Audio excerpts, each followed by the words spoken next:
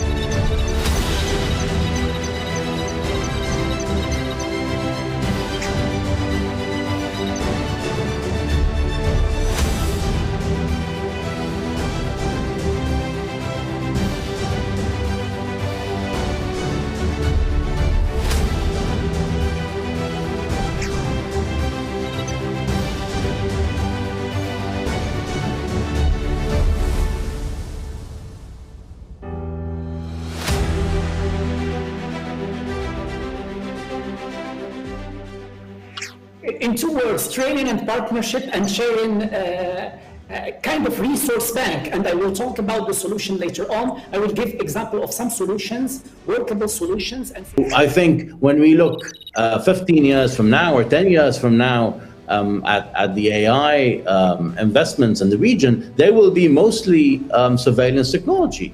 And today we don't speak about decision making only. We speak about anticipating the future and policy making.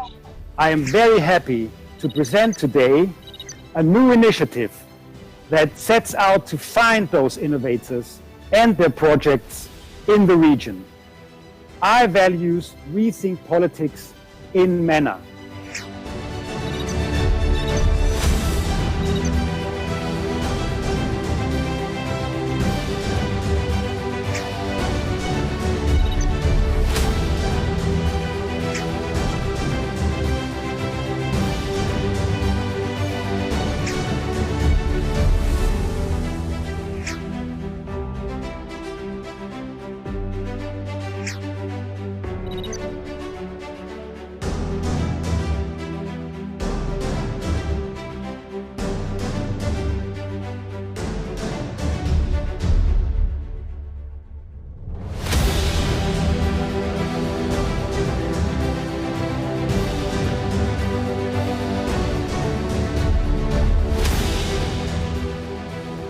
And let's put it in I for inspiration to value.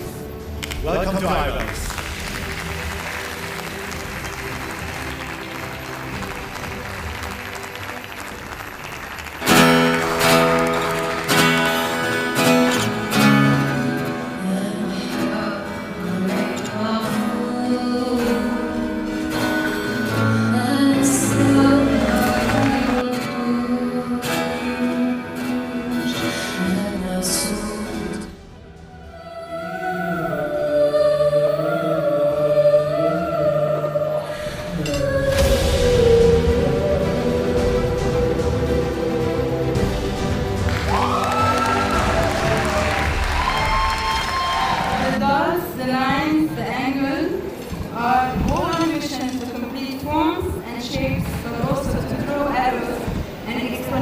curves.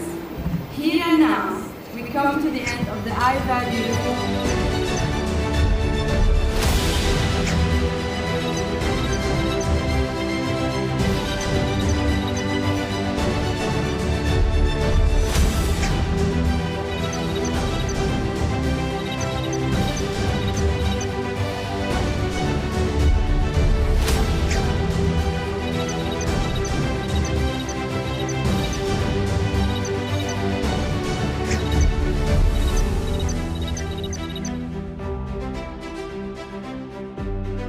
كيف يمكن لبلد ما عاش حربا مديدة أن يجد نفسه ذات يوم وأنه صار بحالة سلام. The net is very supportive and important, but you have to manage it. Otherwise there is an inflation of opinions, of personalities.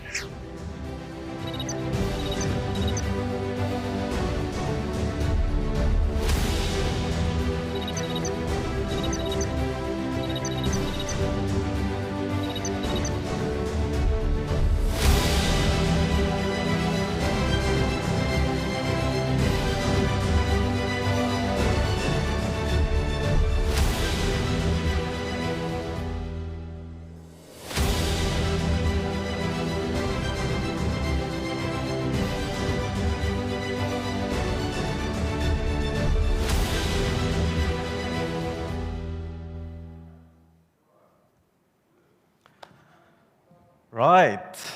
Good morning, bonjour. Bienvenue au deuxième jour. Welcome to the second day of the Tunis Innovation in Politics Forum. It is lovely to see you all fresh.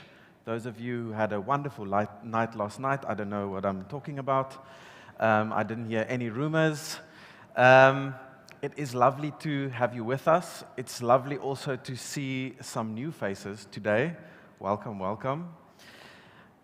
Yesterday, we had quite a jam-packed day, both here in the room and also in the conversation happening online. So just a reminder as well that this year's forum is, of course, a mix between the online and also the in-person style, as is keeping with the times. So join the conversation, share your perspective, share your questions, your thoughts on the hashtag, which is Innovating Politics, for the rest of the day as well. And share some nice pictures as well. I like liking some selfies of people. So, if you are anything like me and you have a bit of a goldfish memory and you need a bit of a recap of what happened yesterday, our brilliant tech team that seems to not sleep at all have prepared a wonderful recap for us to just refresh our memories of some of the highlights from yesterday. So let's have a look.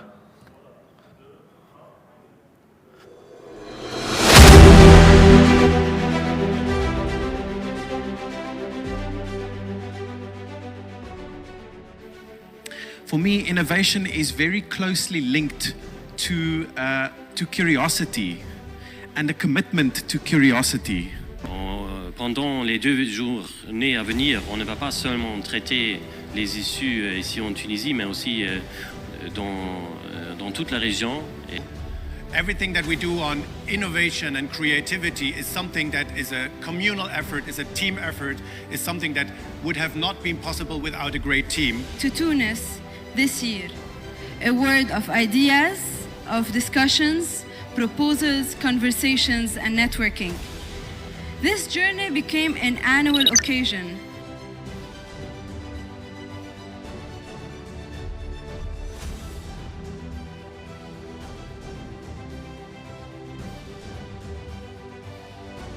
Innovation is critically important in contemporary economies. A key driver of the improvement of economies and in consumers' living standards is the growth and success of firms and the wealth of nations. But to the question of media and authoritarianism, indeed, we in the United States have been grappling with the pendulum swing to and away from authoritarianism. The question is, how do you then make the data they amassed or give the data they amassed back to uses that also favor society. Everything has been changing, and there is this tsunami of change is happening. It happened everywhere, with the exception yet to the political governance. I would like today share with you my experience, a couple of example use cases of how the startups are able to change the industry, the world.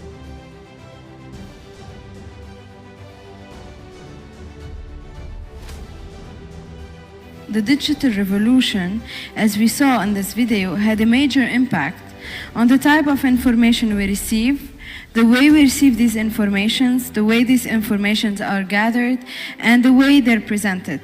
What is more interesting, and these would be the media outlets that will probably last and that will win the competition that Faisal described, are the ones that manage to understand the technological innovation. How did we do that? To create the most innovative idea, we tried to follow the big journals, the big medias around the world, and we started thinking how we can use AI to create a solution that would make the journalist's life easier.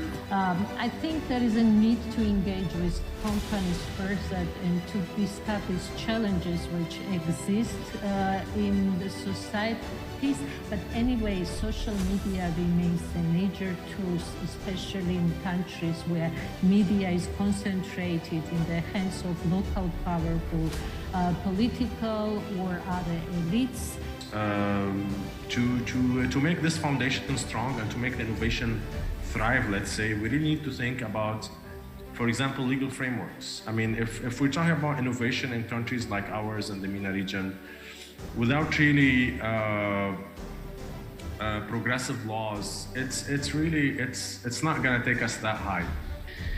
I'm optimistic. I'm always optimistic. I think that the reduction in the barriers to entry will create a brand new revolution in media. I think that what will happen is you'll have a whole lot of new people entering the marketplace. We will get to how they will fund it shortly.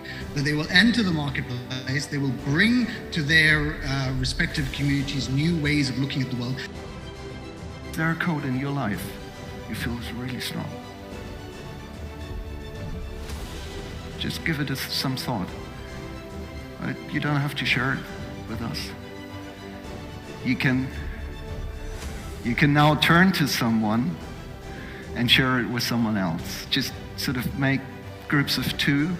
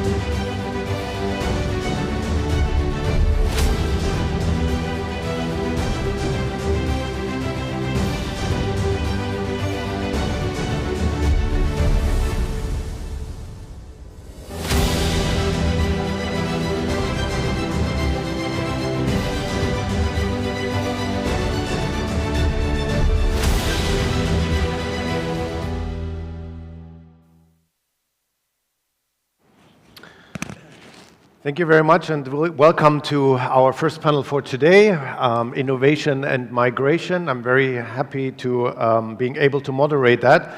And just in the small discussion that we had before the panel, also our panel here and the guests that we will have are combining the many topics that we brushed on. We will talk about gender, we will talk about entrepreneurship, we will talk about migration in general.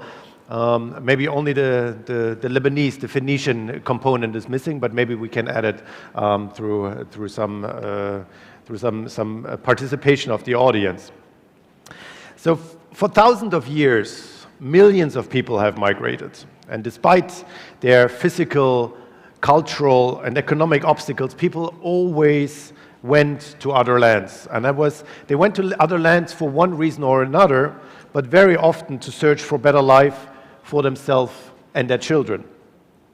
And what always comes to mind first when we talk about this topic is the fact that movements of such numbers, or just a few numbers of people, creates a significant social, cultural, and political challenge in the destination country, but also in the country the people have left. So we talk about brain drain and all of this.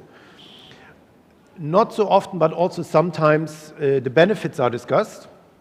So for migrants back in their home country, but also in their new adopted countries. Apparently the number of people living outside their country of birth is estimated about 4% of the world population.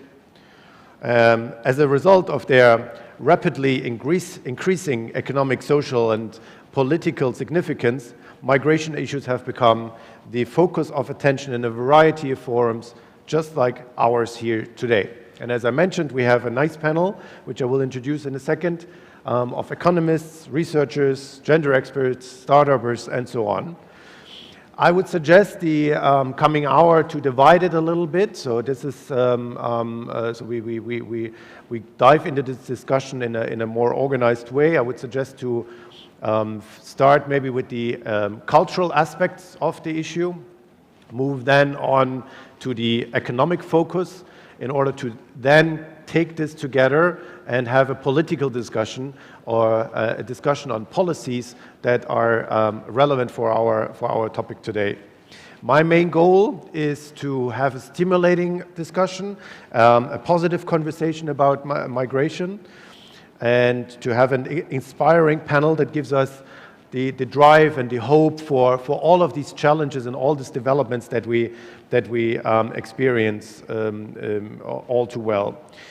Now, I also asked the panelists to interrupt each other whenever there's a spark coming to their mind, so we have a lively discussion. This will be done in moderation, I hope. At least I will try to. But I encourage you to do the same, because only then we come really like to a nice debate amongst each other in the online and the offline world. So let's start with introducing the panel so that we get this conversation started. I would like to introduce to you Sana, and I would like to ask you also to come to the panel up front. Sana from Brussels, we have her here. She's a gender expert, co-founder of the global movement Women Quake, and very inspiring woman, and she's also from the Womenpreneur Initiative, which you founded. Thank you very much for joining us here today. Second on stage, I would like to ask Yusuf Mansour to come up here. He's an economic expert, former Minister of Economy in Jordan, and if I may add, my personal lifeline whenever things don't make sense to me on an economic scale in Jordan. So thank you very much for this as well. Let's see how we can deal with this today. Thank you very much for joining us here as well. Thanks, Yusuf. Now, since we are living in an online world, I'm not sure if Sophie has joined us. Maybe it's also part of the German internet situation. Sophie is supposed to join us from Germany, the CEO and co-founder of Cuno Medical. She's driven by the access to healthcare regardless of where people live, basically on a mission to connect patients with the best possible medical treatment all over the world. So I don't know if she's here yet, but if so, then she will, maybe not, then she can join us at a later time. Let's see if internet in Beirut is better, because we also have Luis joining us online. Luis is a proper diplomat and the first Arabic spokesperson of the EU in MENA. I also don't see if he's here, but I guess everything is fine. I'll just keep continuing. Thank you very much, Luis, for joining us. I see you now over there. We have Nesreen. Nesreen from the University of Gafsa. She's a PhD candidate. Please also join us here on the stage. She's a PhD candidate in sociology and researches on migration, education, gender and development. Thank you, Nesreen, for joining us here today. And last but certainly not least, our other Tunisian panelist, the editor-in-chief Amal, editor-in-chief of the online storytelling platform Insane. She's focusing also on human rights and worked extensively with Tunisian media. Welcome on board. Welcome online, Amal. You're over there. Beautiful. That makes life for me as a moderator really complicated because I have to turn my head like a lot. But I'm happy to be among this very distinctive knowledge on this panel. And I would like to start with you, Nesreen, if I may. I made some crude comments in the beginning on the demographic issue of migration as such. And maybe to start a conversation and also to put some sort of a base to it, I would like you, or would like to ask you if you could elaborate a little bit on the, yes, it works. It works. I heard you breathing. Yes. It wasn't? Let's just say, let's just get started. Because I would like, Nasreen, if you could put some basis on it, and if you could elaborate on the demographic issue that migration has, and maybe also touch on the subject of if the MENA region is very prone to this topic of migration or not.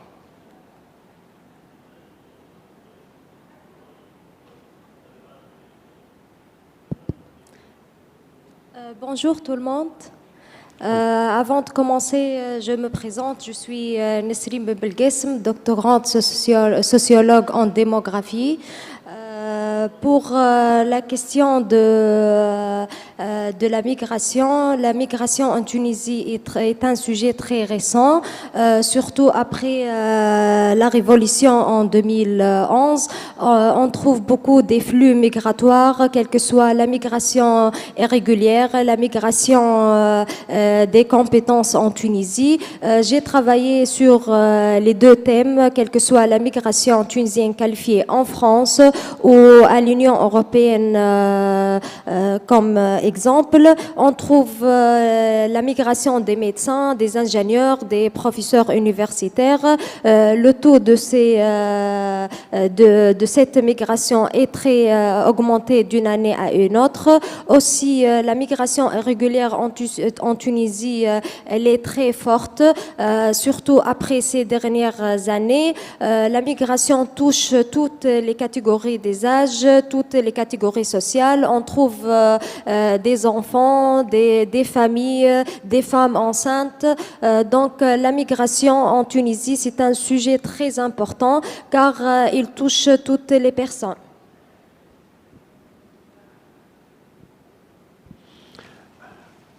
So you would not say that the MENA region is standing out in terms of migration than to other parts compared in the world?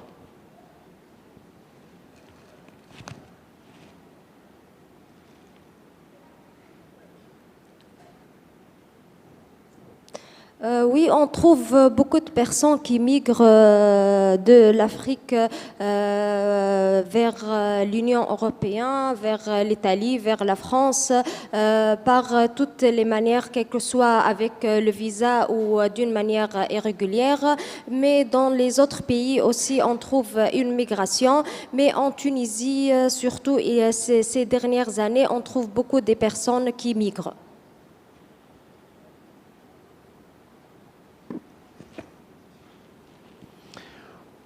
Okay, thank you. Also, like the concept of regular and irregular migration, we can maybe touch on in this panel in a little bit.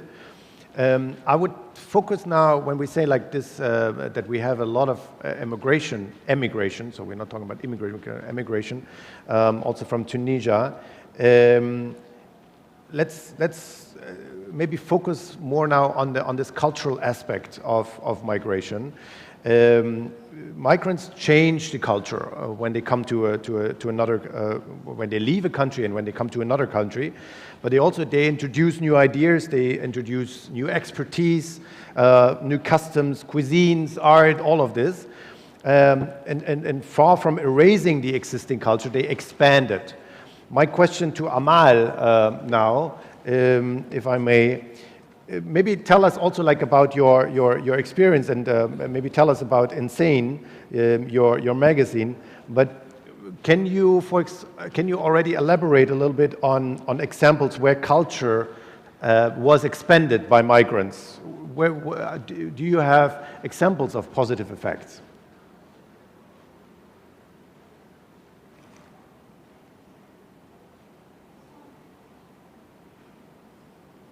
Of migration and immigration has been always a priority for my personal work or for the work of Insan as an online platform. And being a migrant now myself, I know what challenges could any migrant or asylum seeker or refugee face. I mean, not exactly, but somehow I can really feel the challenges they face. And if you allow me, I would like to tell a small anecdote before I answer your question. Actually, when I moved here to Switzerland, when I officially moved in last May, you know, every time someone moves to Switzerland, they have to attend some visits to integration and migration offices here. And I was to my first visit in the integration office, and there was a very kind woman who was asking me questions about my background, about my experience back in Tunisia and stuff. And after 1 hour of talking, I told her all about myself as a journalist, as a trainer, as an entrepreneur. And she was like, wow, that's really amazing. That's so wonderful what you've been able to accomplish. But you know, if you want to do something here in Switzerland, you will have to go to university first. You will need to get a Swiss certificate. So that was like, oh my God. So 11 years of experience as a journalist, as a trainer, it doesn't count. And I need to start from scratch now. And I guess what happened to me and what was said to me is applicable to or relatable to every migrant who has to start from scratch where he goes. But for us, this migration means new perspective and new horizons, and we are actually willing to start from scratch if we should to. So now answering your question, Dirk, about the culture aspect. As per Insan experience, 10 out of 21 in-depth stories that Insan produced in the last year were about migration-related issues.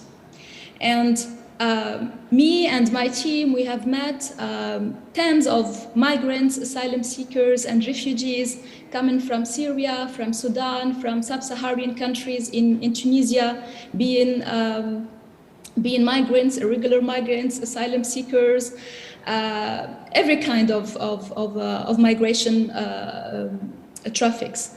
And one of those people that we actually met and we worked with is someone who's really special and I can tell his story as a success story, actually, reflecting what implicating and involving migrants in storytelling can make. I would like actually to tell the story of Muhammad Salah, who likes to be called Zidane. He is a Sudanese asylum seeker in Tunisia who came to Tunisia in 2019. He came from Sudan and then Libya, of course, stayed in Libya for a while, got terrorized there. He was really scared from all the war happening and stuff. And when he came to Tunisia, he was still scared and he was so weak, he could not even complete a sentence because he was not able to express himself. He was someone living the trauma still and not knowing what he can do. And for 2 years, he was struggling to get his first meeting to apply as a refugee in Tunisia, and he could not get that meeting. So our relationship with Muhammad Salah evolved from being a source in one of our stories. He was just a source for us. It evolved into becoming a protagonist in another story where he actually participated into making the plot of the story, of the scenario, participating in the shooting process and stuff.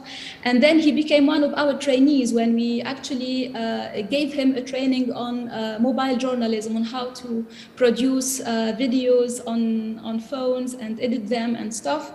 And now he became a content creator himself, a content creator who makes videos on YouTube, on social media to talk about his country, his culture, his struggle as an asylum seeker, and actually I can say that this experience with Muhammad Salah, aka Zidane, helped him to be empowered more, and it really shows that implicating migrants in storytelling can actually empower them. And like we actually helped empowering Muhammad Salah and hopefully other asylum seekers in Tunisia, he actually implicated us as a team, and he implicated a lot of people who knew him. Muhammad Salah and other asylum seekers, when they come to Tunisia, they bring a lot with them. They don't just become numbers for us. They bring their stories, they bring their culture, they bring their cuisines, and they participate in events where they can talk about their countries, where they can share their cultures. So actually, I really believe that the relationship between the media and the migrants should be a win-win relationship where we actually empower them, but they also teach us a lot about who they are, about their stories, and how to make our stories more human interest stories, you know. So I guess this relationship with the media can be reflected on the whole society, where once you open your arms to migrants and asylum seekers and refugees, they will also give you back. They will give you back a lot, and they will certainly implicate the way you see the others, the way you see everyone who is different from you, and the way you taste your food, or you taste the music and everything else. Thank you very much. Very nice story. Thank you. And I hope we will touch on the relationship between migrants and the role that media plays in the different countries. So to come back to that topic. But what I took from your first comments as well is that migration as such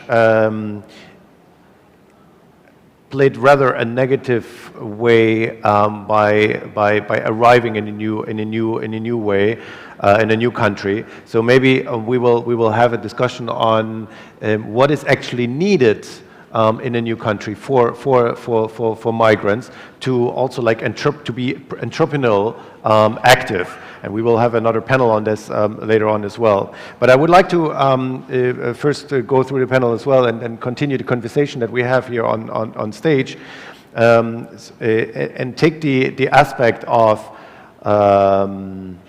people arriving in other countries. And Sana, you are also someone who is a very successful and interesting example of a migrant. I mean, you are from Morocco, you're living in Brussels, you're a strong and very powerful and inspiring woman. But with your MENA background and living in a truly European city, let's go away from these stereotypes of this paternalistic society and all this kind of stuff. Is there something that Europe can learn from MENA in terms of migration and innovation and so on? Thank you, Dirk. I would like first to start by thanking you for having me today, for spoiling us and being in this amazing hotel. I would like to thank Yara for inviting me, the lovely Yara, and for Odilia, who is not here, for recommending me, and for the amazing FNF MENA team. So to answer your question, let me tell you the story. I'd like to share a personal story of myself as an immigrant in Belgium. So it started first, I was in the US. And when I arrived to the US, I felt like I was exotic for everyone. Whenever they ask me, where are you from? I say Moroccan. Some of them, they would think, oh, you are from another state in the US. And others were like, oh, where is that? And then I would be like, it's in North Africa. And they're like, oh, yes, Spain, we love Spain. And I wouldn't mind, okay, that's fine. But the thing is, in the US, I was just another regular immigrant part of society. No one cared that much about the fact that I am Moroccan. The thing is, it's just I am someone who's bringing another diversity into society. Then I got a scholarship to do a master's degree in political science in France. As you know, I mean, Morocco has a long history with France. I think I know more the French history than a regular French person. I arrived to France. It was in Marseille. I arrived from the airport. I took the metro to go to where I used to live, Saint-Jérôme. And when I took the metro, there was in front of me a lovely gentleman. I think he's 60, 65. And he was like very interested to know who I am, where I come from. He saw me with my luggage. So he started asking me questions. And then I said like, oh yeah, I'm Moroccan, I just moved to France. And then he's like, oh, which generation? The first one or the second one? And I said, oh, well, I was very surprised with the question. I said like, I know I just got scholarship to do my master's degree in political science. And then he told me, and you're planning to stay? I said, well, I just arrived. Let's see what's going to happen. And then he started talking about the negative part of, the Moroccan migrants, how many, the trouble that Moroccans make in France, and all of that sort of things. And I was like, okay, I just arrived to France, and the first thing I hear is the Moroccan migration. And he was then telling me about, he knows very well Morocco, and, he has a house in Morocco, and he goes to spend half of the year there. And I was like, oh, okay, that's interesting that we're both are immigrants. And he said like, no, you are an immigrant, I am an expat. So this is basically that part of, the single part or the single story about immigration. We are immigrants when we arrive to Europe, but when Europeans go to our countries, they are expats. And this is where everything changes, is the way we see migration. I can challenge everyone in this room. The first thing that comes to your mind when you hear the word migration is you think about the southern region. You would never think about, oh, what about Europeans who would go and migrate to other countries? That doesn't exist. They are expats. So there is this luxurious concept of having Europeans migrating to other countries, and it's very different when we go to Europe. So that was like my first kind of experience, and I remember when it was his stop to leave, he said, welcome to France. And not to kind of be a little bit kind of negative about France, I love the country, but I couldn't last in France, and that's why I moved to Belgium. Belgium, a lovely country. Me and Dirk, we don't agree, but it's an amazing country. And in Brussels, for instance, the diversity is so obvious. It doesn't matter if you speak perfect French. No one does, even Belgium themselves. So that diversity made me feel comfortable enough to give, to do more for the society. And since then, I've been an active role, an active person in the Belgian society because that society embraced me with my diversity. And I think this is an important message to send out to the Europeans who are in our countries as well, is that you need to embrace our culture and bring your diversity and make sure that also you play an active role in the societies. I can see here faces of people who live in Tunisia from different backgrounds. You are also migrants. And I think only the moment we change the way, the perception we have about migration, the story we tell about migration. I hear a lot, oh, migrants are good as well. Look at Steve Jobs. He is a great example. But I don't need to be Steve Jobs to be a great migrant. I can be just me. I can be just a regular person who has a job, who's active, who respects the law, who respects the regulation, and that's enough. I don't have to be pressured to be the exceptional example in order to be accepted in European society. I think that's also the pressure we receive all the time.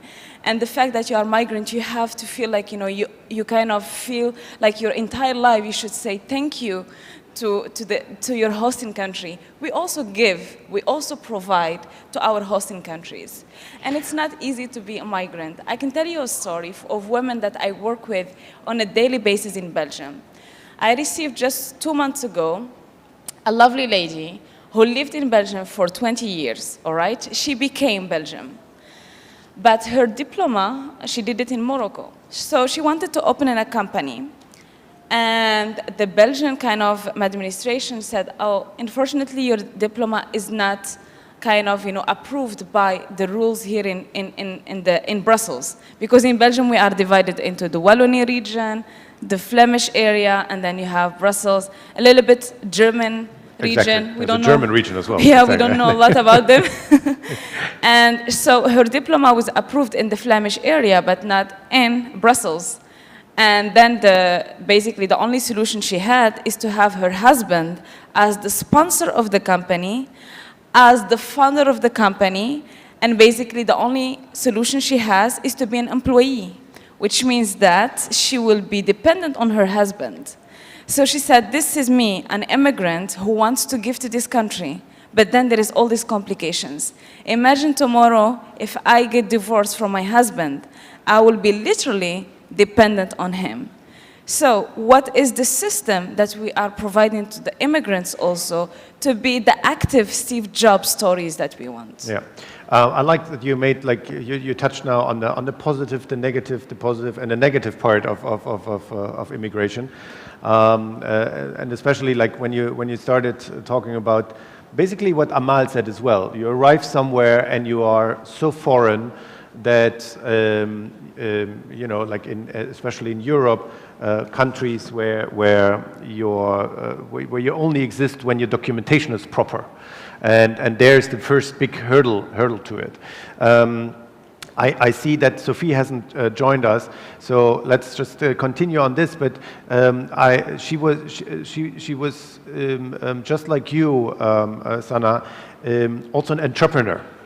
So for me, the question is would you generally say that in Europe, and that seems to be your predominant experience on that level, that in Europe we do not value the factor of a different background when it comes to entrepreneurial energy?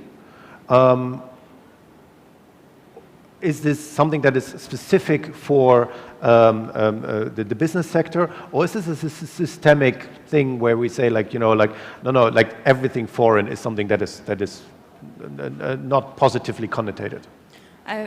That's a very interesting question. From your experience, of course, yeah. When we're having not the academic situation here. Yeah, so don't take this as the ultimate answer or the reality. This is just my own perspective on it.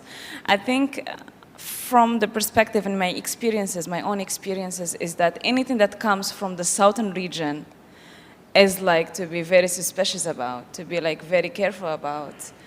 I mean, I see the difference. Just for instance, when I arrived to Belgium, the whole procedure when you go to apply, for the visa, the permit of work and all of that.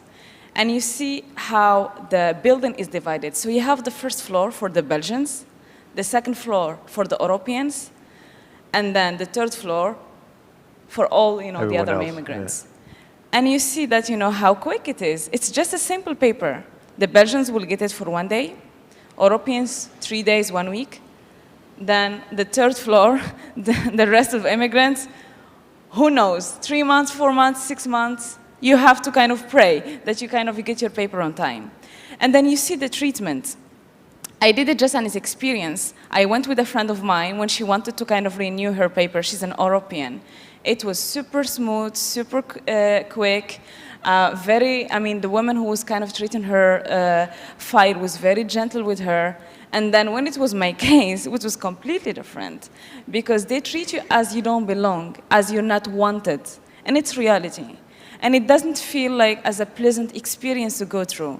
Like when you have to renew your paper, you're like, oh my God, I have to kind of talk to my therapist, my psychologist, prepare myself, and then go. And yes, you feel like, okay, you don't belong at the end of the day. You feel like, this is not your place. These people are not really kind of embracing your diversity. So that plays on also the perception of these immigrants. They were like, at the end of the day, probably I will go back to my home because I'm not accepted here. Yeah. So that's why my message is actually to embrace diversity. And it's not only about creating a business or an entrepreneurship project. Is an overall feeling when you come, especially from the Maghreb region, is that, because of giving of the history of colonization, the first immigrants and all of that. So there is always this suspicion that makes life for us very difficult. Yeah. It's interesting to see then if this is a general systemic thing in Europe or what your experience is on Brussels as well. And we will have Louis in a bit who maybe can tell us about the Belgium experience and the EU. But before we come to this, and we started now talking about enterprises and startups, and I think we all on this panel agree at least that there is a huge potential that is missed, especially in the northern region, by not allowing the creative potential to flourish as they could. There are hurdles and there might be reasons for it, and we can talk about this as well. But to you, Yusuf, maybe you can sort the discussion on that as well. We heard, and again, like I started this panel by saying, like, let's have a positive panel. We know all these negative effects and stuff, and the discussions that we have. Let's only focus on the other part. Yet we keep saying these stories of, like, where migration is in the way, where we are hindered because of this.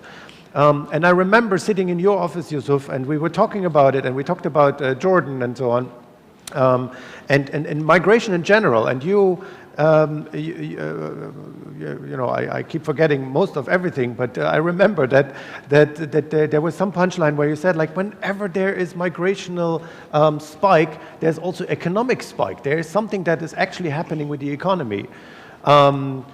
Refresh my memory and maybe also the audience on that topic. Thank you very much. Now, it's really difficult to say anything meaningful after such lucid and fantastic presentations. Thank you, Sana, for speaking from the heart. And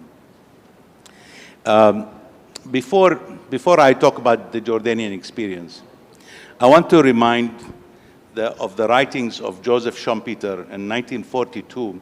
In his book, he's the father of innovation, since we're talking about innovation. And he brought up the concept of creative destruction. And he said that creative destruction is the basis of capitalism. So if you believe in having in your society a capitalist system, you are talking and you should accept the concept of creative destruction, whereby the old is supplanted by the new. There is no status quo. Things are constantly changing. A company that started demises and is replaced by 2 or 3. Why? Because those who work in this company discovered a new way, a new method to produce something or to manage something, which is the definition of innovation.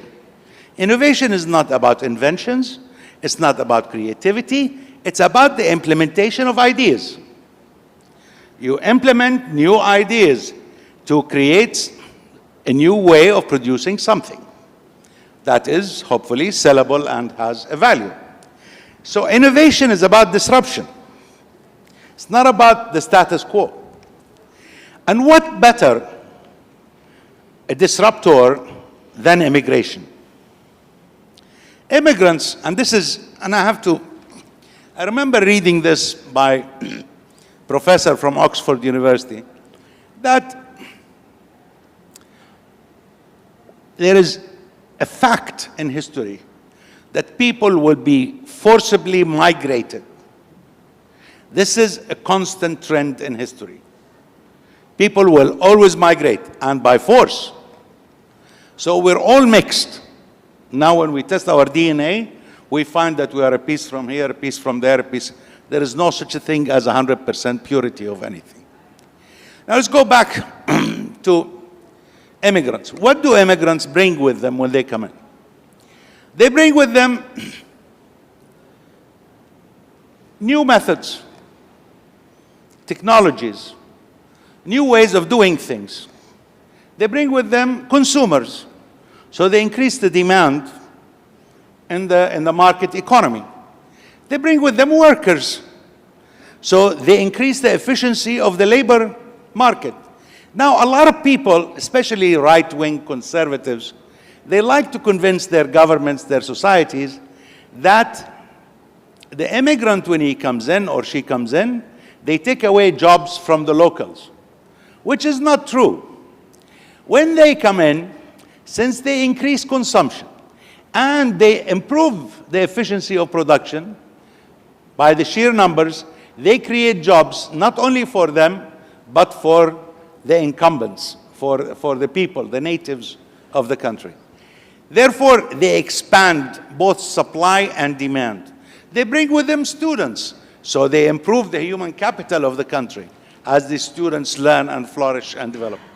All that immigrants need is to be integrated economically into the system.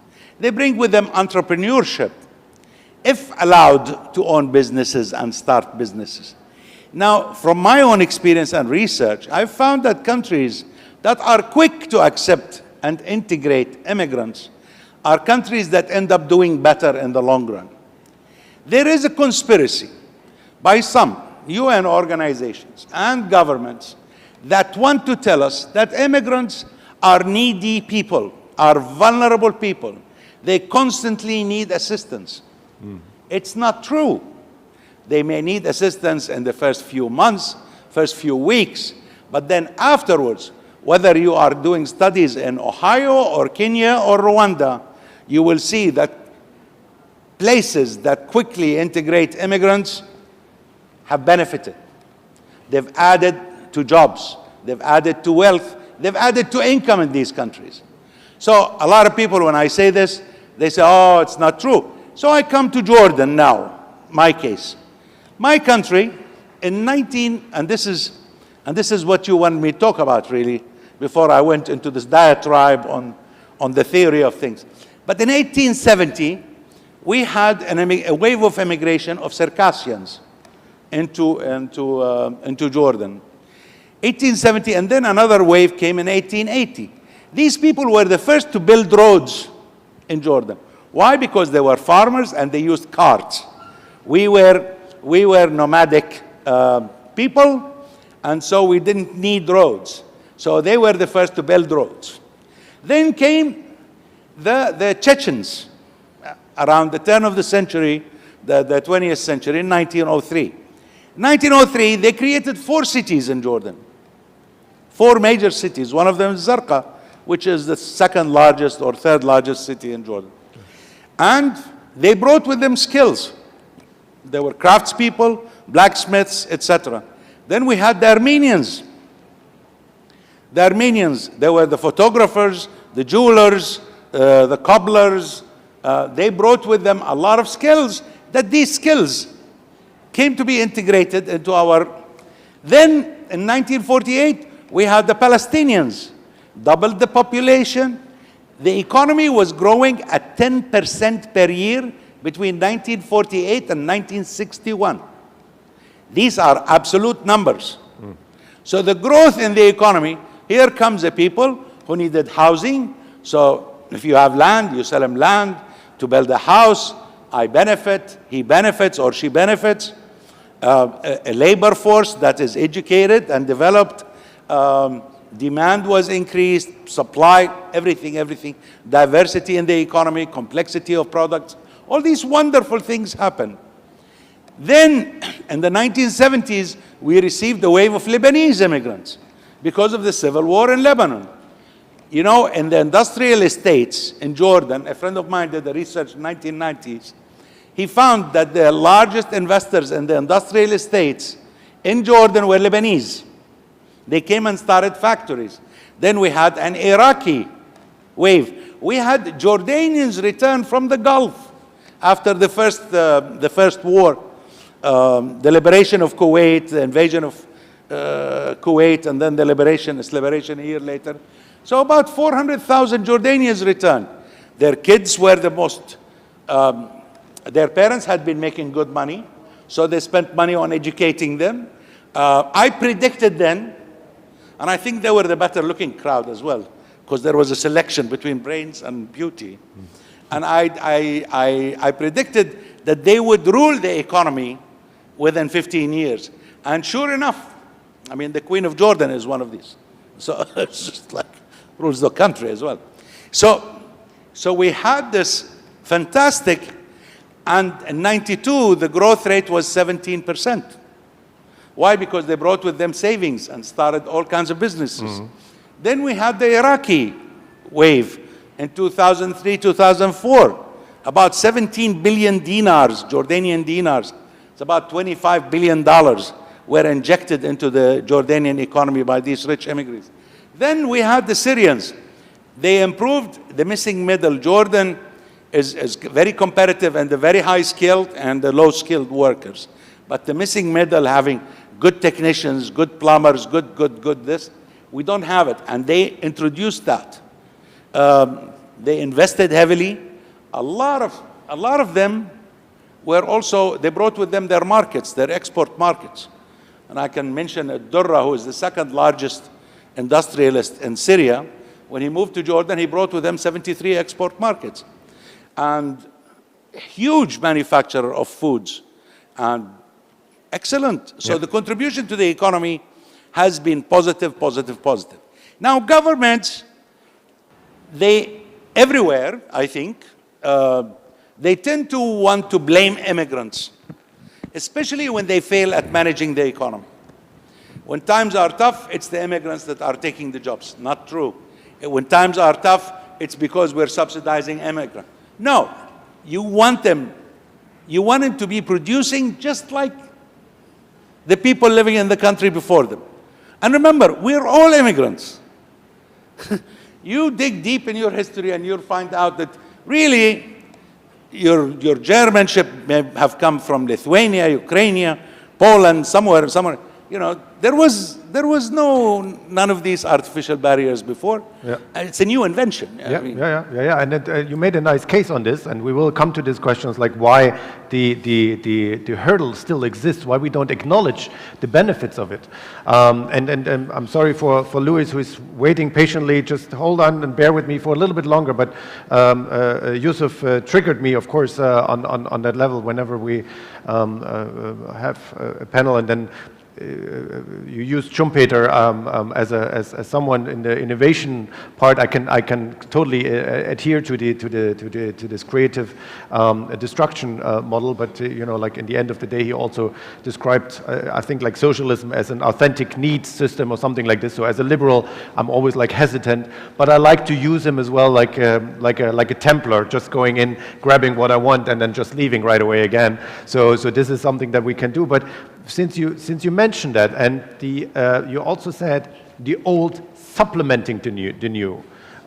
Supplanted by the new. Okay, okay. So it's not it's adding on. It's not Thank you. I created the term.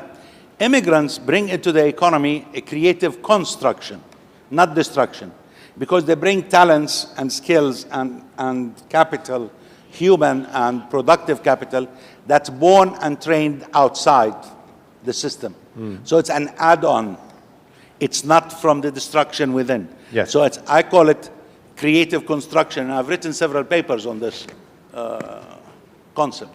Exactly. That's where I wanted to end up, so that we come to this creative construction as a mean for the debate that we will have here. And now, thank you again, Luis, for waiting so patiently here with us. Now the microphone is gone. The discussion that we had led us from cultural hurdles to cultural diversity and add-ons to pure, I would almost say, undisputed facts, economic facts, what migrants can bring to a society. We also heard about how other countries, just like you mentioned, Sana, the States, and how the factor of your heritage is not really the predominant factor like in Europe. You are also a migrant, Luis. You're Spanish. I think you lived in Sudan, in Jordan, and Bosnia. And if I'm right, you are in Lebanon right now, speaking for what we had so far on the panel as a. And now let me be controversial because I want to trigger the conversation. We had it as a negative example, the European Union in terms of migration and how migration is perceived as a hurdle for making it there. From your point of view and your experience, is there a way, or is there a need actually for the EU to manage migration?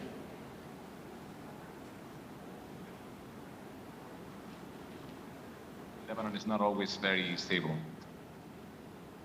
Thank you very much, Dirk, for inviting us, for inviting me, and for having me on this debate. I think the answer is yes. There is a need to manage migration.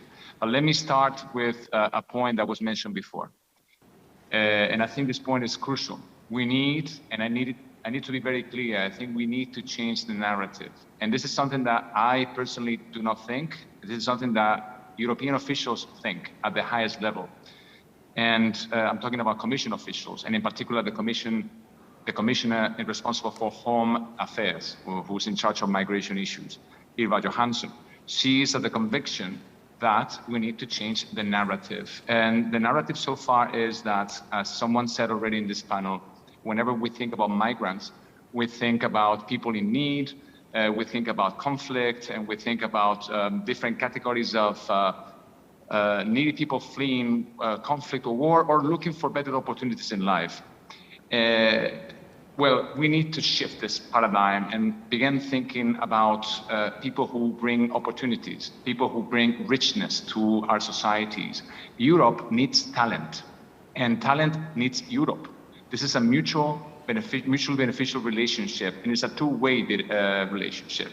I think one of the panelists mentioned, rightly so, the fact that in our minds, when we look at migrants, we think of the South, and we look at Europeans in other countries, we think of them as expatriates. And this is indeed a perception that needs to be countered somehow. As you said, Dirk, I'm a migrant myself, and I consider myself such. And I also suffered discrimination. When I was looking for work when I was younger, when I tried to open a bank account in a certain country, a European country, I also suffered that kind of discrimination. When I was trying to get my diploma certified, I also suffered discrimination from being from a country that's not the country of origin where I was residing. So this is a struggle. Now, I'd like to go back to the point of managing migration. Why we insist on this issue of managing migration? It sounds bad. Migration is not a problem. Migration is a phenomenon that was always there, it will always be there. People migrate. It's a natural thing to do. I've done it, you've done it, many people in that room over there in Tunisia have done it or will do it.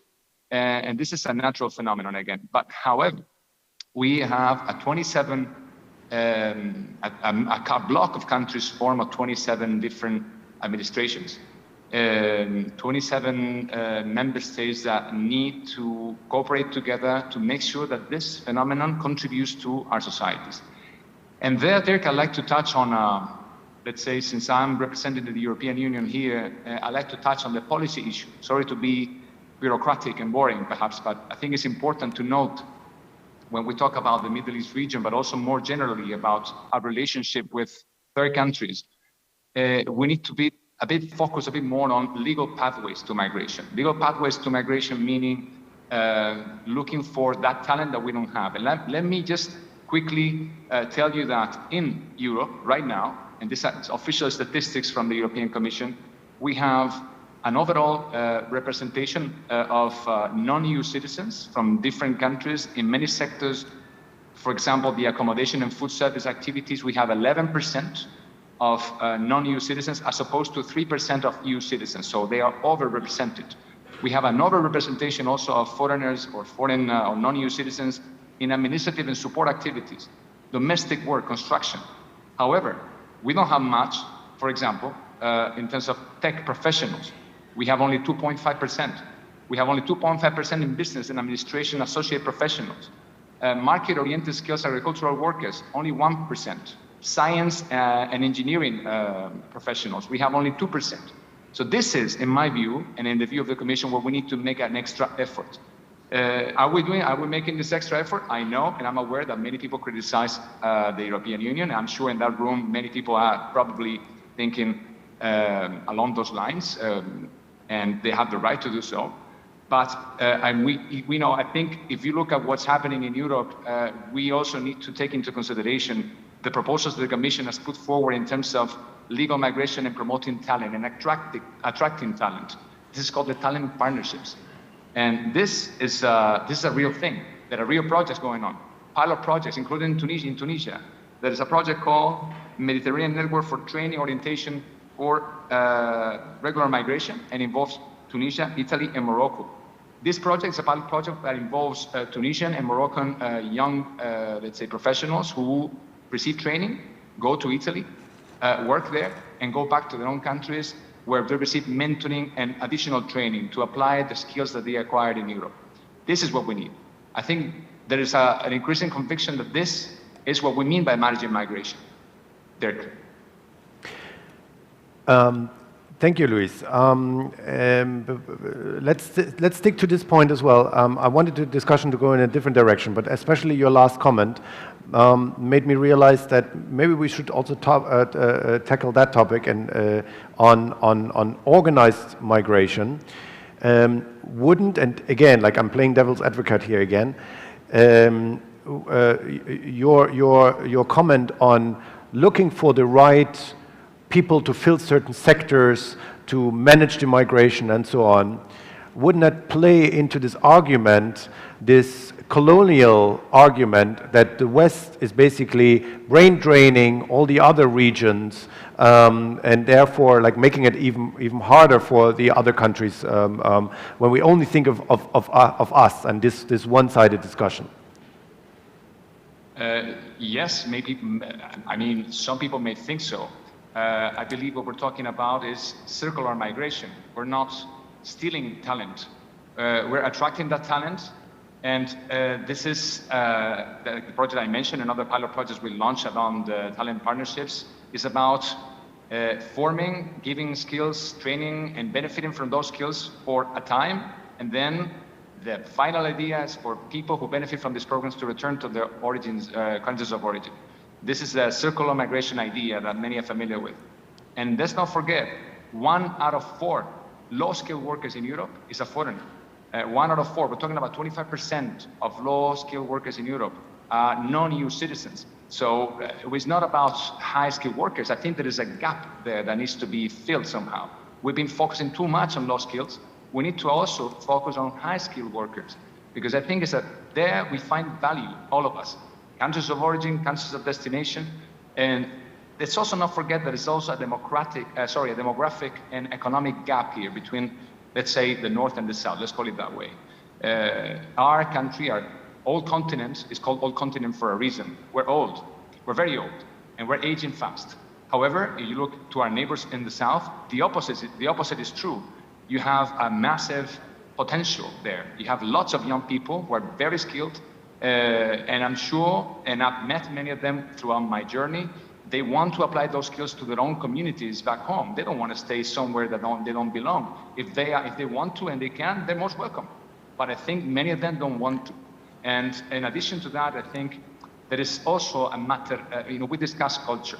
And I believe that we need to have here, and I say this as an official representative for the European Union, we need to do a bit of self-criticism. And I think we've come a long way. I remember I was shocked when I came to the European Commission a few years ago, and I saw an official who was telling me, I was talking to this official telling me about how he saw the relationship between the North and the South. And when I asked the question, because I was new to the institutions, he said, well, we are the teacher and the Southern countries are the students, and many of them are good students. And I was very shocked. I was coming from a diplomatic service, the Spanish one, where I had learned a few principles that proved to me that the opposite was true. Now, this vision that many may identify with colonialism or neocolonialism has changed dramatically. I think in the past few years, and the proof is that the new agenda for the Mediterranean that was launched by the Commission this year is out there, is that you don't hear that anymore. You don't see that anymore. You see a discourse that revolves around a partnership among equals, a partnership that is beneficial for all of us, including in terms of migration, right? Yeah, thank you. Thank you, Luis. Now, I would like to just touch on Nesrine really quick with your sociological background. We have heard that there are clear facts, clear economic benefits for migrants in countries. We have heard from the European Union that there's actually also the need identified to bring them. So basically the ingredients are there to say hey, we need that, and it's something positive. Why is it still, is it a sociological issue that immigration itself is actually seen as a hurdle?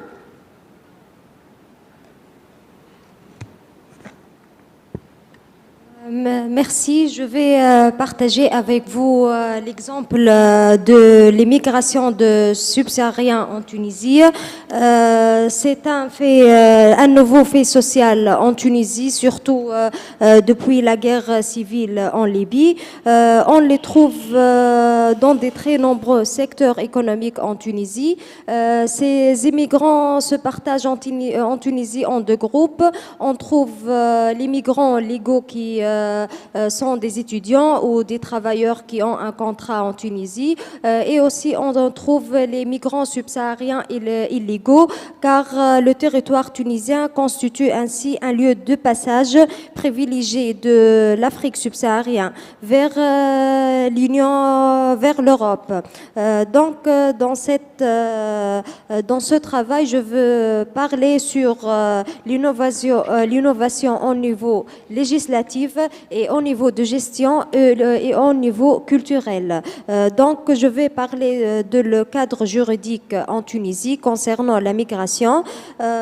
Il comprend notamment la loi de 1968 et la loi de 1975 et enfin la loi du 3 février 2004 qui alourdit les peines en cas d'entrée, sortie ou de séjour irrégulier. Les politiques migratoires, quelles que soient en Tunisie ou pour l'Union européenne, ne sont pas revues et ils ont apporté des solutions sécuritaires qui ne respectent pas les lois de l'homme. En effet, les conditions de vie des migrants subsahariens en Tunisie demeurent largement absents du débat et des politiques publiques. Certains facteurs contribuent à l'invisibilité de cette forme de migration. Le régime juridique en Tunisie est défavorable de l'emploi des étrangers. Elle dispose d'un ensemble de lois très restrictives. L'accès des étrangers au marché du travail tunisien est très difficile. Deux dispositifs juridiques drastiques bloquent leur emploi. D'abord, la loi de 8 mars 1968, en plus des documents d'accès et de séjour exigés, car le titre de séjour ne suffit pas pour exercer une activité professionnelle. Le deuxième obstacle juridique, la loi de 30 avril 1966, qui, comme suit, tout étranger qui veut exercer en Tunisie un travail salarié de quelque nature quelle que soit, il doit être muni d'un contrat de travail et d'une carte de séjour portant la mention autorisée à exercer un travail salarié en Tunisie. Plusieurs étudiants subsahariens cherchent des petits métiers car la bourse d'études ne leur suffit pas pour vivre, et aussi les migrants en situation irrégulière occupent un emploi pour avoir l'argent pour émigrer vers l'Europe. Et la majorité travaille dans le secteur informel non déclaré, dans les hôtels, les restaurations, les cafés, etc. pour vivre. Et ces immigrants ont besoin d'un accompagnement juridique car une partie de ces immigrants est toujours en situation irrégulière, confrontés à de nombreuses difficultés. En Tunisie, des travailleurs étrangers ne bénéficient d'aucun droit. Ils sont victimes dans le travail et ils sont insatisfaits de ces conditions de travail car il n'y a pas de secteur professionnel abandonné aux étrangers. Qu'ils soient travailleurs ou étudiants, ces migrants rencontrent des difficultés liées par leurs droits humains fondamentaux. Leurs droits politiques sont limités, notamment en accès de travail, au séjour, c'est-à-dire en Tunisie, un migrant en situation irrégulière n'a pas la possibilité de régulariser sa situation et d'obtenir un permis de séjour. Et la Tunisie n'a pas encore une loi interne sur l'asile. Et les droits d'asile n'est pas reconnu ni dans la législation ni dans la pratique de l'État tunisien. La discrimination juridique s'est aggravée, les migrants subsahariens sont exclus. Et cette discrimination apparaît d'abord dans la faiblesse du salaire parce qu'il n'y a pas de loi protège cette catégorie. Malgré la Convention de 18 décembre 1990 sur la protection des droits de tous les travailleurs migrants et des membres de leur famille et l'adoption le 23 octobre 2018 d'une loi relative à l'élimination de toute forme de discrimination raciale, les migrants ne bénéficient d'aucun droit. Ils sont victimes dans le travail et dans la société tunisienne. Les lois de la migration sont très strictes. Les migrants sont vulnérables aux violations des droits de l'homme. Que les migrants entrent dans les États, leurs droits sont réduits. L'examen du droit tunisien permet de constater que l'étranger est soumis à un traitement discriminatoire. Il apparaît comme un droit sévère, intolérant à l'égard de l'étranger. En Tunisie, en cas d'entrée ou de sortir irrégulièrement, l'étranger s'expose à des peines de prison et d'amende et risque aussi d'expulsion vers son pays d'origine dans des conditions violant ouvertement les droits humains. Yeah. Aussi les conditions dans les centres d'hébergement en Tunisie, dans les centres d'accueil et d'orientation, par exemple de l'Ouardeya et le centre de détention de Ben Guerden à Médine, portent atteinte à la dignité humaine. Dans ces centres, les migrants sont exposés à des violences physiques et psychologiques. Donc les politiques migratoires ne respectent pas les droits de l'homme. Il faudrait attirer l'attention des gouvernements pour réglementer la situation des migrants afin de ne pas être exclus dans la société et dans le marché du travail en Tunisie. Thank you. Thank you, Nasreen.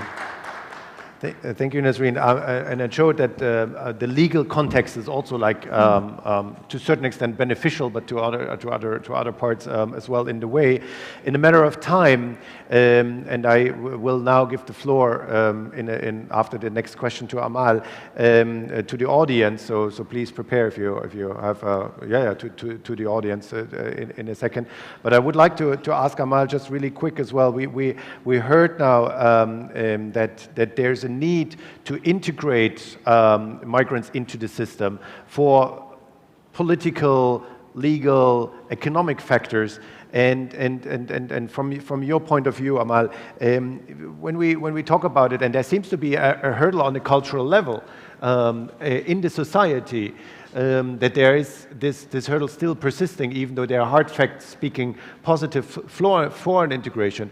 What role can media play in that sense to a positive change, to a positive influence, and what kind of innovative ideas are there out there, if you know of them, that you have seen have proven, like maybe also successful or can prove successful? Thank you, Dirk, again. So before I answer your question, I would like to interact with Mr.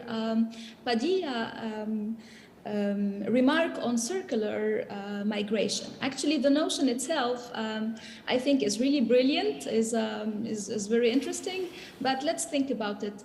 Let's take hundreds of thousands of Southern, Tunisian, Moroccan, Algerian youth, young people, take them into European countries, teach them, empower them for 3, 4 years or 5 years, get them all the skills needed, and then bring them back to their countries. Let's think about these countries you are bringing them back to. Let's take the Tunisian context right now.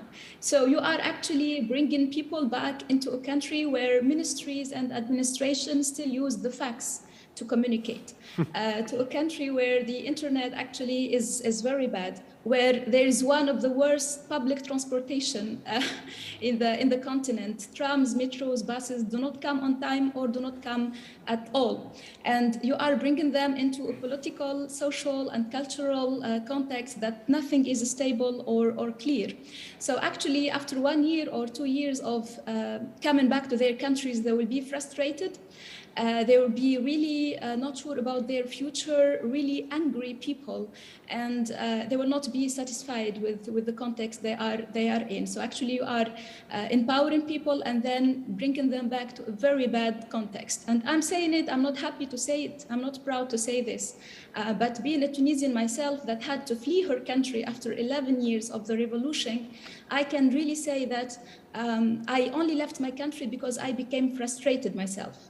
I became frustrated of everything happening there, and because I really believe that we lost the dream that we had in January 14, 2011. So actually, this circular migration, in my opinion, does not really work as you think it will be working. That's why thousands of Tunisians would prefer to throw themselves into the sea, to be eaten by fishes and sharks, rather than live in Tunisia, being low skills or high skills or talented people. It doesn't matter for them. They just need to flee to a country where they feel they are being treated as human beings. And this actually is the whole point. It's whether you are treated as human beings or you are not. And actually, in our countries right now, we are not being treated as human beings. We are treated as something else.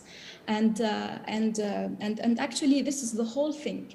This is the whole point about migration. Migration is not now about finding better jobs. No one actually now travels just to get better jobs. People are now migrating in order to survive, even if they are in war or they are coming from peaceful countries. They are fleeing their countries to survive, to have dignity, and to be treated as human beings. Me, myself, actually, I'm 32-year-old, and it's the first time in my life that I have a health insurance. After 30-year-old of being alive, I only now in Switzerland have a health insurance. I only now have a credit card. I've never had the right to have a credit card in my country, because in Tunisia you don't have the right as individuals to have credit cards. Do you know what it means to not have a credit card? So you cannot purchase stuff on internet. You cannot buy courses on internet. You cannot book travels or book accommodations or hotels or anything else. So you are disconnected from everything. This is why people migrate, to get dignity, to get a better life, and to get good transportation as well. It really matters when the tram comes on time, or when the tram says that they will be late 1 minute and excuse for it. So actually this circular migration thing, I really think it should be discussed again. You are going just to I thank you, Amal. I feel the conversation only gets started now, and the problem with we didn't even touch now the subject of media and the role it plays, and the problem with panels with lots of people on the panel is always a difficult time that we have an issue with the timing. However, we started a little bit late, so on the MC or whoever is managing the time, I'm just like taking the liberty to overstay a little bit. So I need someone to tell me like when we need to close. But I see already a couple of raising hands, and so I would like to give the floor now to some questions through the audience, and to go from there. First, the gentleman there, then the gentleman there, and then can we have a female voice as well? We don't have one. Then the gentleman over there. We take a round of 3, and then we make another round of 3, and then we need to close. Bonjour à tous. Maybe you introduce yourself first, and then we... Donc je me présente Paul-Laurent Niobellipote. Je suis le directeur exécutif de l'incubateur Koufania. Alors Koufania, c'est un incubateur pour entrepreneurs migrants en Tunisie. Et ça tombe bien quand on parle d'innovation et migration, quand on parle de l'apport que la migration peut avoir dans les sociétés. Pour le cas tunisien, la migration, notamment celle des populations d'Afrique subsaharienne en Tunisie, a permis de reconnecter la Tunisie avec son africanité. Parce que généralement, nous, les personnes issues d'Afrique subsaharienne, les Tunisiens avaient l'habitude de nous appeler les Africains. Et beaucoup de jeunes étudiants leur demandaient, mais les Africains, nous sommes en Afrique. Pourquoi vous m'appelez l'Africain alors que vous êtes aussi Africain? Et ces questions se sont déplacées aussi auprès des populations enseignantes, parce que des fois, vous aviez en classe des enseignants qui disaient « vous les Africains ». Et cette question a fait en sorte que, même dans le débat public, même au sein des universités, aujourd'hui, cette notion de la connexion de la Tunisie avec son africanité est très présente aujourd'hui. Et vous voyez, depuis même la Révolution jusqu'à aujourd'hui, le nombre d'événements organisés par la Tunisie qui prend la direction, je prends par exemple la promotion des universités tunisiennes à destination de l'Afrique, des événements liés à l'écosystème start-up africain, montre qu'aujourd'hui, la présence de nombreux migrants de ces zones-là reconnecte la Tunisie avec son africanité. L'autre apport aussi de cette migration, c'est de permettre aujourd'hui une ouverture de la Tunisie sur le plan économique. Parce que on a observé que la Tunisie, malheureusement, moi en tant que migrant, était close sur elle-même économiquement, ou ne regardait que vers une direction qui est celle de l'Europe. Et aujourd'hui, elle a vu qu'à travers ces migrants, il y avait des opportunités économiques qui pouvaient être mises en place. Alors, au regard de tout cela, on peut se demander, mais qu'est-ce qu'on peut faire pour qu'il y ait une vraie innovation de la migration, il y ait un vrai changement? Alors, moi, je pense que la solution, c'est de multiplier la participation des migrants comme étant acteurs de la solution et non pas que bénéficiaires des services d'assistance. Et à travers cela, nous, par exemple, on a créé notre association qui s'appelle African Business Leaders, en partenariat avec notre partenaire l'OIM, l'Organisation des Nations Unies pour la Migration. Nous avons créé l'incubateur, et à travers cet incubateur, nous avons produit toute une génération d'entrepreneurs migrants qui ont pu intégrer... I like your story, but we need, like, in the sense of time, I oui, completely understand. We have only another 10 minutes, and we take it away from the others, so, and we have afterwards the workshop. Oui, je chute rapidement. Yeah. Donc, nous avons pu produire un ensemble d'entrepreneurs migrants qui ont intégré l'écosystème entrepreneurial local et ont fait aujourd'hui que la présence de migrants dans l'écosystème social et entrepreneurial devienne aujourd'hui une normalité qui va par la suite impulser des changements politiques. Merci. Thank you. The gentleman in front of you. So you're basically. There was no real question to it. There was a statement for making migrants actors of this society and to amplify the change, in order to change something in the society. Thank you very much for that. Try to keep it short because, like, we have a lot of people as well. Thank you. Je vais essayer. Bon, je vais essayer. Hassan Qassar, je suis universitaire, spécialiste de la migration. Depuis 85, je ne fais que des recherches sur la migration. Au fait, moi, ce qui me fait mal toujours, c'est qu'en parlant de la migration, on se positionne comme des pauvres gens, d'une situation, vraiment, l'Europe nous aide et tout. Au fait, la migration, ce n'est que le résultat de ce déséquilibre mondial. Le migrant, aujourd'hui, c'est une victime, en fait. Si on reprend depuis 1914, vous savez, avant 1914, il n'y avait pas de Maghrébins en Europe, essentiellement en France. Ce qu'il y avait quelques étudiants à Lausanne, quelques étudiants à Paris, à Londres, en Allemagne aussi quelques-uns, surtout des orientaux, mais il n'y avait pas de migrants. La Première Guerre mondiale était à l'origine de cette première. Les Français ont changé la loi pour utiliser la main-d'œuvre migrante maghrébine. Ils ont créé une administration en 1917 spécialisée pour les migrants.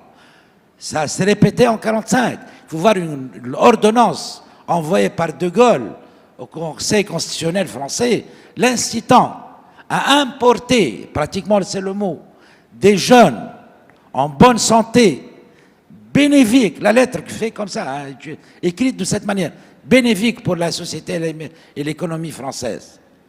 Donc, si on prend, parce que l'histoire de la migration, ça va nous prendre une semaine, si on veut parler de l'histoire de la migration maghrébine et africaine. Aujourd'hui, si on détruit l'Irak en 2003, un pays prospère, riche, qui faisait travailler des millions d'Arabes. Il y avait 2 millions d'Égyptiens en Irak. Qui a détruit l'Irak? Qui a détruit l'Irak? La Jordanie? Non, c'est les États-Unis d'Amérique, ses alliés. Qui a détruit la Syrie actuellement? La Jordanie? Mais non.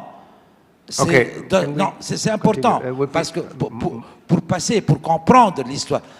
Arrivant actuellement, si une dame, Fatimata, arrive du Côte d'Ivoire, elle doit passer par la Libye, par la Tunisie, vers l'Europe. Elle vient parce que seulement elle fait ce trajet-là, c'est parce que la paysannerie ivoirienne a été détruite, parce qu'il y a un changement climatique important dans le monde, parce que la Libye a été détruite, qui regroupait tous les migrants. Donc actuellement, on est dans une nouvelle situation. Il ne faut jamais se placer. Mademoiselle, quand vous parlez, c'est bien ce que vous avez dit. On ne doit pas se positionner en tant que victime. L'eurocentrisme pathologique, c'est lui qui fait toujours montrer que la migration, l'Europe, pauvre Europe, subit cette migration. Non, on est dans cette situation. Donc, il faut essayer d'utiliser la migration pour relier avec ce qu'a dit Monsieur le ministre. Il faut utiliser la migration d'une manière bénéfique, gagnant-gagnant pour les deux parties. Si je prends l'exemple tunisien actuellement, on a 33, pendant les dernières années, on a une migration de 33 000 ingénieurs tunisiens. Vous savez que l'Allemagne, c'est un pays très apprécié par les ingénieurs tunisiens. On a une augmentation de 2010 jusqu'à 2021, une augmentation de plusieurs centaines de pourcents d'étudiants tunisiens dans les universités allemandes, surtout d'engineering. Pourquoi pas? J'ai un rêve, moi, c'est que ces mêmes étudiants qui font leurs études en Allemagne. Thank you very much. We need to, in the sense of time, I asked you to be quite shorter. We need to cut it down. Otherwise, I'm getting problems with the regie of everything. Thank you very much. I understood that not the gentleman over there. The gentleman over there was the next one. He was after that. Please make a short statement or question, and then we have a last question from the gentleman over there. Otherwise, we're getting problem with the timing here. But I understand the problem of or the situation that you pointed out in terms of imbalance that is in the world on that level. Hello, I am Majdi Hassan. I am a professor of economics and executive director of ICE, Arab Institute for Business Leaders. I just like to highlight 3 quick points. 3? Yeah, no, but it will be very short. The first one is we speak about innovations and migrations, and I think now with the 5G and they are new trends in terms of immigrations, and many young peoples now, they work from their native countries. For example, they work from Tunisia now, and they work in this platform economy that emerge now as self-employees, and now even for doctors, for others, now with the transfer 5G, that will be very, very important, and we'll see other many of our talents. Perhaps they will just don't migrate, but that will be some kind of virtual migrations in the futures. This is my first point. The second one is also related to these new trends that will have problems in all the countries for all the youth. They are not well qualified, and they cannot work in these new economies. And the problem is how we have to deal with that. And in terms, just to answer about informal migrations, I think part of the problem is also in Europe, because when we make, for example, research and we see what happens for all the people who take the boats and go to Italy, they know they can after works in informally in Europe, in agricultures and also in constructions. And I think also in terms of have some dumping of agriculture sectors in Europe, they perhaps, they need them. Perhaps they can reduce the cost of their agricultural products, and but they don't need as the number that we'll have now. I just like your comment about expat and immigrate, but expat just they works in the branch of European films in the countries, and the peoples who they live, for example, here they have house, they are long-term stay tourists, but now there are also many European entrepreneurs. They start their business, especially in some countries in Africa or in the Maghreb regions, but we don't see a lot of them working as employees in local companies. Yeah. And we need, for example, in the case of Tunisia, okay, we have a lot of engineers now and doctors who leave the countries, and we need also the opposite flow of immigrations. And for example, in ICE we advocate that we have to encourage sub-African talents to come here, because we cannot, for example, improve our IT sectors because we don't have enough of talent. Thank you. This is the coming back, which comes with the problems as well that Amal was talking about. But I like the notion of the virtual migration. The two last comments or quick questions, but I'm afraid I'm not sure how much time we will have for answers. Okay. Please. Donc, je me présente déjà, Rafiq Barakiz, je suis le directeur exécutif de FAS Tunisie. Je veux juste rebondir sur ce qu'a dit Nesrine et apporter quelques précisions. C'est vrai que c'est très difficile en Tunisie de faire employer ou de trouver un emploi si tu es migrant. Mais il y a aussi quelque chose de nouveau qui est en train de passer en Tunisie. Il y a de nouvelles lois qui aident un peu l'employabilité des jeunes migrants. Par exemple, pour les startups, on a le droit de faire recruter 30% de l'effectif en tant qu'étranger. Aussi pour les entreprises qui sont créées dans le cadre de la nouvelle loi d'investissement, aussi ils ont droit à 30% de leur effectif en tant que migrants. Aussi, il y a les conventions bilatérales. Ça dépend aussi de la nationalité. Si tu es marocain, algérien ou français, c'est plus facile d'être embauché en Tunisie parce qu'il y a des conventions bilatérales entre les deux pays. Ensuite, aussi, ça dépend des secteurs. Si tu travailles dans le secteur de l'hydrocarbure, tu n'as pas un problème pour recruter des étrangers. C'est vraiment très facile. Aussi pour les ONG. Tu n'as pas besoin d'un approval, voilà, d'un accord des ministères si tu recrutes des étrangers pour les ONG. C'est pratiquement du 100% d'acceptation. Mais aussi, il y a toujours des problèmes qui existent. C'est pas facile de faire.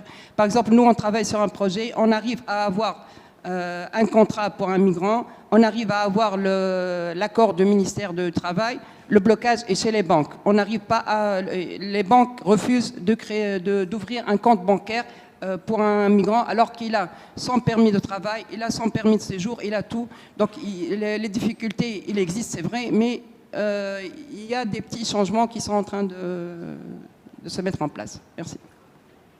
Thank you very much. And Alexander, last comment, and then the rest we will have on the sidelines of the conference outside of this panel. Thank you. I want to just one sentence, Yusuf, to your remarks of the benefits of migration and innovation. I want to just give you a prominent example of the latest history. The founders of BioNTech in Germany invented the first vaccine. And he and his wife have Turkish roots. So that's just one prominent example, and we have many more, and our society wouldn't work without some experts from abroad. So we have to estimate this development and tell the stories over and over again. Thank you very much. First of all, I apologize to everyone in the room and online who didn't have the chance to participate in length with this panel. I thank very much, however, the panelists, and I also apologize that you didn't have the amount of time that you could have had. Thank you very much to Luis and to Amal and to Sana, Yusuf, and Nasreen here on the panel. We talked about so many different angles of migration, innovation. I love the last comment in terms of virtual migration, which is adding another component.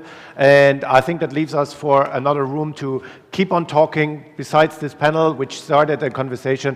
Thank you very much for this interesting debate. Back to you, Clinton.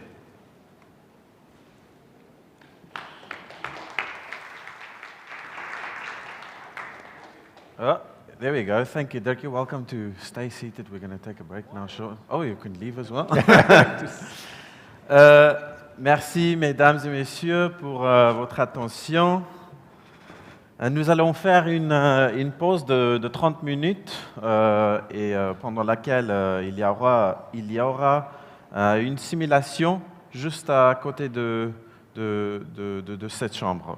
So we'll have a 30-minute break. And there will also be a simulation next door. And we're going to be looking at startups and how startups operate in the economy and how we can move to a more equitable, innovative environment. So see you in 30 minutes. Grab some coffee, grab some snacks, and then we'll continue the conversation after that.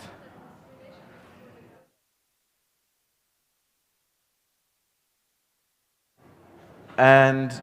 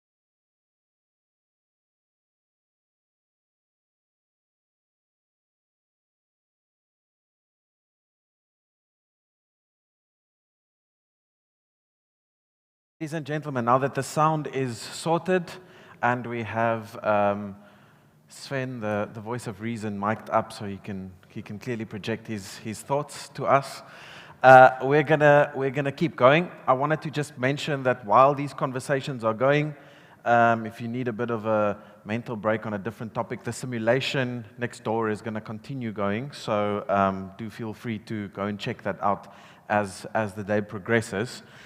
I'm not going to say a lot. Let's watch the intro video for the next topic, innovation and transnational movements.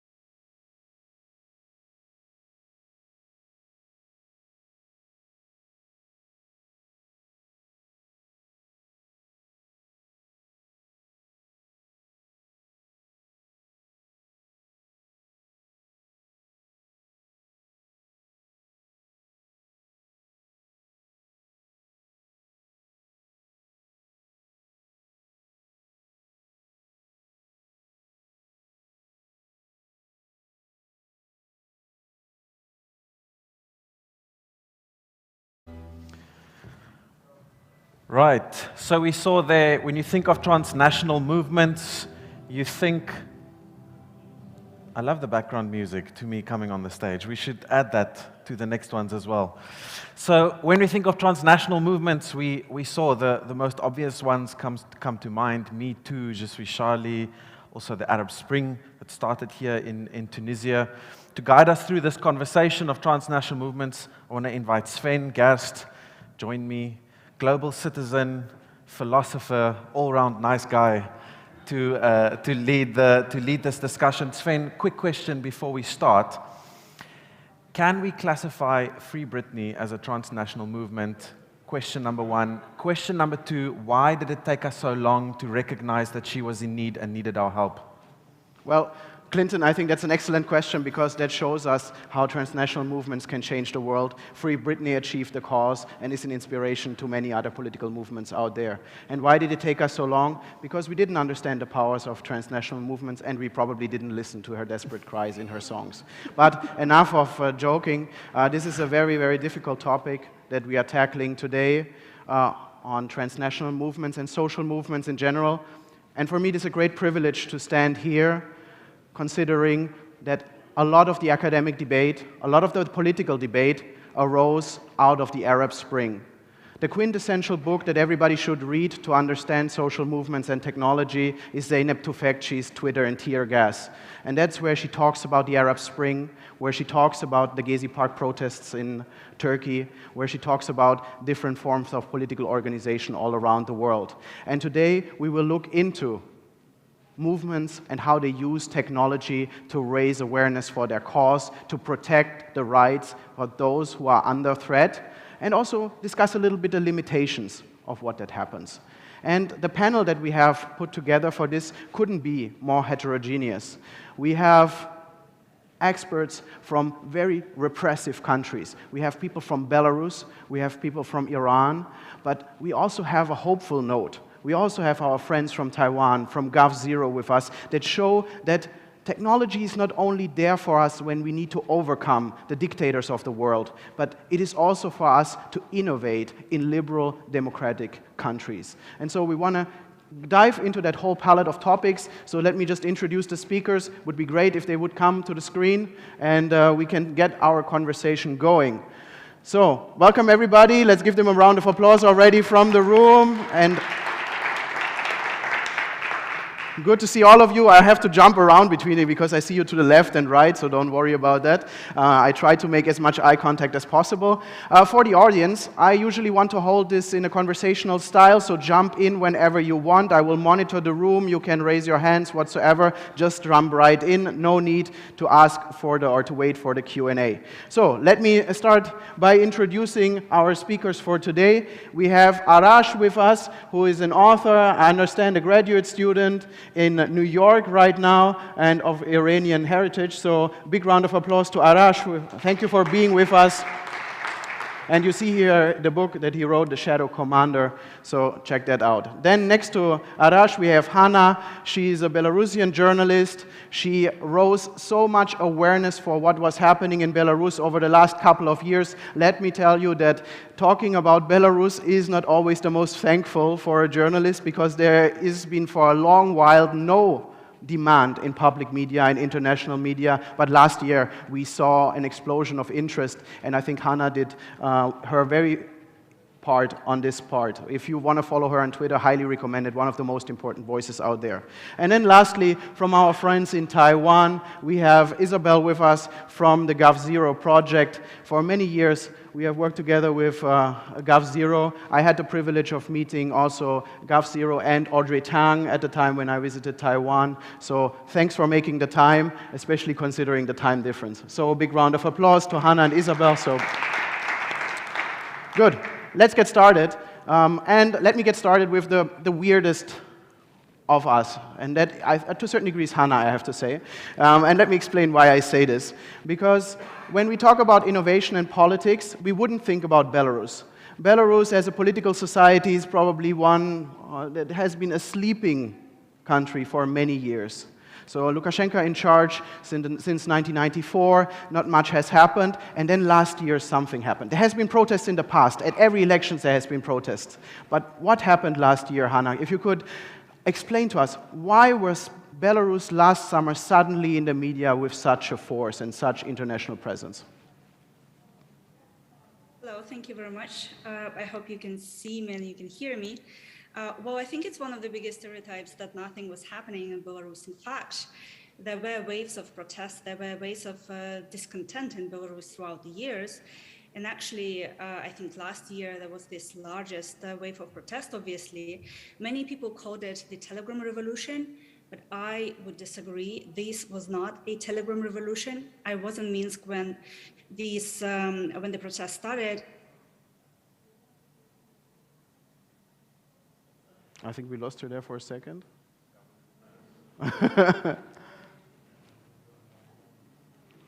Okay, let's see.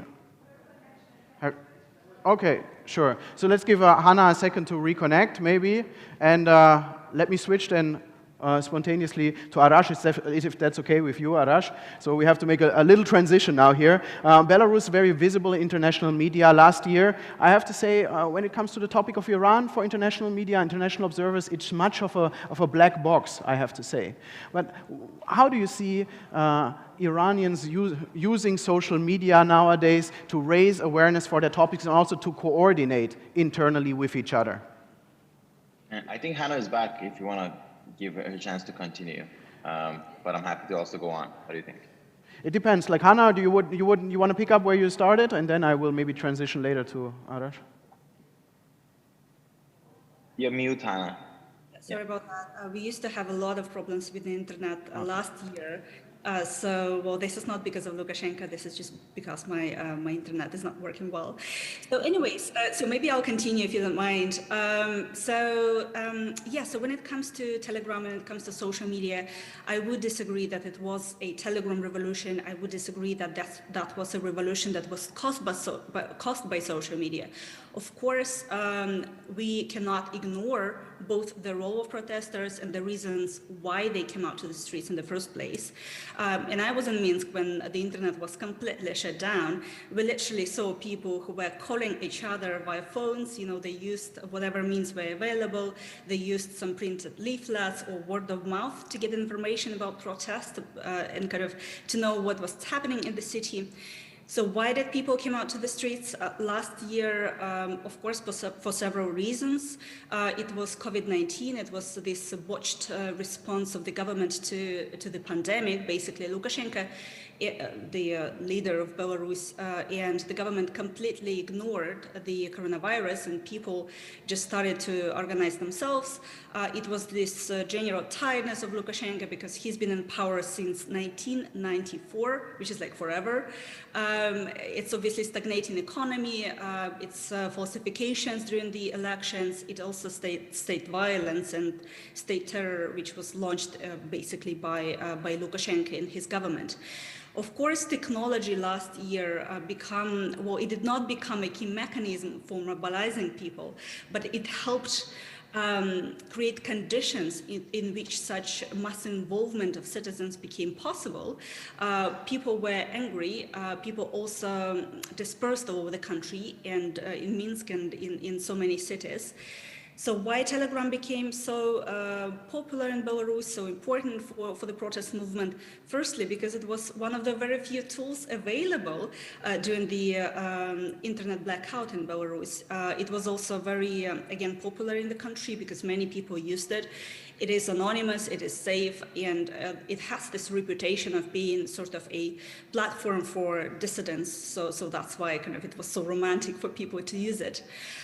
People needed Telegram and social media not only to get news and information about the protests, but also get information about shooting, about where police were located, how to avoid police, how to escape from police and everything. So they needed this information to stay safe and stay alive, basically.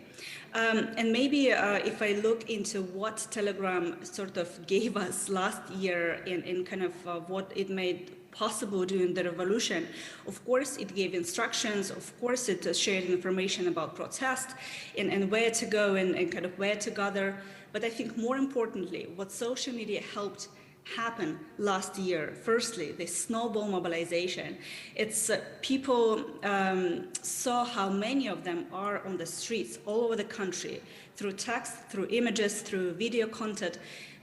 It created this visibility, showing also simultaneity of the protests movement happening all over the country. So it mobilized people even more because they saw that their neighbors are on the streets, their families are on the streets. They were like, oh, so I want to join the movement. I think what's sort of for me was surprising is that it would be the second takeaway from last year, is that social media helped tackle lonely minority in Belarus, because that's something that authoritarian governments used to do. Like they used to show, they always show that kind of those people who oppose them are minority and they're kind of marginal parts of the society. And that's something that propaganda has always been doing. But because of social media, because of the spread of information, people saw how many of them are. People saw that they are no longer a lonely minority, but not only the capital protests, but basically the whole country is against Lukashenko. So that was very important, and that sort of became this really important building block of the revolution. And the last important thing is obviously that technology provided an important infrastructure and gave a platform for people to communicate, to share their anger, to share their frustration, dissatisfaction. And that's something that we did not have before, at least not to such an extent. And Belarusian society is a very atomized society. We are disconnected. So technology helped us connect. And that became really, really important because all of a sudden, we have this joke that we met, we did not know each other until the last summer. So last summer, we all met and we sort of all understood how many of us are and how many of us are against Lukashenko. And I'll stop here perhaps, and we'll be happy to answer questions. Good. Thank you, Hannah, so much. There's so much I want to already unpack. Let me just bring in the other twos in, and then I will maybe also push back a little bit to some of your remarks, because I think we might have, to a certain degree, a different understanding of the role that Telegram might have played. Although I agree with some of your remarks, I want to push back a little bit. But yeah, I already teased already Arash a little bit in a sense of bringing the social media aspects in Iran in. And I read online that also Iranians are using Telegram very heavily. That's also a tool in their arm kit. So can you give us a little bit of a picture there, what is going on? Because as I said, from outside, Iran often appears to be like a black box, to be honest. Well, the Telegram was very widely used in Iran before it was banned. In fact, a majority of Iranians used it. And by the way, it's interesting because often the attention of Western media or a lot of media is when these tools are used for political dissent, and that's very important. But they're also actually used in people's daily lives. That's why banning of this platforms as has happened. All of them have been now banned except for Instagram in Iran. It's also usually an economic catastrophe. There are many people who are making a living on these platforms, and of course that makes the issue political because they'll come to defend their livelihoods. So it was kind of a amazing sight actually when Instagram, whenever there's a suggestion to ban Instagram, you have a very wide coalition. It's no longer about what you think about the Islamic Republic per se or some of these authoritarian nations, but it's people coming out to fight against restrictions on their livelihoods and on their freedom of expression, which takes many different forms. And I want to use that to basically point this out, that social media is sort of, it's a banal observation now to say that it's obviously very important to everyone's lives, just as it is in New York, where I live now. It is in Tehran, where I'm from.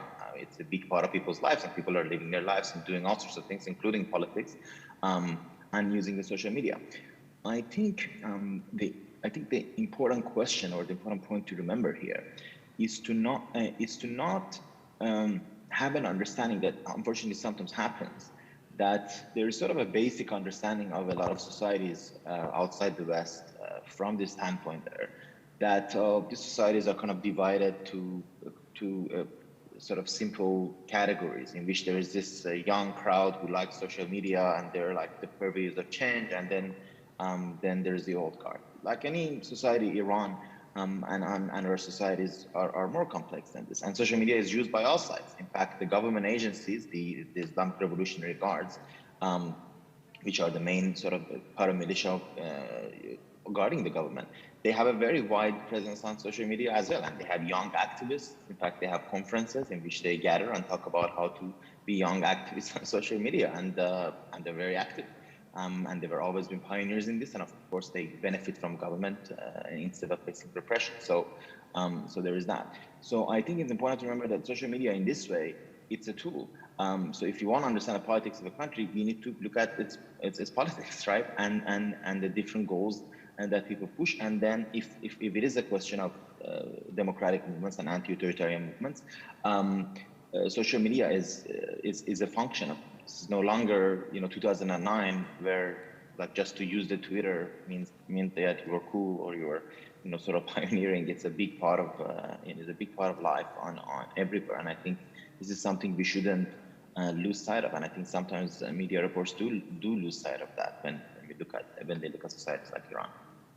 Yeah, and I think that's something where we will transition in a bit, whether we actually also maybe overstate the power of social media. As you say, it's a tool, right? But sometimes we also romanticize it to a certain degree of what it can do. And I think Hannah's comments were also a little bit in that sense, like maybe there's a romanticization of a specific toolkit of what it can do, because political power or like political change is a very difficult process and cannot just be done by putting out whatever, some tweets or messaging apps. But let me bring in lastly Isabel. I saw you nodding a lot because I guess you remember vividly the sunflower movement revolution in, I think, 2014, and I hope you have a close look, or I know you will have a close look of what is happening in Hong Kong, obviously, and I think many of the remarks from Hannah about Belarus might resemble some of the experience in Hong Kong, and there has been also exchange between the activist groups from the both countries.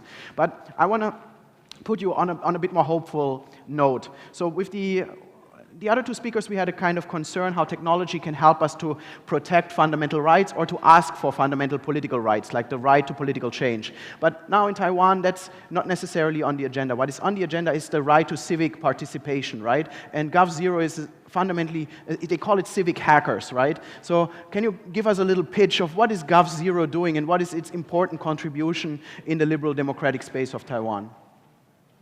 Okay. First, thank you for having me in this panel. I'm Isabel, and I'm an attorney and also volunteer in the Gov0 community. Gov0 is G0B, And it is a decentralized community. We have 10,000 participants in Slack at this moment. And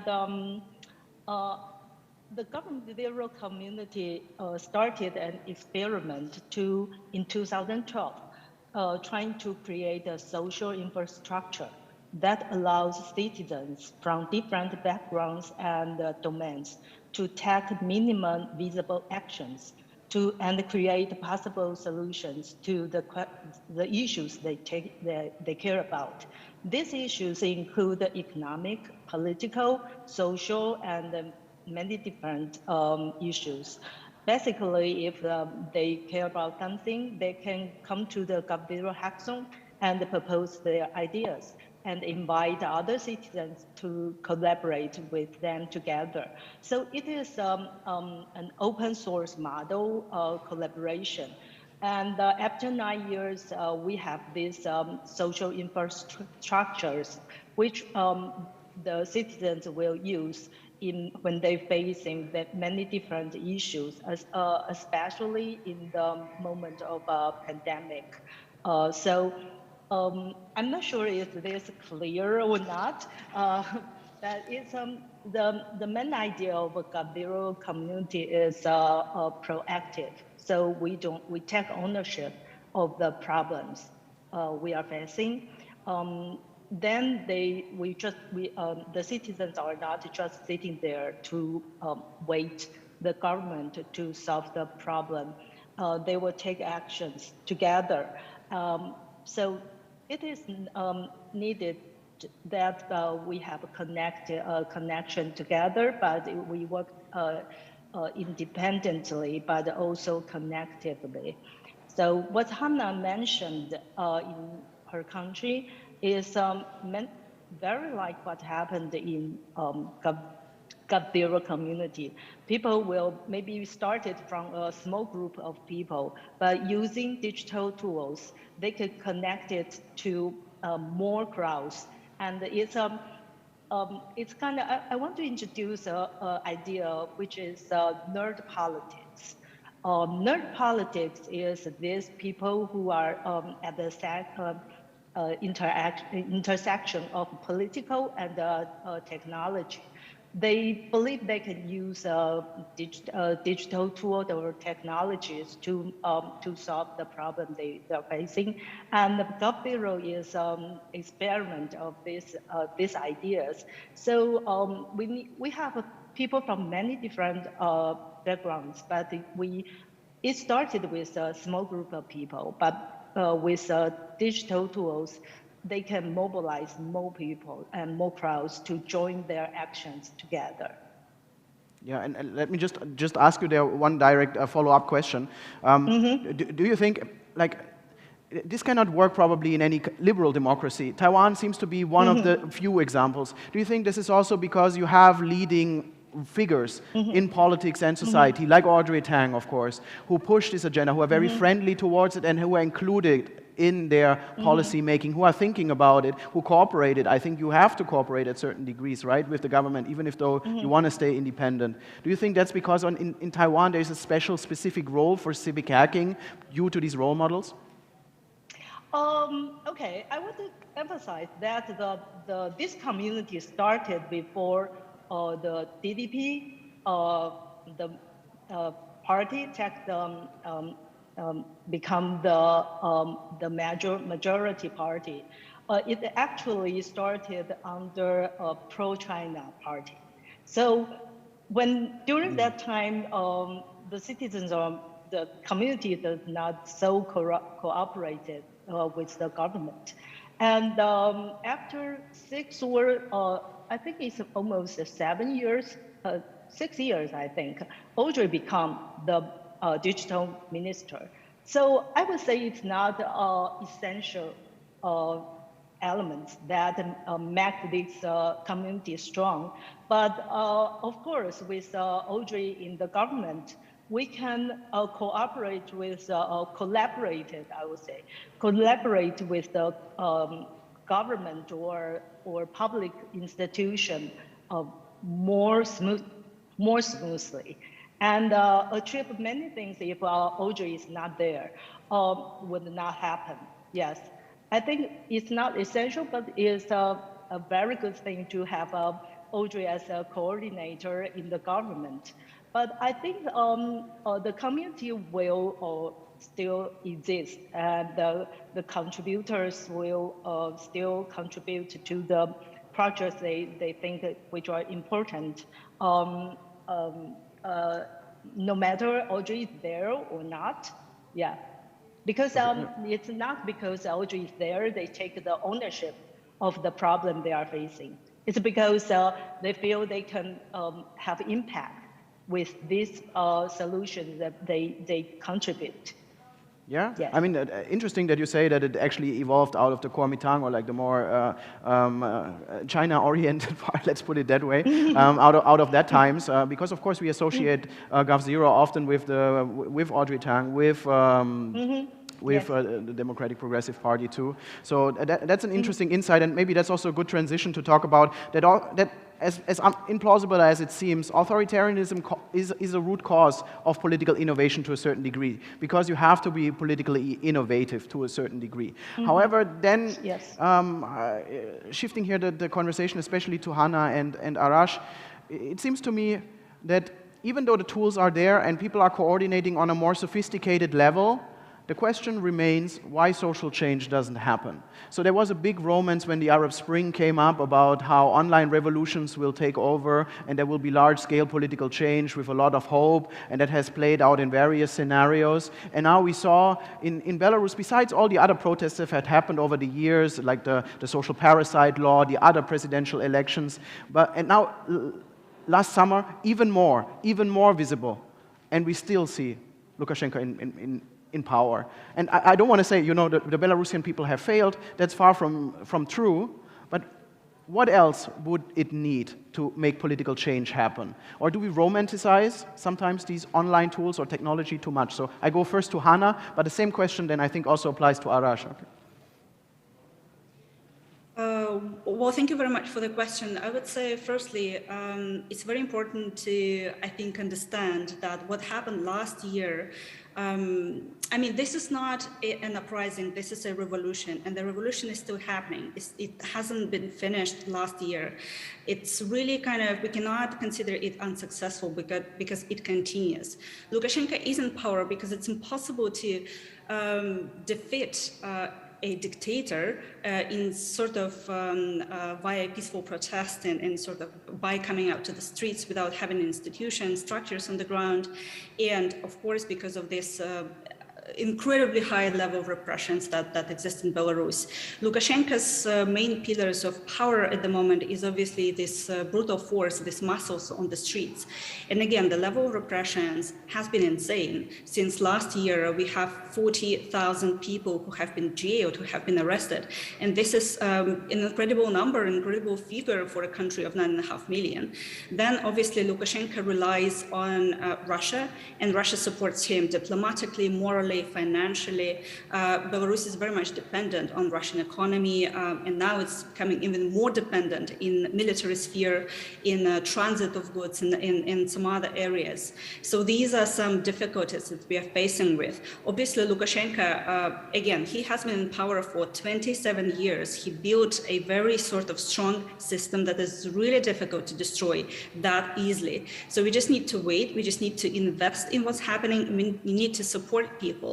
Let's remember that why protests ended. Well, firstly, because of, and mostly, right, because of repressions, because all of a sudden we just saw kind of so many law enforcement on the streets, so many security forces who were shooting at people, right, who were not allowing them to go anywhere. And this continues right now. People are being arrested for just having socks or trousers in red and white colors, which are our national national colors. There was even a case when a man was arrested for having a flag of Japan, because it also has white and red. So this is just because of repressions, right? But nevertheless, people continue expressing their discontent in any way possible. They do organize flash mobs, they do gather, unite through some solidarity campaigns, they support other people, they also mark themselves as protesters, or they show that they are still kind of supporting this movement. I remember a few months ago, when we did not have large mass protests on the streets, people were on the streets, but they could not show that they were protesting. We called it a march, a rally of hidden smiles. So this discontent still exists, and according to various sociological research, we have the majority. The majority of people is still against Lukashenko. So that's something that we have to focus on. We have to maintain this majority, right? And because the system is not stable, the system relies only, again, on security forces and on Russia, this does not mean stability. And Lukashenko is really weak. All these mistakes that he has done, the border crisis, the Ryanair diversion, enforced landing, and some other sort of mistakes, shows that he understands that people are against him. And when he loses the majority, when he loses the society, it's really difficult to bring back people's love. But maybe also let me push back there a little bit, in a sense of people also look, of course, what happened in Ukraine, right?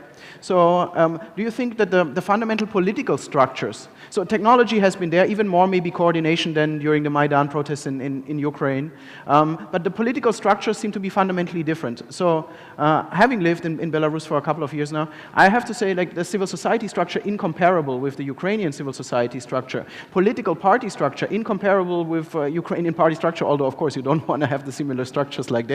But do you think this plays a fundamental role, how to channel, I would say, awareness and protest momentum through traditional political structures? Or do you see that this doesn't play a big role? If I make sense there to Johanna. There was a position in the Ukrainian parliament. There was also, well, people were able to build Maidan, were able to build a camp tent in the city center, right? We were not, and we don't have their position. We don't have an opportunity to sort of do the same in our country, right? This is a dictatorship. Ukraine had how many, by that moment, 4 or 5 presidents, right? We have only one, and he consolidated power. Again, this is just very difficult to destroy it immediately. So, but the process continues. The process is not that easy. This is not a marathon. This is a sprint. And I think this, we should not be disappointed by this. Many of those people who came, who joined the protest last year, when they did not see the victory that easily, they were immediately disappointed. And that's a mistake. I knew that we would not win last August, right? It would take some time. At the same time, what I saw last year, this mobilization of the whole society, again, not because of technology, but because the time has come, because this is not even the revolution, this is the evolution of the society. And it happened for so many reasons. These trends were visible for the past 5-10 years. This is because of urbanization. This is because of this middle class that was born and developed. This is because of the level of education that increased in Belarus, and so on, right? So people now have different values, and there is this complete alienation between the government and the society. The government is in last century.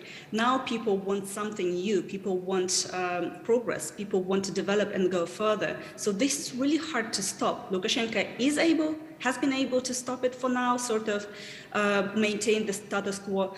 But look, to maintain this level of repressions is very expensive. So he wouldn't be able to do it forever. And at some point, we would come to this stage when there would be transitional period, and there would be democracy.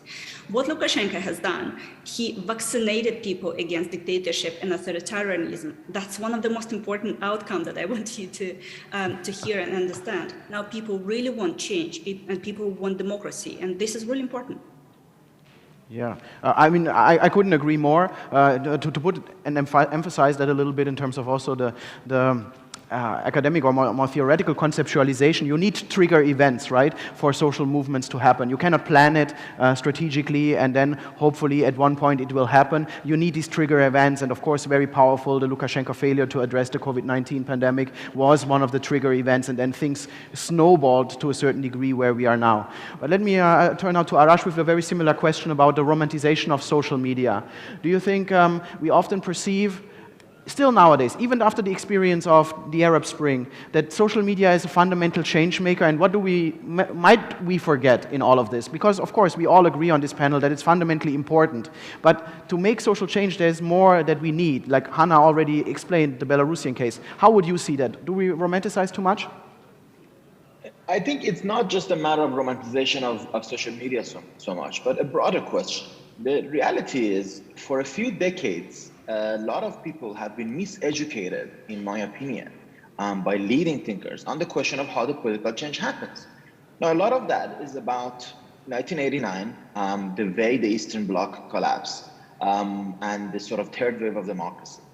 The ease with which the Eastern Bloc dictatorships collapsed gave rise to this idea that this is a sort of a blueprint for social change. Of course, if you looked closely, even there, it wasn't necessarily easy everywhere. There was a sort of a violent revolution in Romania. Things were more complicated as it appeared. But talk about romanticism. What is more romantic than this idea? People got in the streets, the Berlin Wall falls, you transition into a sort of democracy that joins the EU a few years later. Unfortunately, these ideas were pushed for generations. For generations amongst Iranians, the idea pushed was that all the bad old people used to join political parties and have things like political parties and ideological disagreements. New, good, old, great internet generation, just everyone loves each other and they gather in squares, and that's how they make revolutions. I was furious when the Arab Revolution happened, when these ideas were promoted everywhere. That Tahrir Square in Egypt was a new form of society, because all you could do was gather in the square, and if everyone came together, dictatorships would fall, and on all the sort of miseducation that was pushed. I want to emphasize this: it was pushed by everybody. It was pushed by think tanks, it was pushed by op-eds, it was pushed by, and it was, if you're just a student of political science, no matter as someone who's interested in democracy, you would see that this was bonkers. How can a dictatorship go away? How can basic sort of forms of power in society go away if they're not faced with power? They need to be faced with power. So we come to the old question of how is it that a mass movement is able to gather power? And social media can be used, but this is no joke. It's no walk in the park. It was abundantly clear to me from the very beginning, and I was young, but I did write and argue about it at the time, that without a political organization in Egypt, you're not going to be able to get political change. And the same is true of Iran. The regime in Iran survives. I see some similarities with Belarus's case from which I've learned by writings of Hannah herself and others. I see some similarities, but I do believe there is a majority disillusionment. I believe many in Iran, including many in the regime, know that for a long time, majority of people are not interested in this crazy form of government that we have, because ours is a very special form of government. Because in Belarus and other places, Lukashenko still has to basically say that there are some elections I won.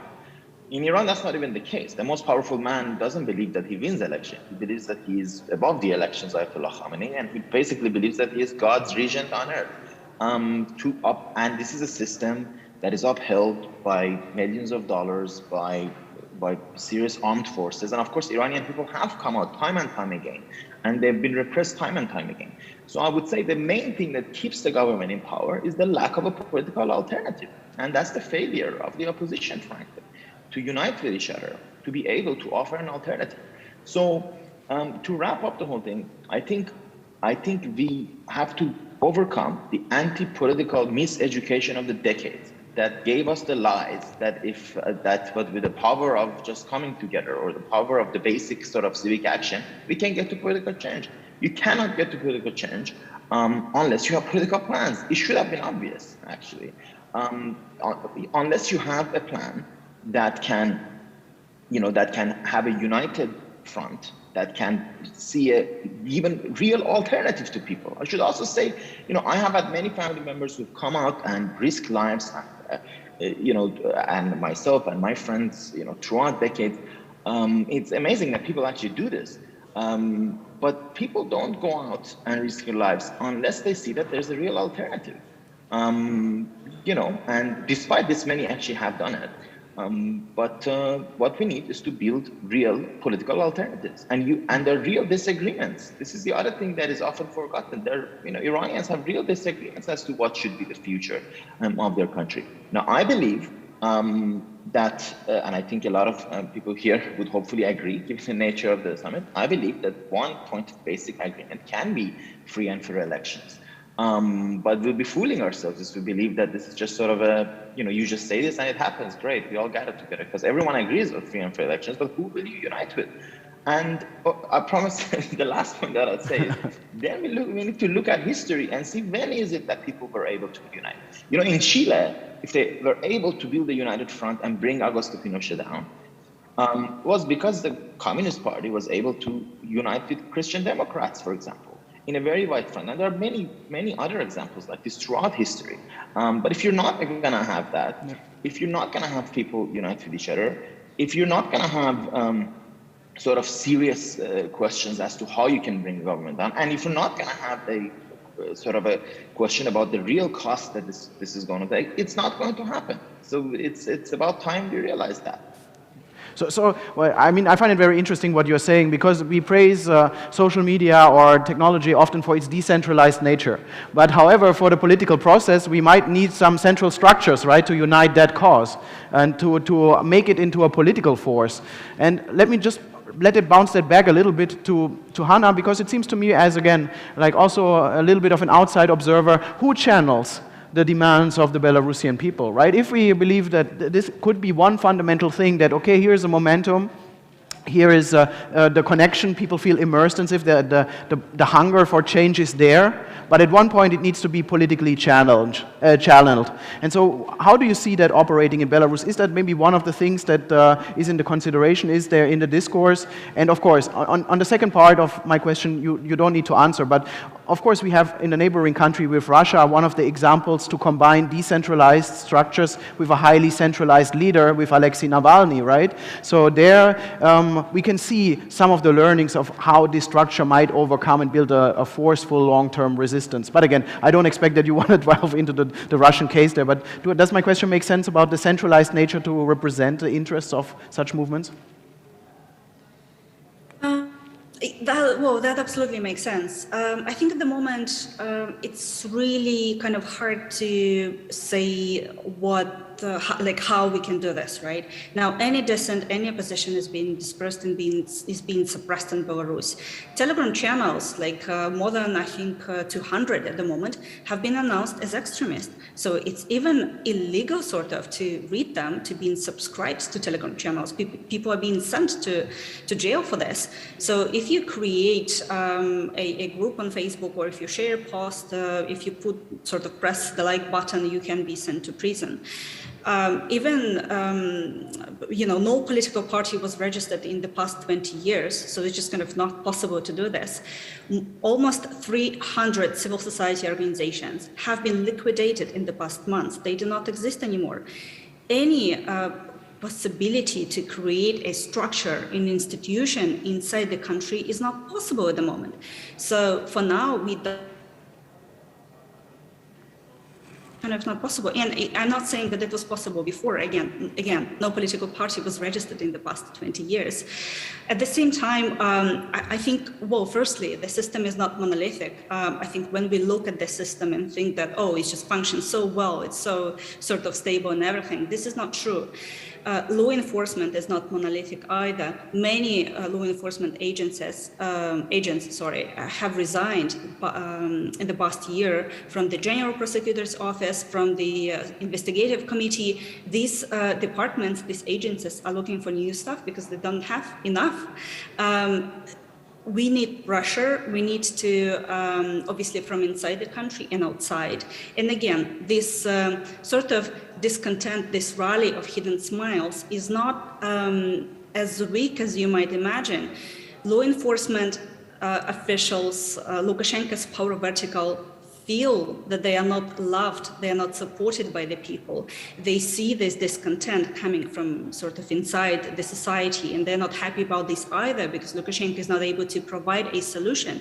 Then to resolve the political crisis in Belarus. Then we obviously have pressure from the outside. We have sanctions, we have all different types of economic pressure on the regime.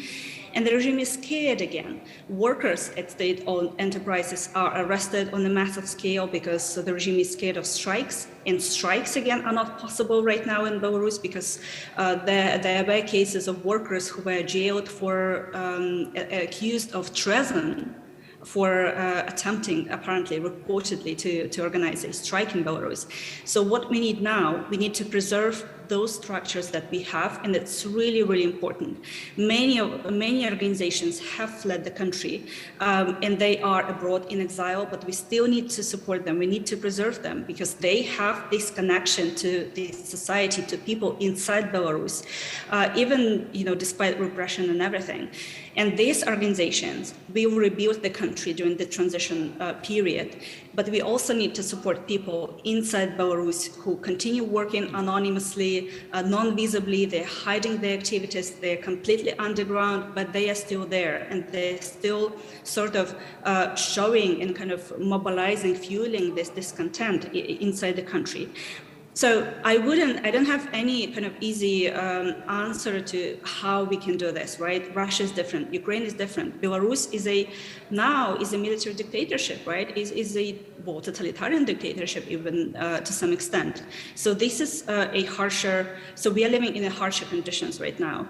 And we just need sort of to continue what we are doing, right? To imposing pressure, but also to preserve structures so that we at least have something that would give us a chance to build on this.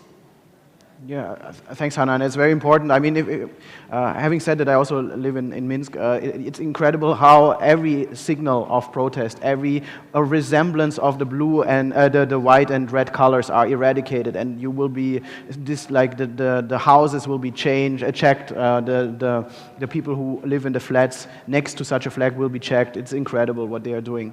I wanna pitch here a little bit Arash's concern for the centralization to a certain degree of the political demands to an organization that is radically different, namely Gov0. There is often, when I reach out to Gov0 and when I want to talk to people, they say, well, I can only speak for myself. I can never speak for the whole organization, right? It's the antithesis of centralization. Everything is so decentralized that with every word you say, you're basically saying, but I'm only speaking here for myself. But how do you bring back together a group of civic hackers that have certain united political demands, right, to represent government transparency and whatsoever? How do you bring that back? What is the ethos there behind Gov0? Isabel?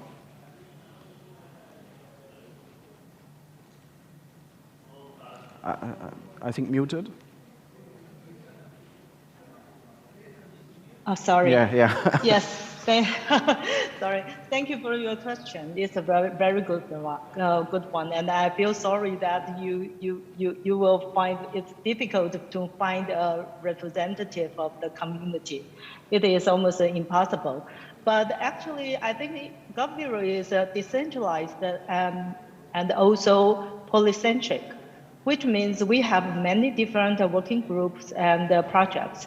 And you can find the representative and the project owner of this project, so they can speak for their own work. And within the community, actually, the contributors and the participants, they share the same value, so they can collaborate together. We have the core value is about proactive and also open source model, and also citizenship. And if you agree with this thing, then you can collaborate with other contributors together. And I think it means this could only happen in a democratic environment. So in the past, we have gov0.hongkong, .hk.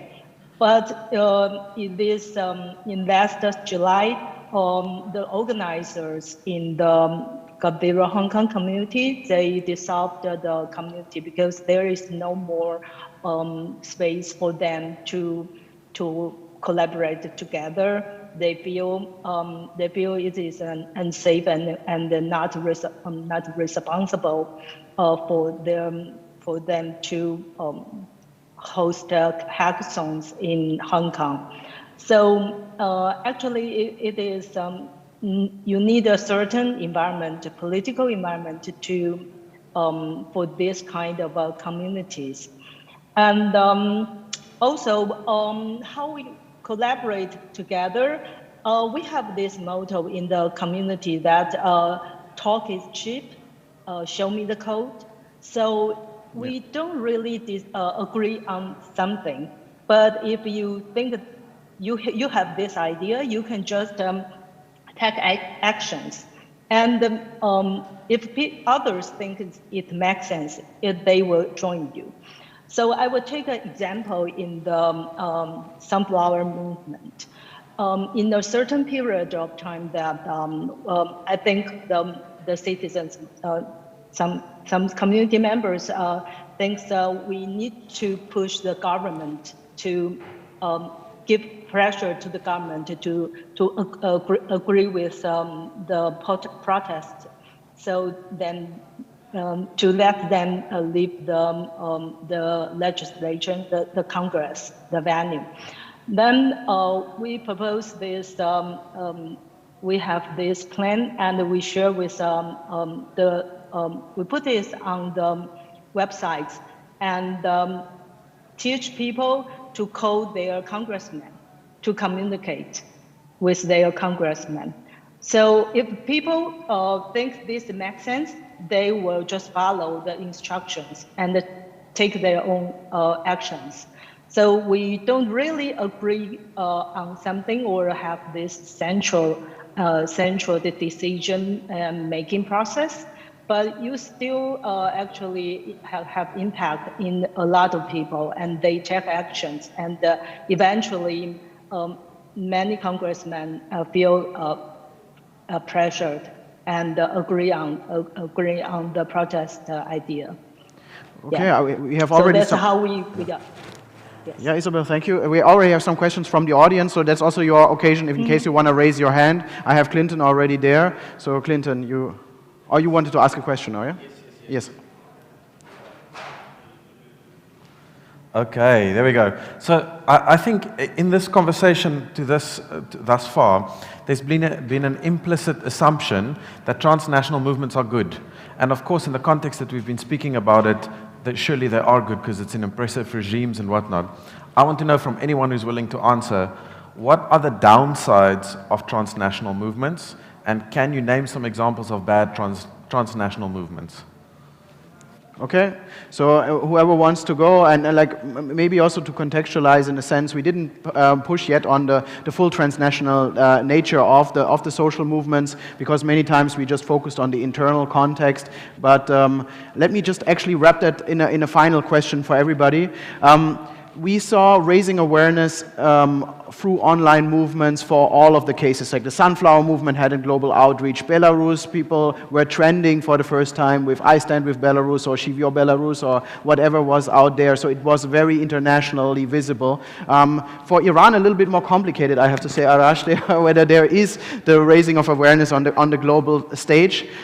So let me actually then start with you, Arash, here. How do you see transnational movements? Does it actually help to raise international awareness for the cause? I think that's also where the others, especially Hannah, might want to think about. Does it actually help to raise more awareness internationally, or is political change always domestic? Iran is the best description, the best example to show what a big chimera, what a big illusion this whole, the very phrase raising awareness can there be. In fact, it is harder to imagine a country in which there is more awareness of the repressiveness of the regime and more promotion of its different civic movements around the world. You know, I write about this stuff, and I'm always rest assured now, if when there is something happens in Iran, it's covered widely. It's important.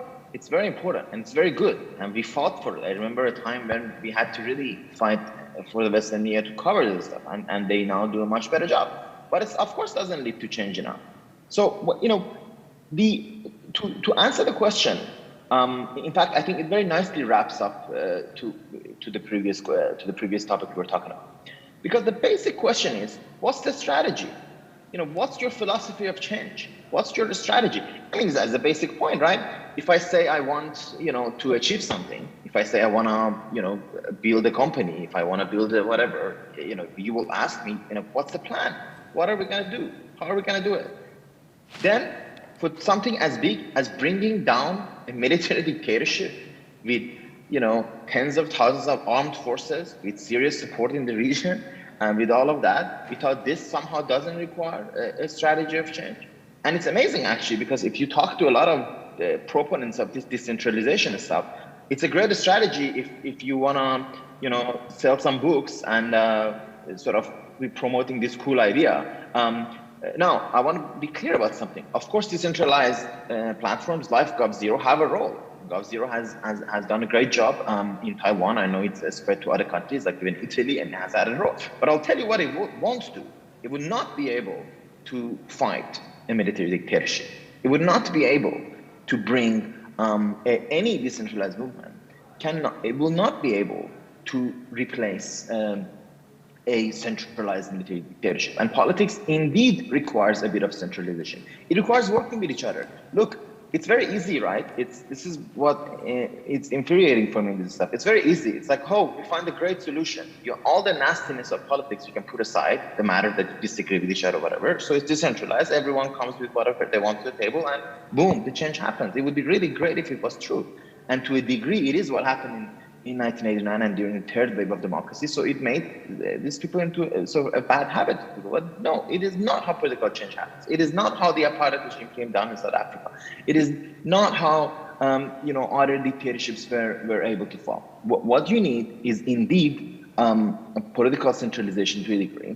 You need political unity, which means you need people to put aside their differences and come together. And this, on the question of transnational movement, that I think really matters. What we need, the best form of transnationalism and internationalism you can have is movements that are serious about their own country uniting with each other. What we need is a democratic movement in Iran, aimed at Iran, to be able to connect with democratic movements in Belarus. And I'll tell you something about these sort of hashtag-oriented transnational movements and how sort of, you know, obviously there are social movements where they have been very powerful and important, you know, but for example, in terms of the Black Lives Matter movement, a very important movement in the United States where I live, which was able to get some important changes. But also, if we do compare it with the previous rounds of Black struggle in the United States, like the civil rights movement in the 1960s, I think you can compare it unfavorably precisely because of this. What organization has come out after 7 years of the struggle of the Black Lives? Where are the organizations? Where are the equivalent of the organizations that you had back in the 60s and 70s. And I find it ironic and sort of funny where even when studies are done in 60s and 70s, the image of them is as if somehow things just happened automatically, as if Rosa Parks just didn't get off a bus and the movement happened. Whereas the exact opposite was true. These people were super organized.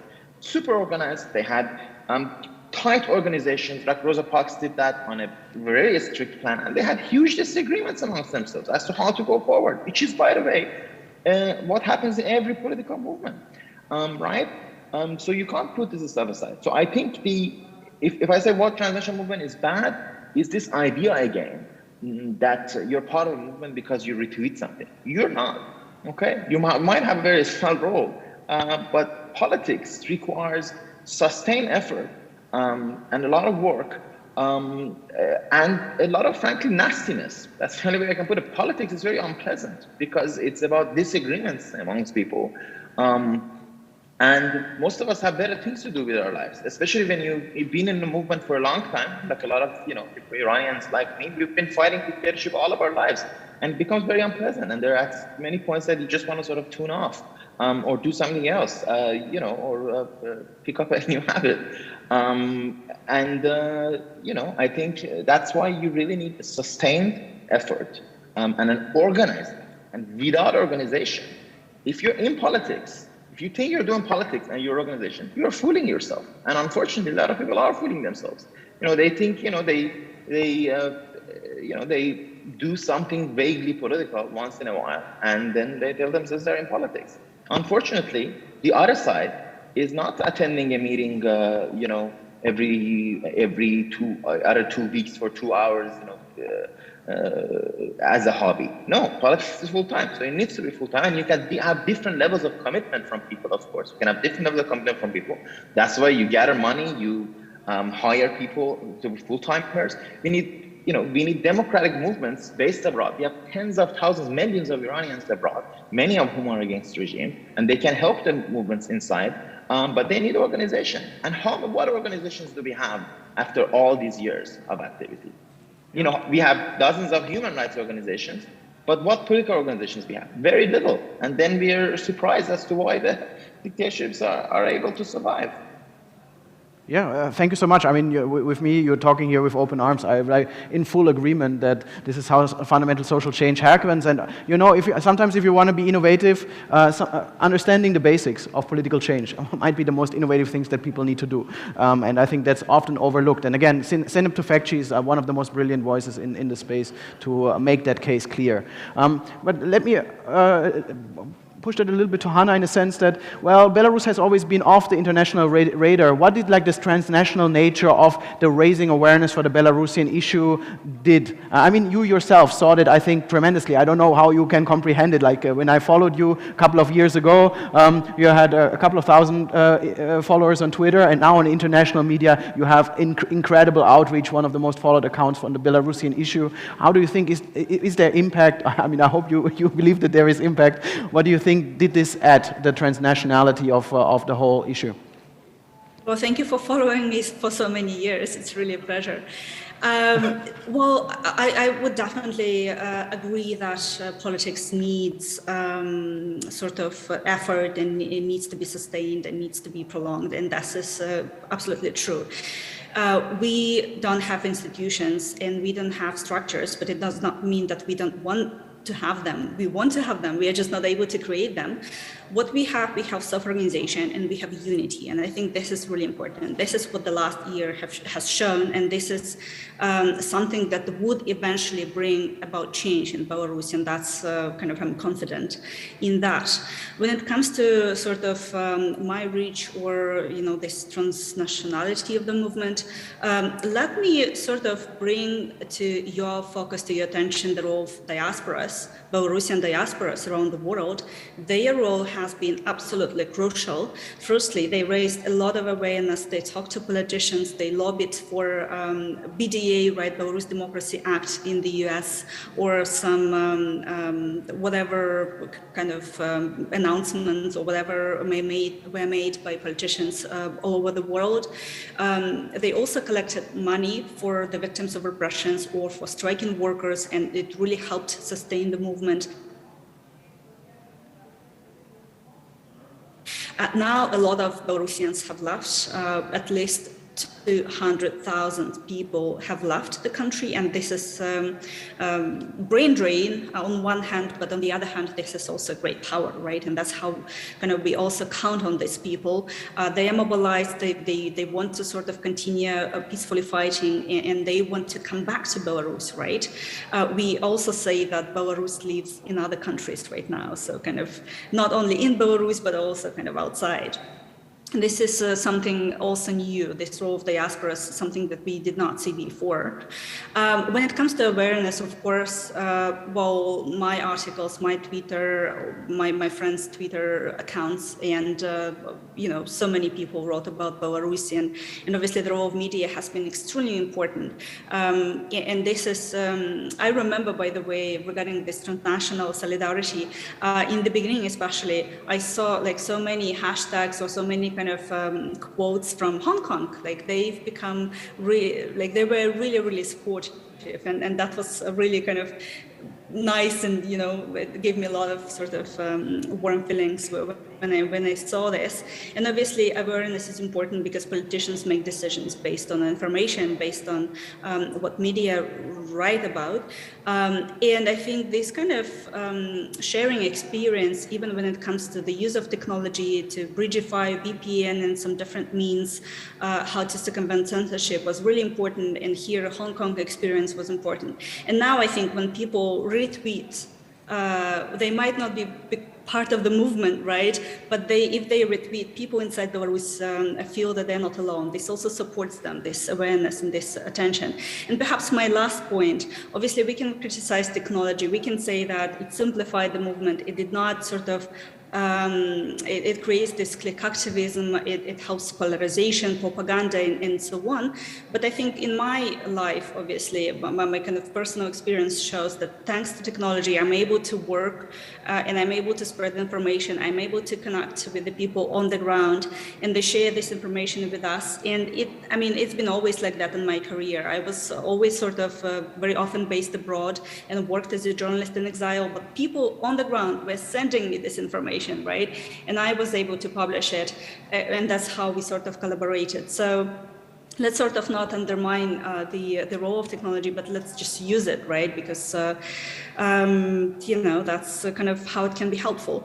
And protest now in Belarus is happening on social media, it's happening online. This might not be sustainable, but this is something that helps us preserve the movement and helps still people feel connected and feel sort of they feel that they are part of the movement, right? Even on social media, even just via Telegram, but that's still important. Yeah, that's a very interesting observation. Usually we say that about social protests, that the immersiveness of the social protest is so important because people feel in the crowd. And that's very hard to replicate online, but I think these Telegram groups or these shared languages that you have in these Telegram groups give you a little bit of what Durkheim called this immersiveness back.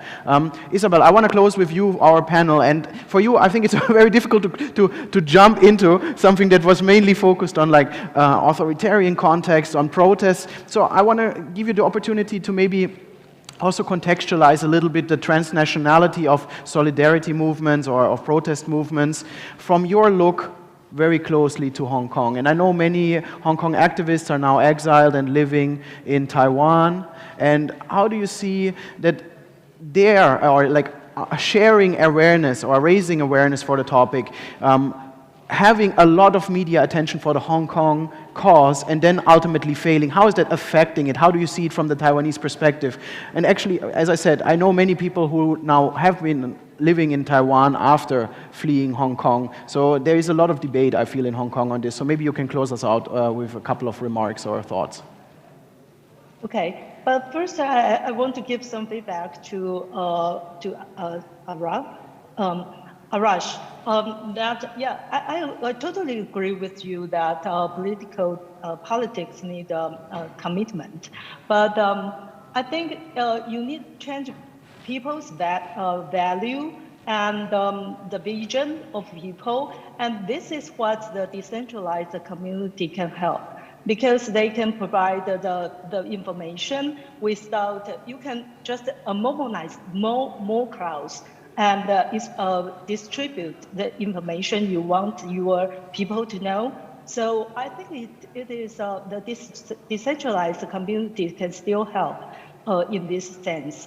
And also, as for the Hong Kong people in Taiwan, some of them become participants and contributors in Gabdir community. They collaborate with us to try to propose projects to support people in Hong Kong, including we take records of Hong Kong news, because there are so many documentations needed to be done, because there are many NGO are dissolved in the past few months. So yes, I think there will be many projects about supporting people in Hong Kong, and it is heartbreaking for us to to have them in Taiwan.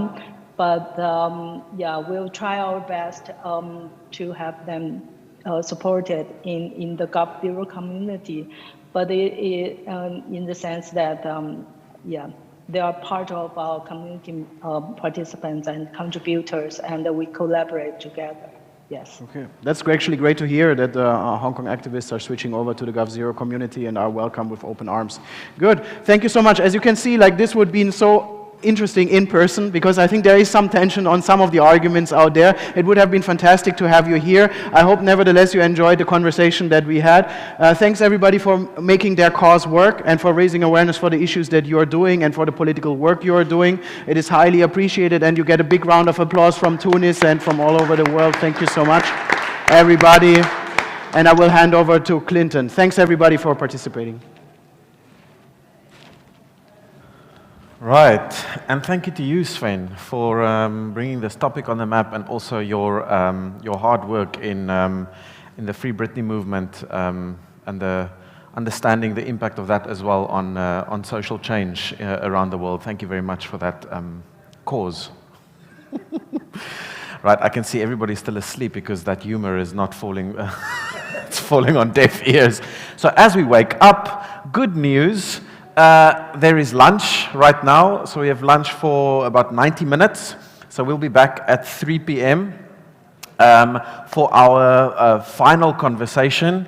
And Radu has flown in all the way today, this morning, to facilitate that conversation. So let's break for lunch, and then we will see you here at 3 p.m. Right. 3:30. No, that's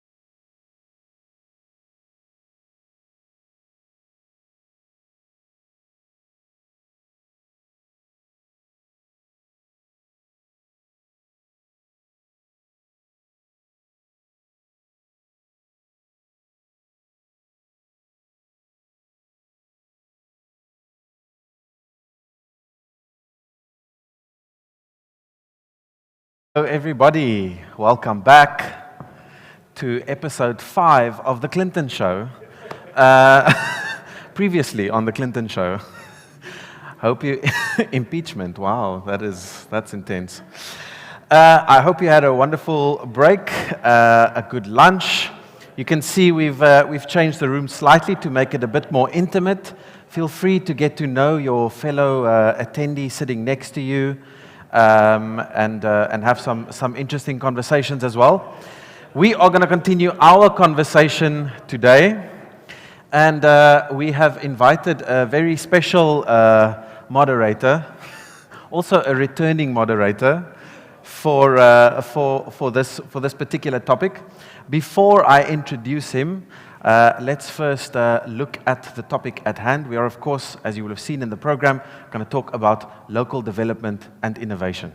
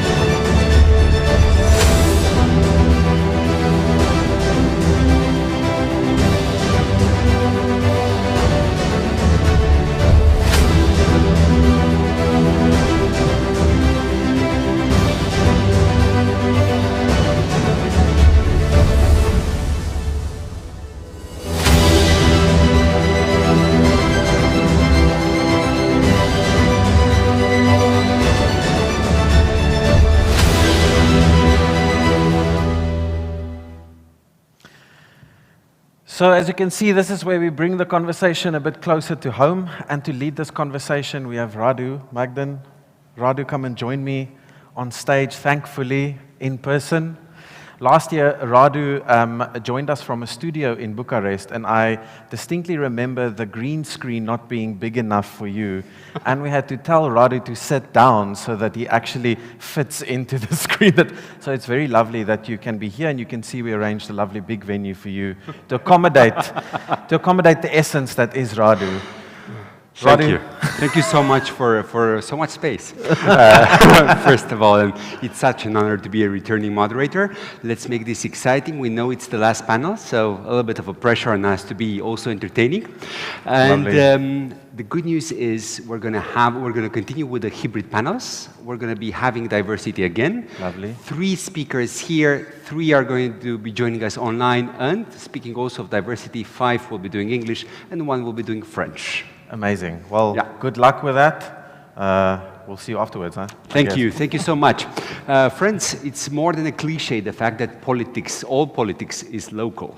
And I think that leaving aside any such sound bites, we've all seen in the past few years increased polarization in our national politics. And perhaps the local level is the place to be. But the local level also has to deliver. And for this, we need innovation in changing times. So we just can't say that the global politics should be innovative or national politics should be innovative. The local sphere should be innovative as well. I'm very, very happy to be sharing the names of our guests today. We'll be starting the screen. We're going to be starting with Alexander from Germany, Alexander Muthmann. If you can join me on the stage, please. Alexander comes from Germany. He's a member of the Bavarian Parliament from the FDP Liberal faction. Thank you so much. Please join me over here. Then we're moving from Germany, we're moving to Lebanon. I'm very happy to welcome Nabil Hassan. He's a partner with Beyond Group. Welcome, Nabil. Then we'll be moving to South Africa, where we have a veteran of tech and politics, Warwick Bruce Chapman. He's the former executive director of the Democratic Alliance. He'll be joining us online. Yes, and he has been joining us online. Hi Warwick, and welcome. And then we're moving back to the north. We're going to the Warp Institute in Sweden. Matthias Sundin, he's the executive chairman of this institute. Welcome, Matthias. And then we'll be going back to lovely Tunisia, our host. And I'm very happy to welcome Meus Atia. He's an academic and researcher. Meus, s'il te plaît. And last but not least, joining us online here, Wala Kazmi. She's the CEO and founder of Youth Decides Group. Welcome, Wala.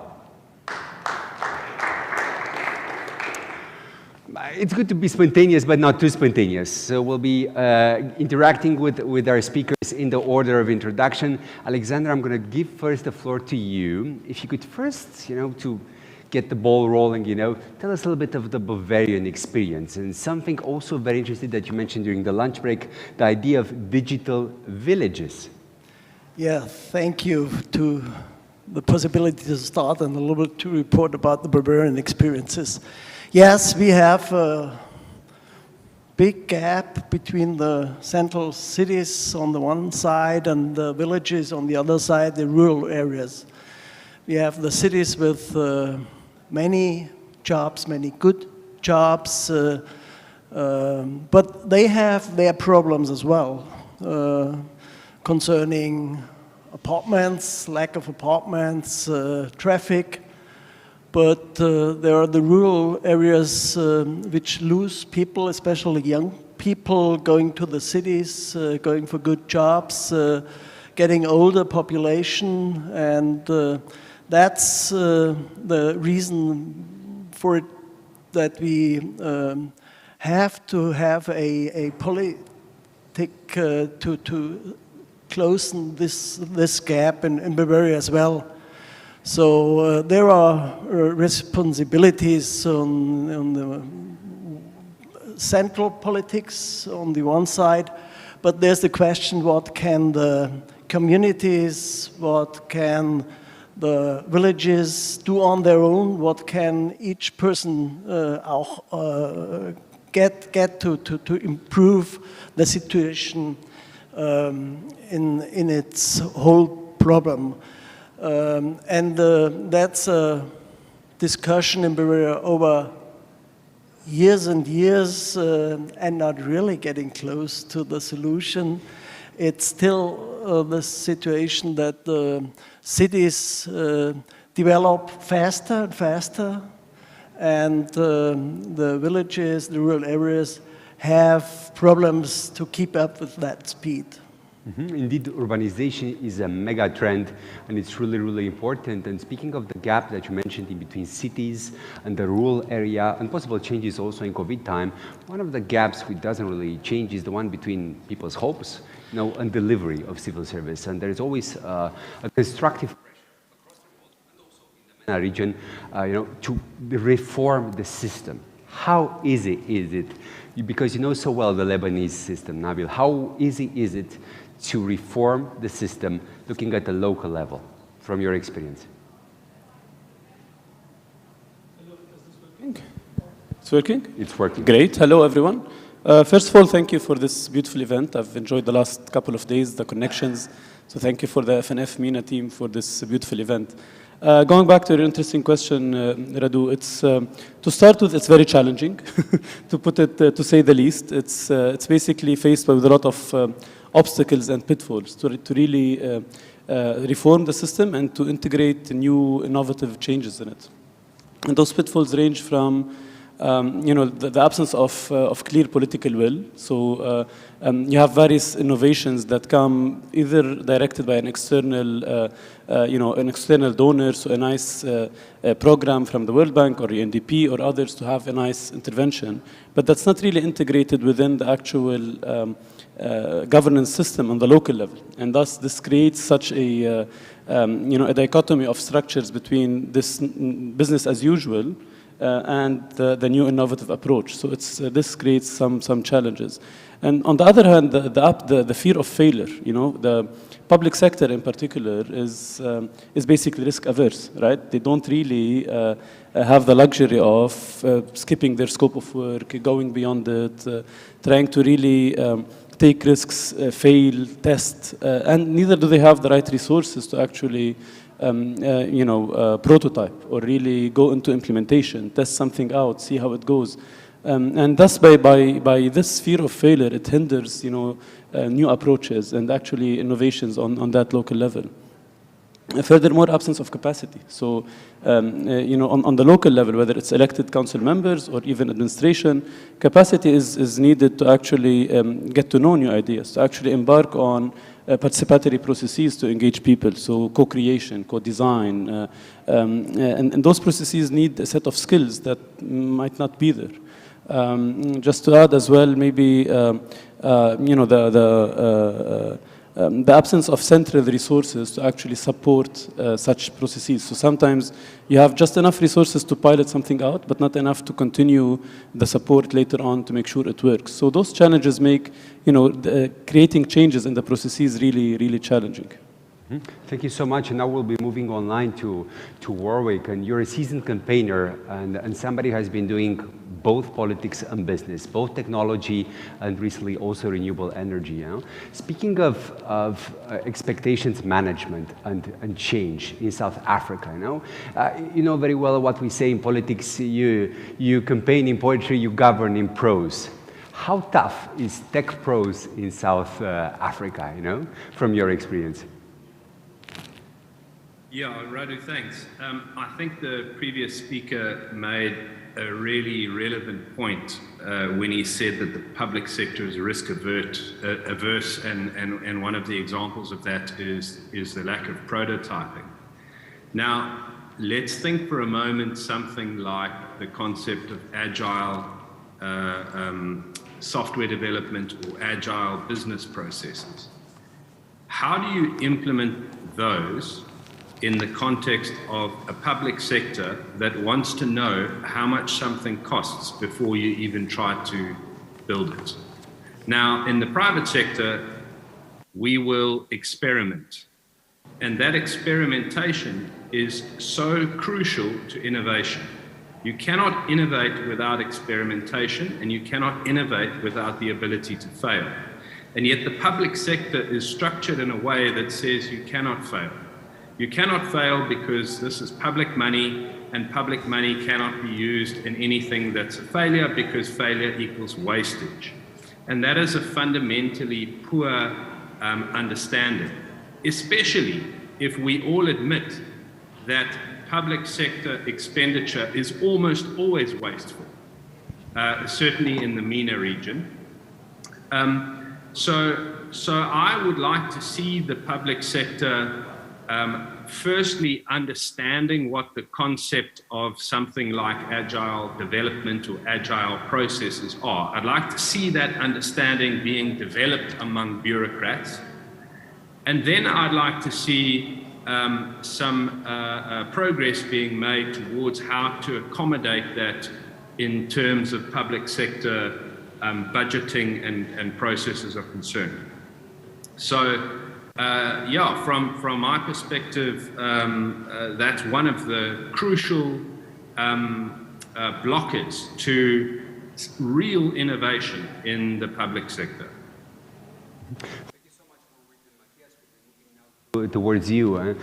Your national reality is a bit different than the two previous mentioned realities. And Sweden is known at the European level for being part of the so-called frugal countries, but in between us, frugal also means very efficient countries, who are very attentive of how they're spending public money. And my question towards you, nonetheless, is less linked to, let's say, this efficiency and more linked to the technology aspect, because you have a history of avant-garde with technology, speaking of Bitcoin, crypto, and what you've done in terms of politics and business. And do you see a future for crypto and Bitcoin on the local level? Because we're starting to see national developments. El Salvador is a flash example, right? But I think even Tunisia has an e-dinar right now, right? But do you see a future for Bitcoin or more widely crypto and some ambitious mayors? Yeah, absolutely. I think that's a big opportunity, and I think sort of course the big blockchains that are out there already have big potentials for the local level, but especially I see the sort of what we're probably heading into now is the third generation of the internet. The first generation was in the 80s and the 90s. Almost all of it was open source. And on top of that internet that everyone could access and everyone could build upon, on top of that we had the second generation of the internet, which was much more centralized. You have these huge actors, Facebook and Google and Apple and all those players. They're fast, because they're centralized, they make a lot of money. But what is happening now and started out of crypto and Bitcoin is we're heading into the third generation of the internet, where hopefully I think we will again decentralize and more open source through blockchains. And that has huge potential on the local level. It's not that hard anymore to create a blockchain. If you want to create a local one, you can use many of the tools to create innovation, but also to make decisions on the local level. We don't have to make decisions exactly the same way we have now for 100 years. We can experiment. But as some of the previous speakers said here, change on any level is hard, and the public sector is risk averse. So I think one first step is to really experiment in the parties, in the party organizations. There's where you can start experimenting, especially with decision making. You don't have to be super techy anymore to be able to use a blockchain for that, for example. So there are big opportunities there, I think. Thank you so much, Matthias. And speaking of opportunity, c'est temps de passer au français. Shelmes, s'il te plaît, pensons un peu à la transition digitale et aux opportunités, mais aussi aux problèmes qu'il y a au niveau de la région MENA. Qu'est-ce que tu en penses? Tu as passé beaucoup de temps pour te spécialiser dans ton domaine. Oui, bon, merci beaucoup tout d'abord pour l'invitation, merci beaucoup pour la FNF. Ça me fait toujours plaisir d'être parmi vous. On parle donc depuis ces dernières années, surtout depuis les années 2000, de transformation digitale. Donc, quand on parle de transformation digitale, c'est un modèle administratif qui doit changer. Donc, c'est un modèle administratif et une gestion administrative qui doit baser sur les data, donc sur les données numériques. C'est vrai qu'il y a des efforts qui ont été effectués donc depuis cette émergence d'Internet, depuis surtout les années 2000, dans les années MENA. Là, on est dans une troisième génération. On parle de IoT, on parle de blockchain, on parle de cloud computing. Mais vous avez parlé des problèmes et des freins. Je pense que le premier problème, je pense que tous les speakers, ils ont parlé de ce problème-là, c'est une vraie décision politique de se libérer d'une certaine bureaucratie qui limite notre administration dans la majorité des pays de la région, si c'est pas tous les pays, et faire confiance à la technologie et libérer l'initiative d'aller vers la technologie. Et donc quand on parle surtout de transformation digitale ou numérique à l'échelle locale, cette transformation ne peut pas être dissociée de l'échelle nationale si je ne parle pas d'une échelle régionale ou continentale ou plus que ça. S'il n'y a pas au niveau national une vraie décision et un vrai courage, je dis, politique pour faire cette transformation, on restera toujours donc on n'est pas libre, on reste pas capable de faire cette transformation. Et je pense que là, il y a vraiment une vraie opportunité. Donc, il y a des bonnes choses quand on parle de la crise Covid. Donc, je pense que cette crise nous pousse vers cette transformation. On a vu comment nos administrations, même publiques, donc c'est vrai que le secteur privé, il est en avance. S'il y a vraiment le besoin, on peut faire un travail à distance. Nos administrations peuvent fonctionner d'une manière numérique. Et là, je donne un exemple qui est très, très intéressant pour la Tunisie. On avait besoin de faire un recensement pour voir quelles sont les familles nécessiteuses au moment de la crise Covid pour leur attribuer des fonds d'aide pour les aider au moment de la crise. Et qu'est-ce qu'on a découvert? On a découvert que nos administrations et nos ministères ne sont pas interconnectés. Chaque ministère, il a sa propre architecture des données, sa propre architecture de base de données. Le ministère de Finances ne peut pas être interconnecté au ministère des Affaires sociales. Le ministère des Affaires sociales n'est pas interconnecté avec le ministère des Jeunesses. Et là, ça crée vraiment un problème, même au niveau de l'État central qui n'a pas ces données qui sont interconnectées. Et quand on parle au niveau régional, quand on parle surtout des collectivités locales, c'est vrai, on a la loi de 2016 des collectivités locales, par exemple en Tunisie, qui a donné une certaine autonomie administrative et financière, qui libère un peu les collectivités locales pour faire des projets d'innovation au niveau local, mais ces collectivités restent freinées par les moyens. Il n'y a pas des moyens, tout d'abord, humains, malgré qu'on sait très bien la qualité des ingénieurs de la région et des techniciens qui ont fait leurs preuves, mais au niveau local, on ne trouve pas des ingénieurs qui peuvent travailler et qui peuvent faire cette transformation. Et aussi, il y a un problème de moyens quand le budget de l'ensemble des collectivités locales, par exemple en Tunisie, ne dépasse pas les 3-4% du budget de l'État. Je suis désolé, on ne peut pas parler de transformation digitale à un niveau local, malgré qu'il y a des points positifs. Comme je dis, au niveau de la région, le capital humain, il est très très important. On a des ingénieurs de très bonne qualité. Moi, je suis universitaire et les laboratoires universitaires tunisiens, marocains, libanais, etc., jordaniens, font un excellent travail de recherche dans tout ce qui est nouvelles technologies, blockchain, tout ce qui est intelligence artificielle, etc. Mais il y a aussi un lien qui est perdu entre l'université, la politique et le secteur privé. Merci beaucoup pour très bien souligner aussi les opportunités, aussi les problèmes dans ce domaine. Tu as bien mentionné à un moment donné 3 générations, y inclut la nouvelle génération. And speaking of generation, Walla, I'm going to give the floor to you because you're running an organization dedicated to youth. And my question towards you is that, look, on our global radar, when we spoke about MENA, let's say this young digital generation came to the fore a decade ago, right? This year we had an anniversary of the so-called Arab Spring. What's happening right now with this initial digital generation, and how do you feel it is a force for change at the local level, for better management, for more innovation? So, thank you for the invitation. I like the way you raise it, the question about is the state there to innovate and to create prototypes or not. I think that the state is there not to innovate, but to find innovators, to find public innovators through competitions, through awards, through a lot of tools. And when we talk about the MENA region, we talk about the huge number of digital natives. We can reach even 70 to 75% of for the digital native generation. And this digital native generation, or millennials, are known for their unique and own vision of politics, of work, of authority, of media.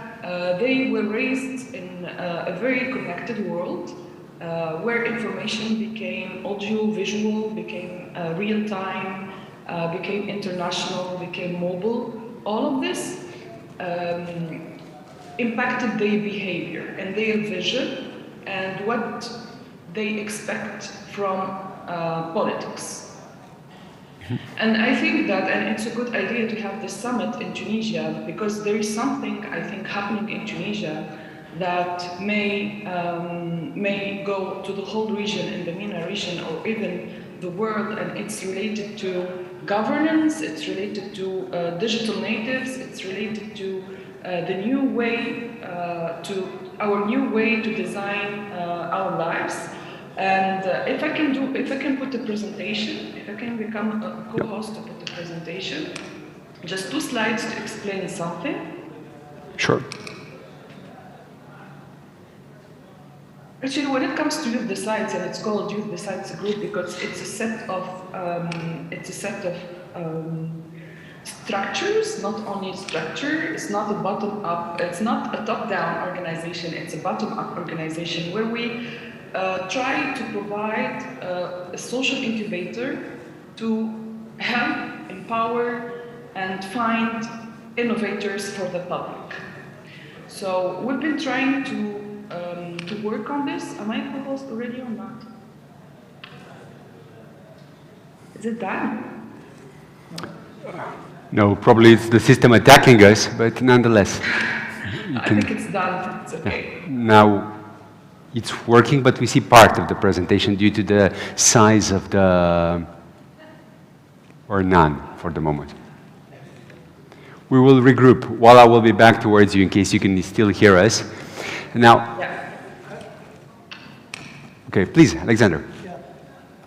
I would like to add one more aspect for rural areas. The theme of public administration is, I guess, a central problem to solve of the state.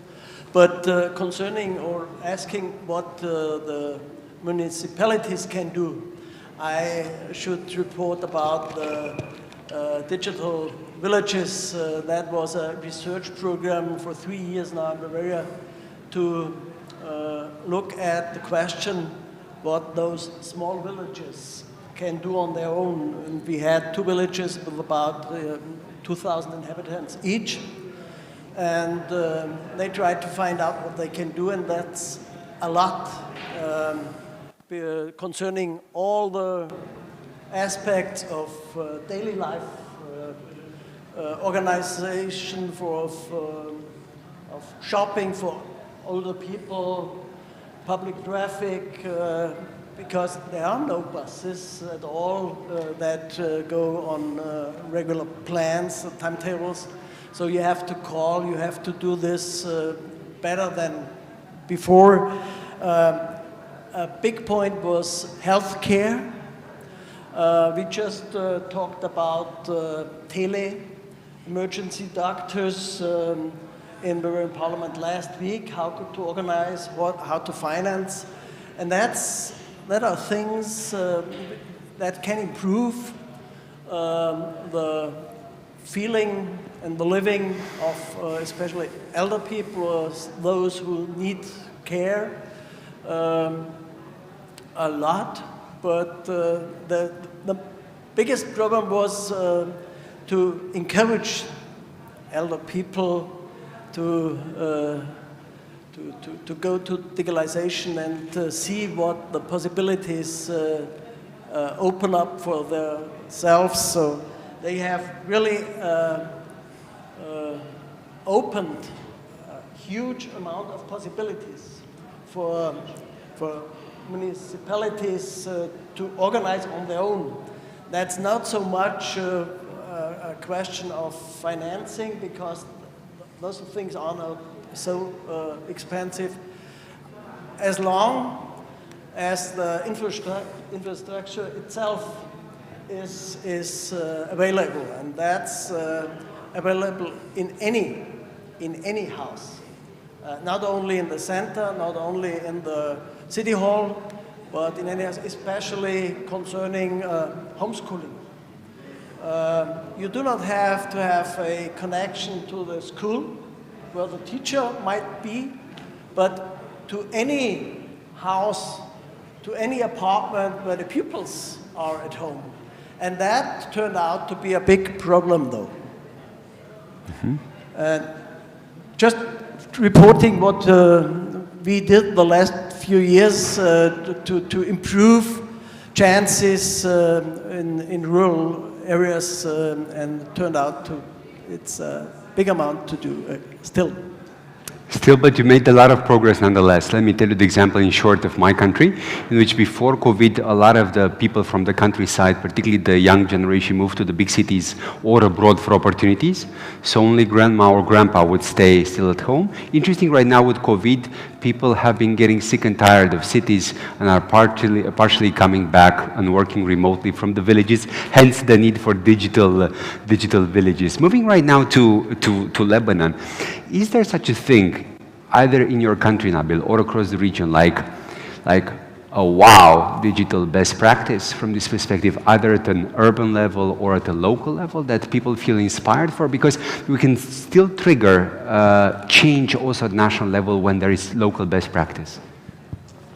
Certainly there are plenty of examples, but let me just start by saying that digital innovation and digital transformation is is becoming more than just simply like an extra practice. It's becoming really a need. I mean, with all those global challenges and their local implications, dealing with those needs and requires, innovative approaches.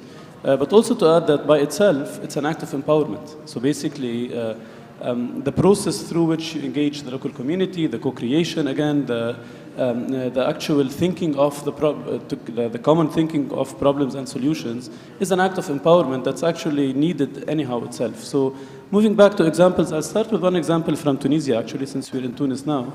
And one project we recently concluded, it was called Fem Medina. It's basically how to make the Medina region more woman-friendly. And to do that, we actually, it was in partnership with UN Ops and Bluefish, we gathered groups of women and mapped their daily lives. So where do they spend their time? How do they move to go to commute to their work? Where do they spend their free time, etc. And another maps related to where are their challenges. So where do they don't feel safe? What are challenges they face across the regions, across the roads, across the spatial mapping. And then we combined those maps all together and created some sort of an analysis on how spatially can we improve and make the city more woman-friendly.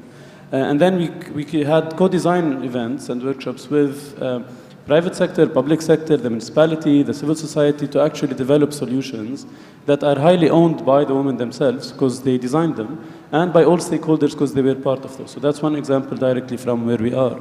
Moving on to Lebanon, providing some examples.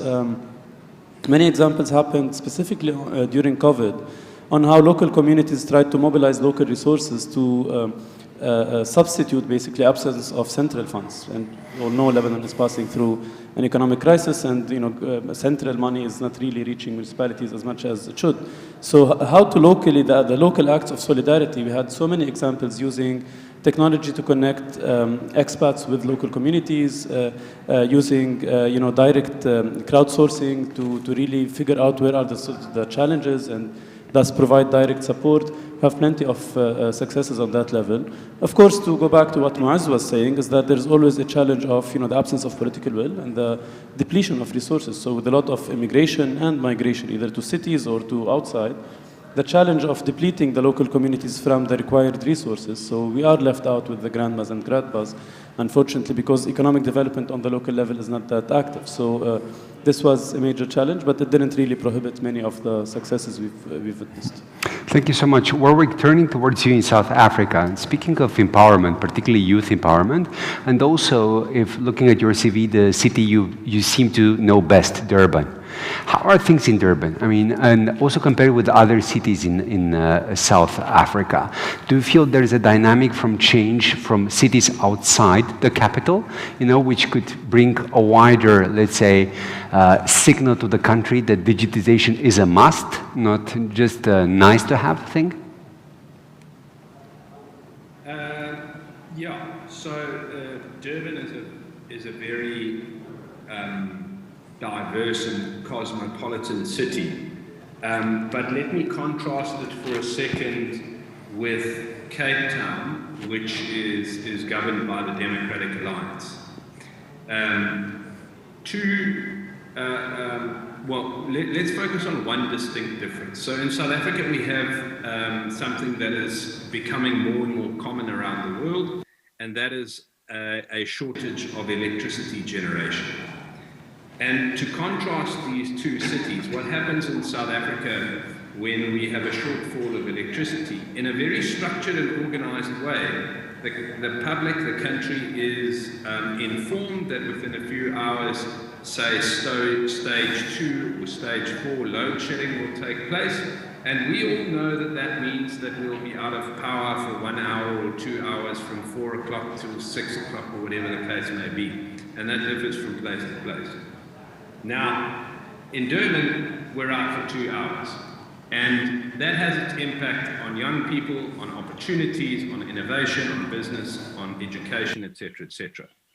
In the city of Cape Town, what they've been able to do as a local government is harness a nearby dam, which they keep full, and then drive hydroelectric turbines during these load shedding periods only And what they have done is they have either been able to eradicate load shedding, for example, stages 1 and 2, or they've been able to halve the impact of that load shedding during stages 3 and 4 by offsetting a portion of the power that they're not getting from the state utility with the power that's generated from their own local facility.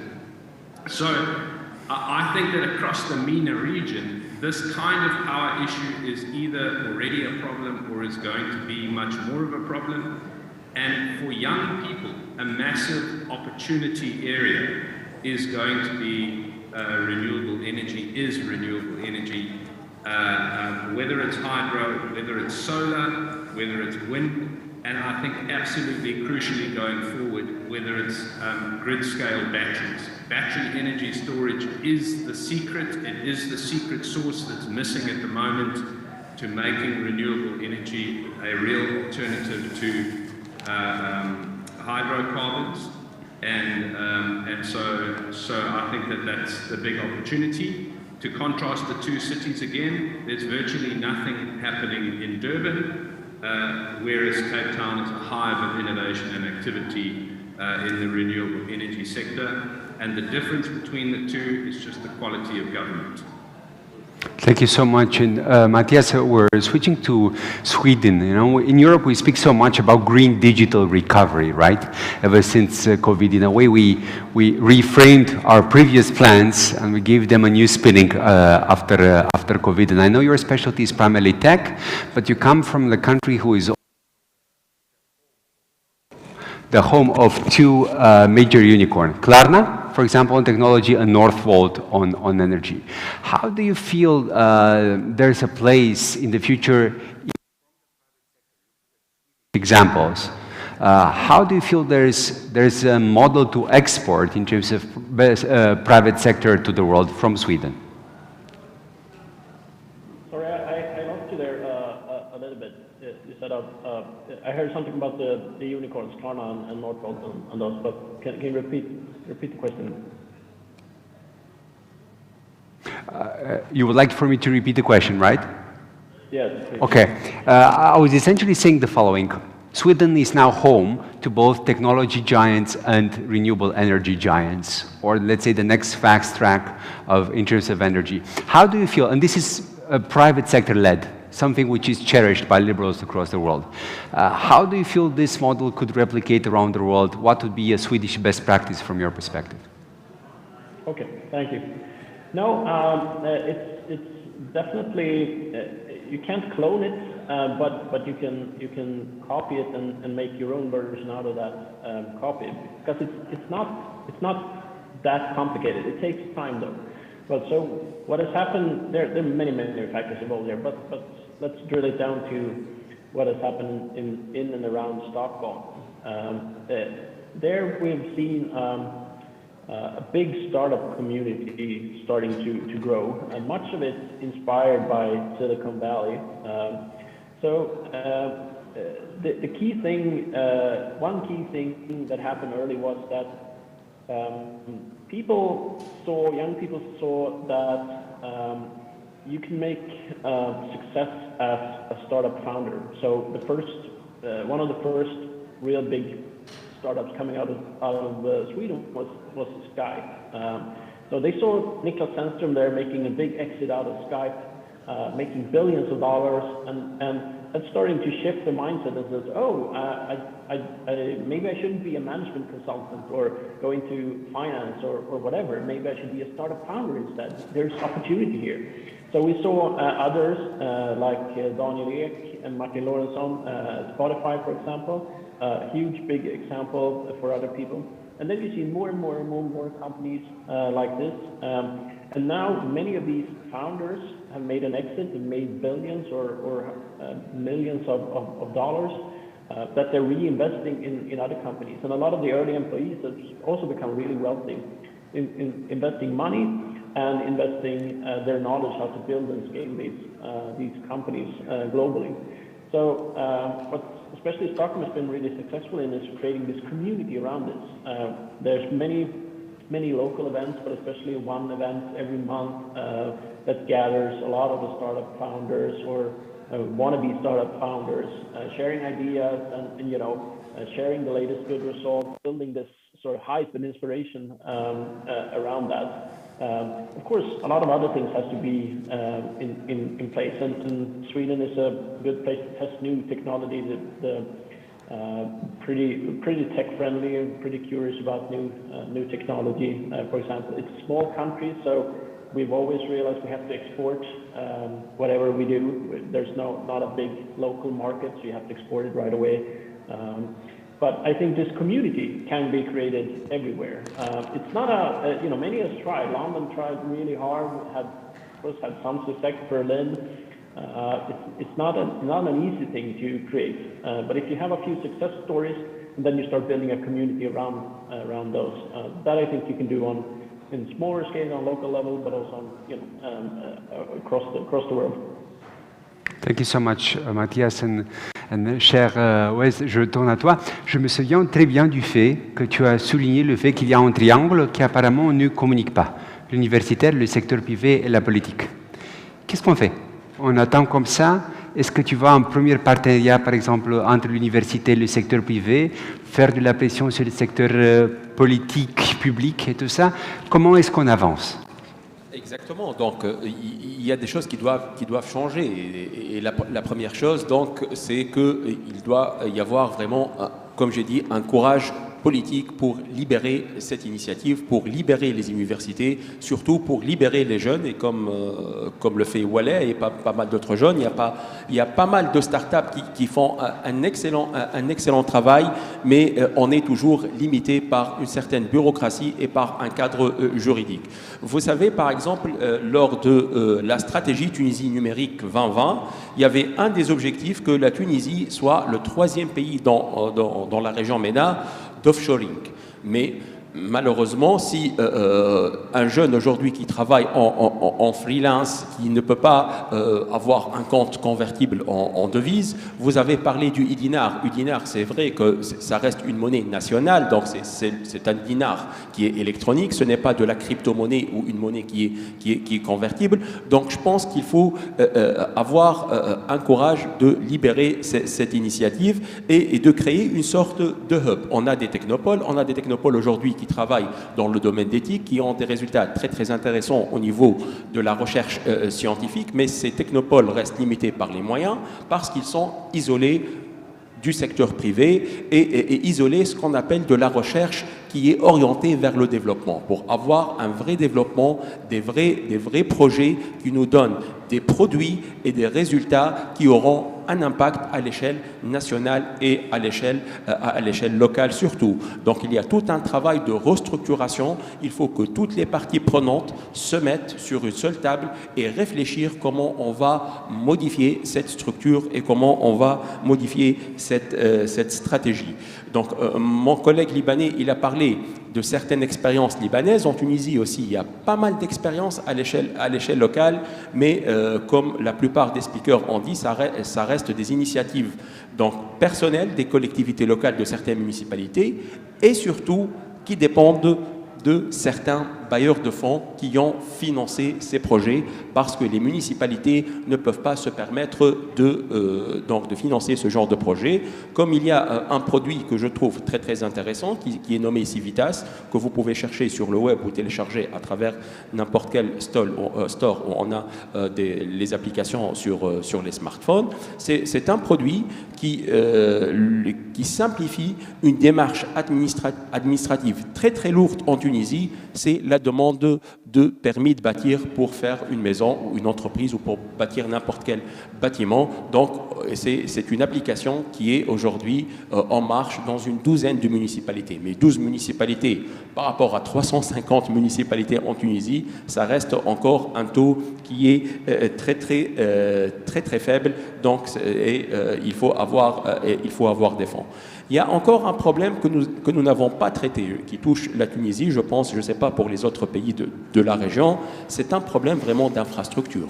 Aujourd'hui, les collectivités locales, quand on parle de développement local, on n'a pas d'Internet à haut débit, on n'a pas Internet donc qui fonctionne comme il faut. Donc il y a vraiment un grand chantier sur le plan infrastructure qui doit être effectué le plus tôt possible. C'est de fibrer les municipalités, c'est de fibrer les administrations locales pour avoir des services qui sont fonctionnels et qui satisfait les besoins du citoyen. Donc, dernière chose, quand on parle d'innovation, et ça c'est un sujet que nous avons vu, que surtout quand on travaille avec pas mal d'acteurs locaux, je pense que l'innovation ne doit pas être imposée. Et ça c'est un problème c'est un point qui est très très intéressant. L'innovation doit venir de la localité, elle doit venir des citoyens. C'est-à-dire, je peux avoir un projet très très innovant, magnifique, quand on le présente ici avec PowerPoint, on fait démonstration, on est fasciné, mais il ne répond pas à un besoin local. Et là, je pense que je parle de la Tunisie et certains d'autres pays de la région, je pense qu'on doit sortir de ces notions théoriques. Donc, on a beaucoup parlé en théorie, on a beaucoup parlé des smart cities, on a parlé de cette transition numérique, mais je pense qu'il faut passer au concret et il y a un besoin qui est imminent aujourd'hui dans pas mal de municipalités. Quand on parle de la gestion de déchets aujourd'hui, la gestion de déchets, c'est un problème qui touche 350 municipalités. Et la gestion ancienne, archaïque des déchets, on voit les problèmes aujourd'hui qu'on a en Tunisie, par exemple. Et il y a pas mal, je connais par exemple une start-up qui a développé Clean 8, qui est une application qui aide la municipalité pour avoir un état où il y a les déchets qui commencent à avoir, on a des déchets, ça aide la municipalité à récolter les déchets, à trier les déchets, etc.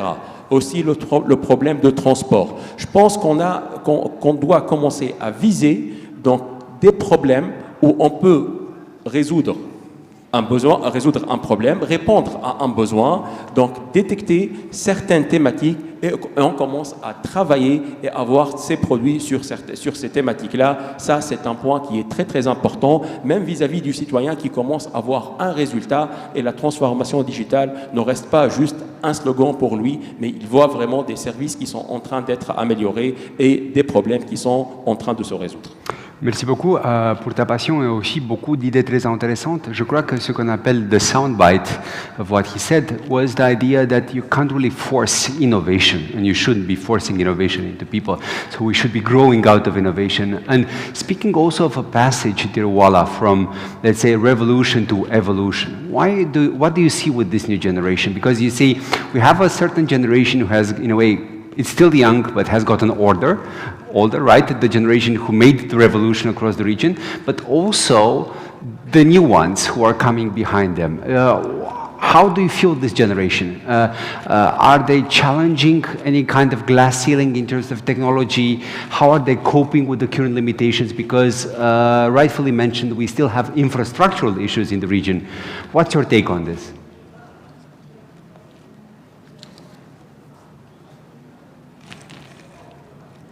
We can't hear you, you're on mute.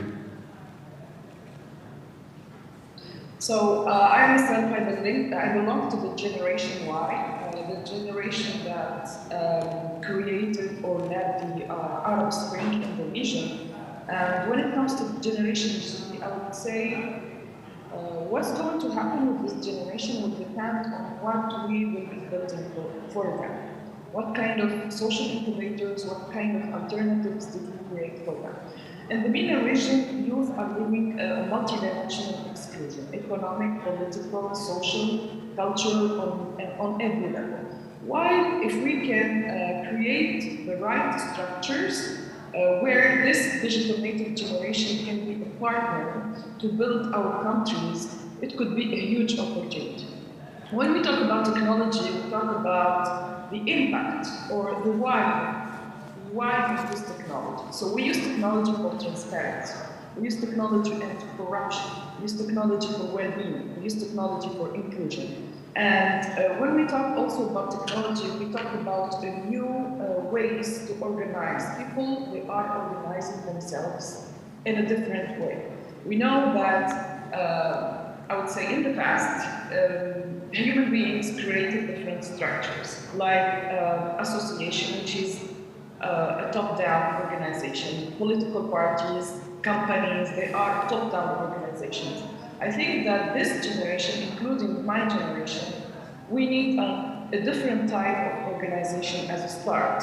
We can talk about decentralized autonomous organization. This is the way internet as the network of networks allowed people to act economically and politically behind a computer. This acts, and I believe this is what happened in the Arab region and in Africa, and after each movement of to end a status quo, like we used, there is a word that is used in different countries, like dégage, balai citoyen, au Burkina Faso, we used Yonama in Senegal. These young people who gathered together, who organized themselves to end a status quo, to change it, they were not able later to create, using the same type of organization, which is decentralized and autonomous, to create solutions and to build their countries.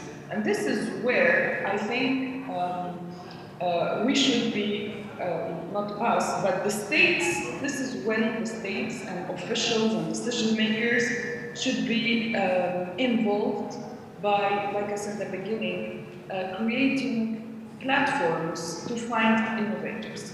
I think that with technology there is a bigger challenge and a bigger philosophy when it comes to the public life, what is democracy, what is representative democracy. If we have the tools now to go to direct democracy or to work on participatory policy making, why not we use it?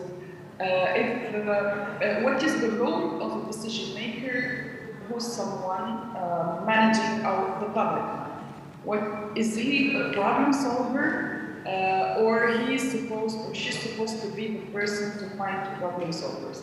So I think with technology and this information that is all over the world, global, international, there are a lot of questions and a lot of challenges for the status quo that can take us even to challenge the representative democracy, and this is something happening right now in Tunisia, because we are so much afraid of representative democracy, for representative democracy, while I think it's not a threat, but there is huge opportunity to go beyond representative democracy, to go for direct democracy, to go for liquid democracy, to go for maybe using blockchain to offer this social incubator for innovators to and to I come back to the first one of the first questions we raised. The state cannot innovate or create prototypes because the state will be losing money, public money, into projects that may not work. So the state can invest in innovators to create prototypes for public interest, whether it's for energy, whether it's for waste management, for employment, for any of the matters that our cities are living, and we can do it on the local level. We can use actually the entrepreneurial tools for public life. So we can go from ideation, incubation, acceleration, and then expansion. And the state is there to fund maybe prototypes, to facilitate access, even if we can have access on the local level with authorities on the local level. We can create solutions, test them, and if there is an MVP, a good public MVP, minimum viable product or proof of concept, then the state can invest. And we can also talk about PPP, private-public partnership. We can talk about state entrepreneurs who are entrepreneurs solving systemic problems and providing systemic solutions, and partnering with the state to make them maybe new laws, national policies, startups, a lot of a lot of ways. So I think that, and this is what we've been working on since 5 years with the Side School, which is all, again, it's not an organization, it's a set of structures where we can we try to innovate for the public, we try to find MVPs with youth, we try to accelerate them with our venture builder, Tizopia, and then we work to make them new laws or new public policies, or to advocate for new things, and or to build startups. And for example, the first startup in our ecosystem, it's working on youth employment, and it's a systemic startup providing trainings, market-oriented trainings for youth all over the country. And we even expanded to solve the unemployment problem in Libya, for example. So again, and to wrap up, I think that the role of the state here is to find innovators. And I think it's now the role of the President of the Republic. How do we do it? We do it through competitions. We do it through creating a positive dynamic in the country to call on public innovation. And then what should we do? We should take these innovators, I would say 100 innovators, 100 local communities innovating for local development, and then we can find 3 to 5 innovators with whom we can build national and even international scalable solutions. Well, thank you so much for making such an interesting depiction of what would a liberal state be like in Vienna, and how it would create the framework for innovation. And speaking of that startup you mentioned, who would essentially, not solve the issue of employment, but nonetheless be part of the solution, and so on. It would be interesting to know, for example, because my country, like a lot of the MENA countries, if not all, is a pretty centralized country. We Romanians, we took the French model, for example, right? Not the German federal model. So how does it work within the federal model? When we're talking, for example, PPP, about Partnership for Innovation, we're talking Bavaria and the startup, or are we talking startups don't really have to go to Berlin, right? They can go to Munich. How does it work in Bavaria?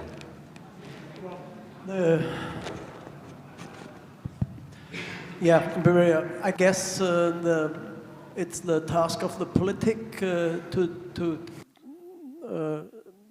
get the conditions fixed for private innovation.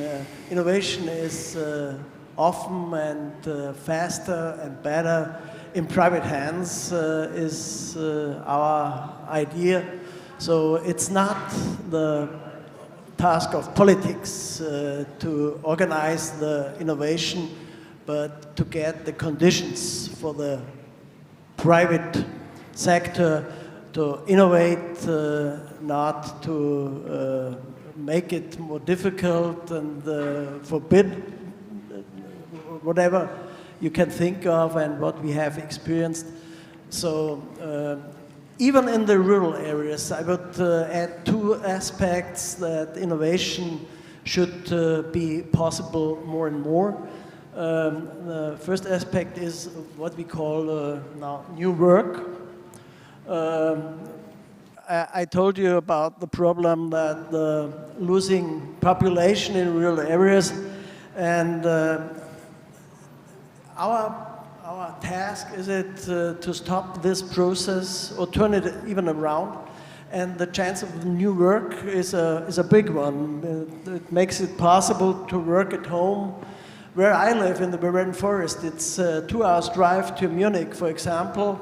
It's not possible to go 5 days a week to Munich to work, but it's possible to go 1 or 2 days a week to Munich and stay at home for the rest of the week and work there.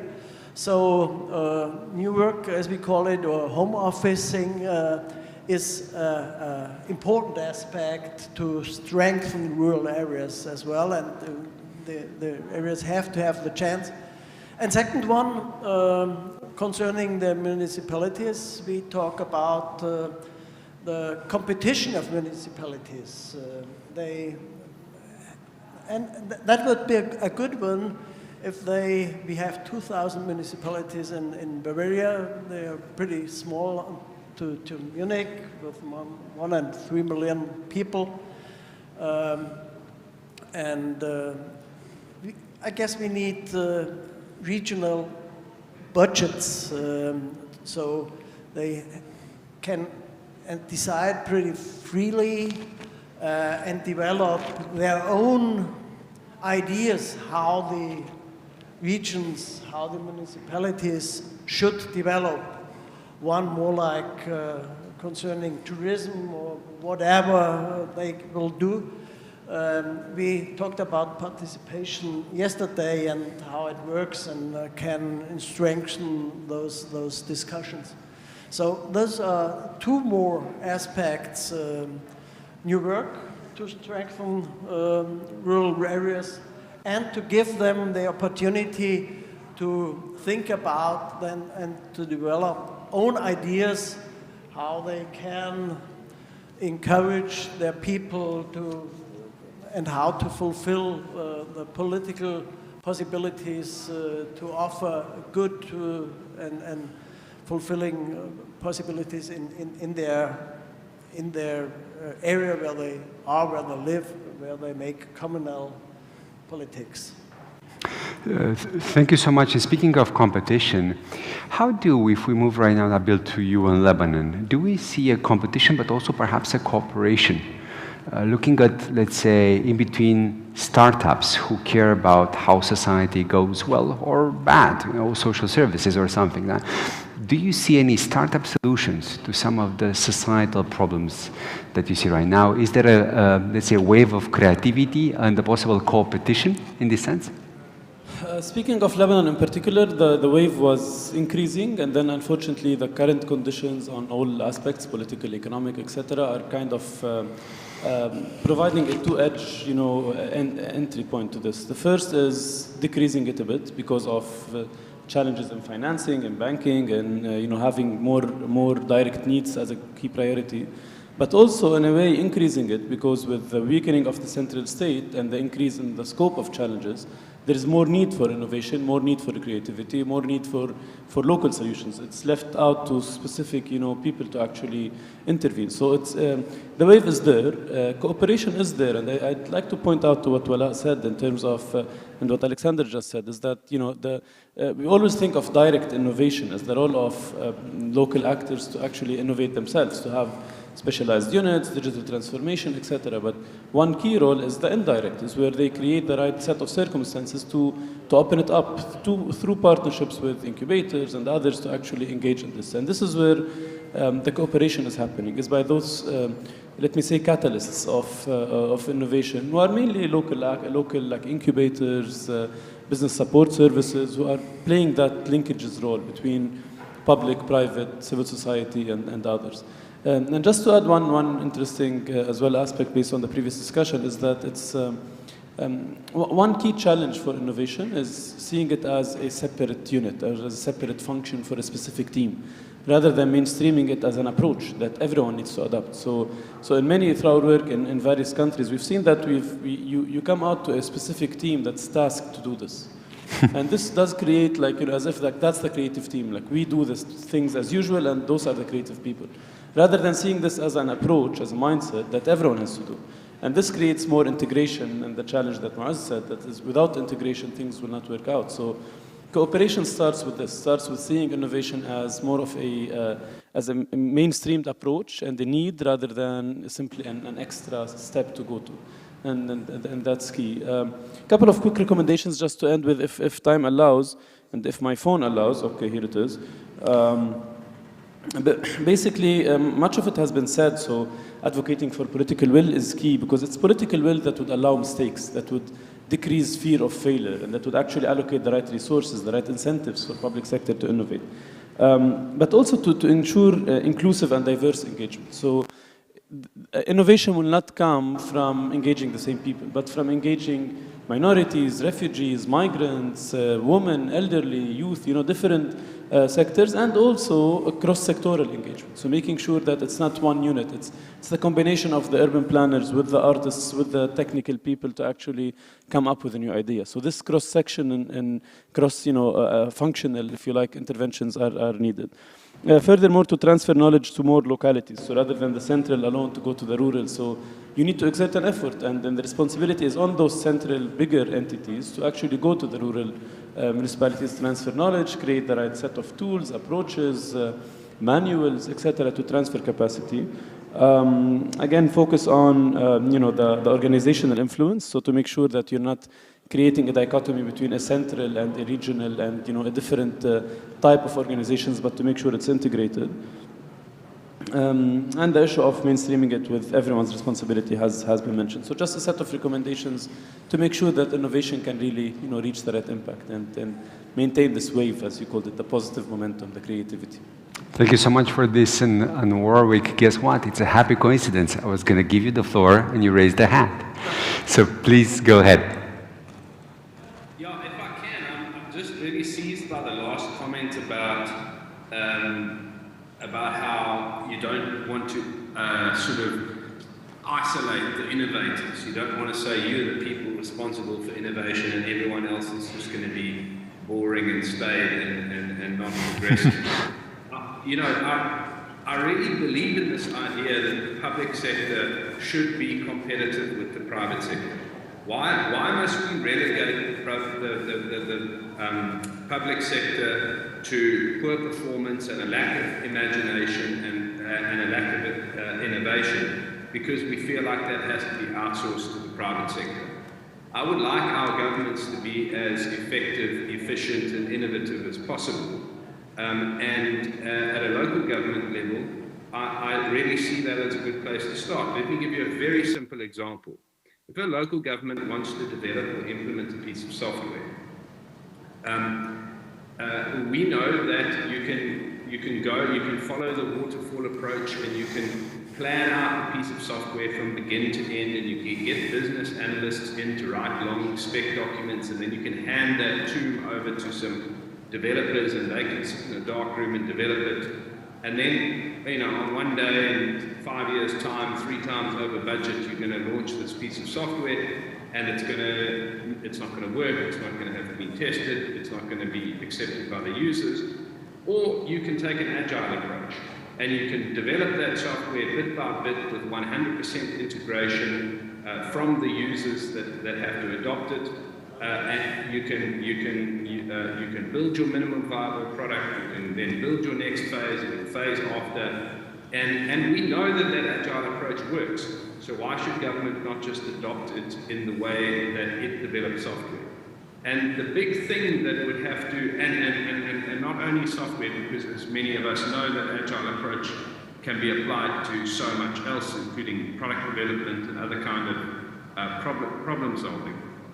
So, it's just a matter of courage and the willingness to review public policy to create the conditions for that kind of thing to exist. Now, I don't necessarily mean that we need a revolution in thinking in local government, because that might be a bridge too far. But certainly in the next couple of decades, would it be possible to create an environment where the public sector are equally innovative and are as sort of competitive with the public sector in the way that they approach, tackle problems and solve problems? I think that that's a worthwhile challenge, and I think it will create a better society if you have the public and the private sector being equally innovative and productive, rather than just relegating that to the private sector only. So thanks everyone for the opportunity. It's been very, very interesting. Thank you too so much. And Matthias, I'm moving back to you right now. And when I look at all of your CVs, of course, in the preparation of this panel, and I have to admit you are by far the geekiest. And your CV periodically every 2 paragraphs, screams innovation, or connection to innovation. And question, was it for you a lone wolf trip, or do you have a team around you? And separate from that, in your different steps, and I don't mean steps at the parliamentary level and so on, how did you feel the state? Did you feel the state as a partner? So first, was it yourself or with the team? And second, did you feel the state as a partner, or you simply wanted for Sweden to back off and let you alone to innovate? Yeah, so in politics, when I was in politics, it was pretty lonely working with tech or digitization, and I worked very, very broadly in tech because there was no other politicians there, at least not in Sweden. So that was but during those years, I found many people that shared this this passion and wanted to change things, and so eventually that's why I ejected myself out of politics, because I started to find optimistic, forward-looking people in Sweden and around the world that wanted to make this change, and I realized at least I have a bigger opportunity to be part of this change if I leave politics and work with those kind of people. So that's why we at the Warp Institute, we're building a global community of fact-based optimists that is in different ways creating the future. So I was pretty lonely, but now I have a lot of co-partners around the world.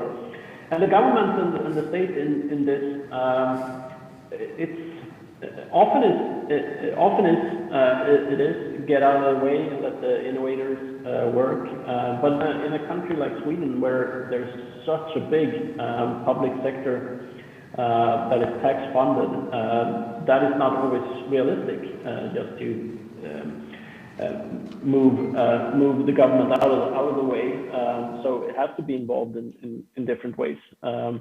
But one thing that could be done on a local level and on a national level and international also from the government is part of creating these kind of competitions, like you mentioned before, price competitions. So why did Joseph Lindbergh fly over the Atlantic when he did? But it was to win a competition, for example. That's very efficient use of if you want to use taxpayer money for something like that, because if you say, here's a prize money of $100,000 for the first team that does this, then you're going to have a lot of innovators spending a lot of money in this. So together, combined, they will have spent much more than $100,000 to win this prize, for example. So that's something, if you want to have a more active government in this. But in many ways, it's the government needs to be educated, so they update rules and regulations as fast as possible, so they can let the innovators really innovate. Thank you so much. And s'il te plaît, avec ta permission, je vais donner la parole à Walla, car mes collègues me disent qu'elle voudrait répondre. Walla, please, I think you raised your hand. You wanted to intervene? Yeah. Please. So we raised again another point when it comes to the state innovating. And I think that innovation is not always legal. And we don't expect decision makers or people who are in power to do illegal things. And the second thing is that there is a huge difference between two worlds, which is the Anglo-Saxon world and the Latin world. When we talk about the Latin world, and it's the case for Tunisia, we are not, even citizens are not allowed to innovate because they can be illegal. So when you want to innovate, you have to wait for those who write the bills, so they can give you the green light to innovate. For example, we cannot do crowdfunding unless there is a law for crowdfunding. We cannot do cryptocurrency unless there is a law for cryptocurrency, which is totally, these are methods against innovation. And the challenge is in the MENA region is that we have a huge number of digital natives, while we live in a Latin world, and you cannot innovate unless you have the legal frame to do it. So, and in the other world, which is the Anglo-Saxon world, where the freedom is the principle, so you are free, and then the lawmakers, they can follow the innovation if it gets big. So when you can do cryptocurrency if you want, you can sell and buy, and then we can talk about it if it becomes a huge thing. But in our world, it's totally different, and it's even more difficult when it comes to decision makers and people who are in power. And when we talk also about innovation, it's not being agile. We can develop a software we can do that. And it could be another problem also in the Latin world, because you are not allowed maybe to, you should launch one tender and get one service provider and then get your platform done at once. You cannot each time iterate. This is one of the other problems. And that's it. So the goal is to have innovation in the public life. And how we can do it? We can do it, as I said, in social incubators. And when it works, when we have the proof of concept and we have a minimal valuable product, we can invest in this to make it bigger. And this is when the state has a role. There is also another point. The state is not there to innovate, but it's mainly to provide services for the public money they are managing. And I think, like I said at the beginning, the old world is top-down. This world is bottom-up. And people who are in the bottom, they are not in decision-making. So they will be always outside of the state. And I think this is, again, the role of the state is to look for them, to empower them, to invest in them, to help the state itself solve our public problems.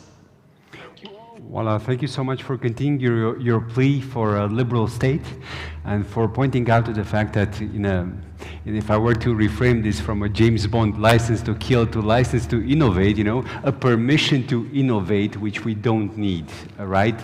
Et on passe de nouveau en français chez la Wise. Ma question, ça, je peux être un peu en troll avec toi, mais retournons à notre triangle avec les universités, le secteur privé et la politique. Car ça, c'est important. Car tu as bien souligné le fait qu'on doit se mettre ensemble. Mais s'il y a un des trois coins qui ne veut pas se mettre ensemble, qu'est-ce qu'on fait? Est-ce qu'on entre ensemble, université et secteur privé, on force la politique dans le triangle? Exactement, je suis tout à fait d'accord pour cette solution. Donc l'innovation, donc je suis d'accord avec beaucoup de choses que Wallet a exprimées, elle s'impose. Donc on sait très bien qu'il y a une vraie résistance au changement, malheureusement, dans nos politiques et dans nos décisions, surtout quand on parle d'un gouvernement qui a beaucoup de challenges, que le gouvernement et les décideurs des fois voient qu'ils sont loin de l'innovation et loin de cette transformation numérique et loin de cette réforme, c'est-à-dire le chômage, la migration, les problèmes socio-économiques. Donc, généralement, même quand on voit les programmes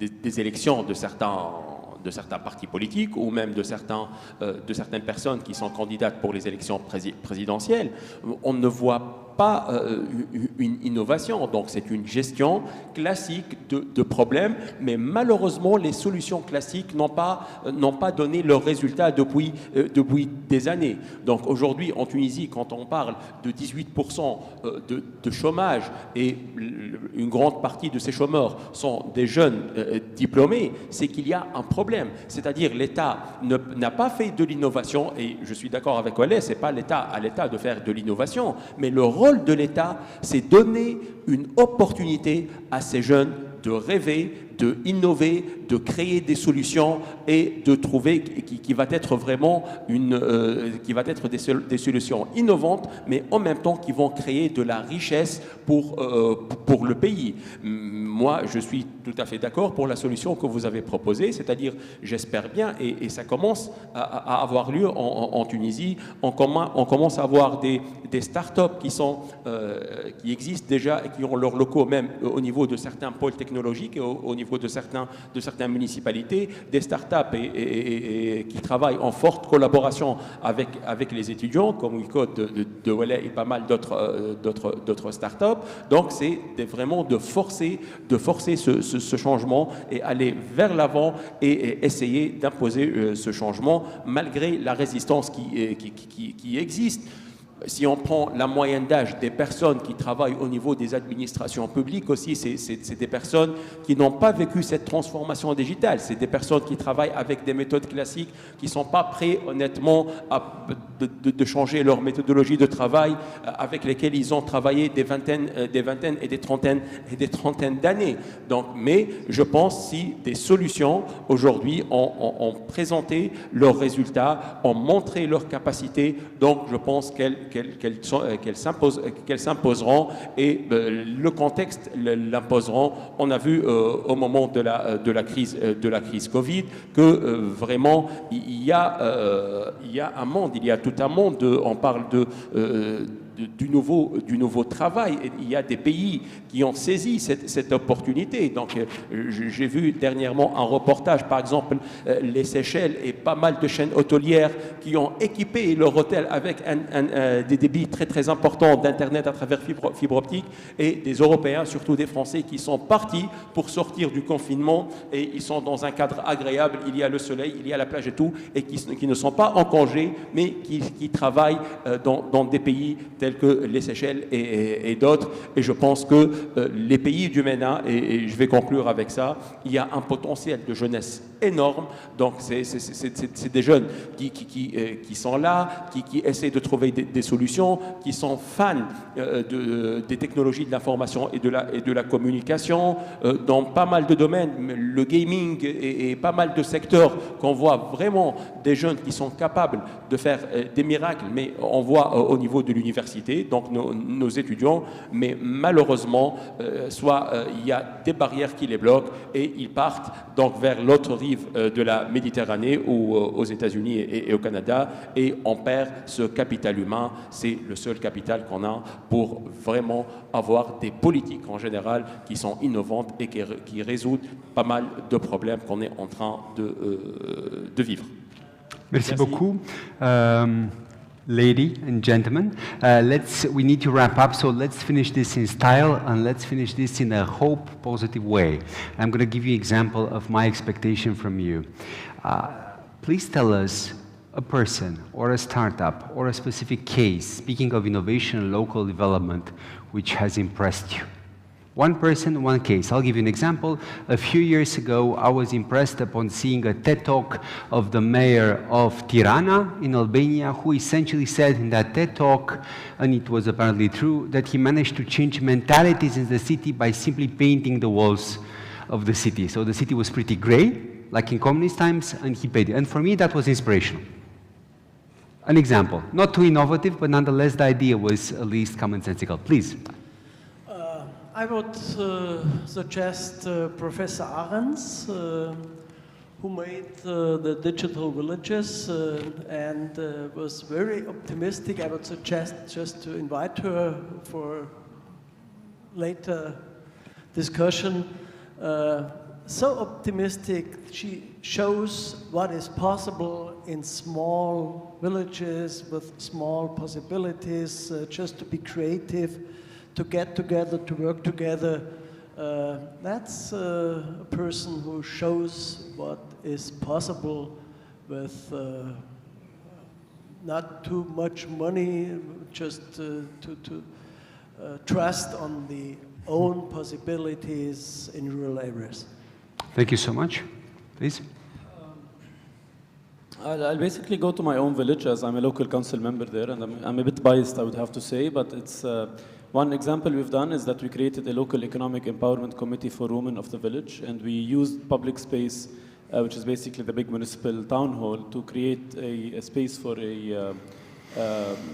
basically for production of agro-foods and so drying out food, etc. But the process we've done this through, so in terms of selecting the product and how to market it and how to train the woman, etc., all happened through nice, innovative participatory techniques. And proud to say that this project is still ongoing, and it really had some influence in the village. And mainly, it sparked some replication of the model, where youth in the village came and said, I have this idea to use 1, 2, 3. So it created some sort of a trend.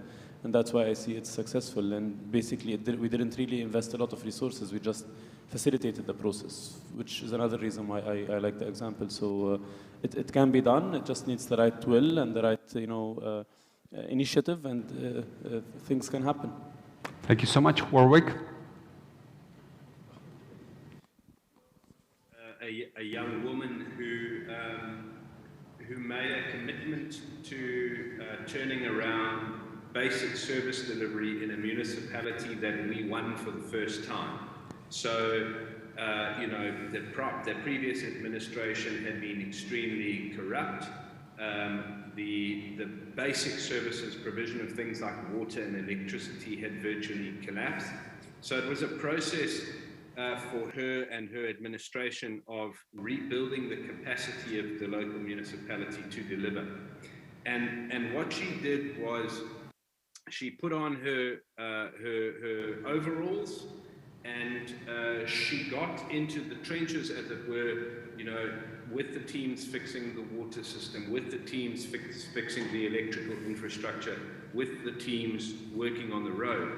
And I guess, like the first example of doing something basic like painting the walls, it really puts you in direct connection, not only with the challenges that are being faced by these individuals at the coalface of turning things around, but it also helps to motivate those people who are the direct agents of change by closing the gap that normally exists between politicians who are normally up here and your normal workers who are normally far away from them and never see them.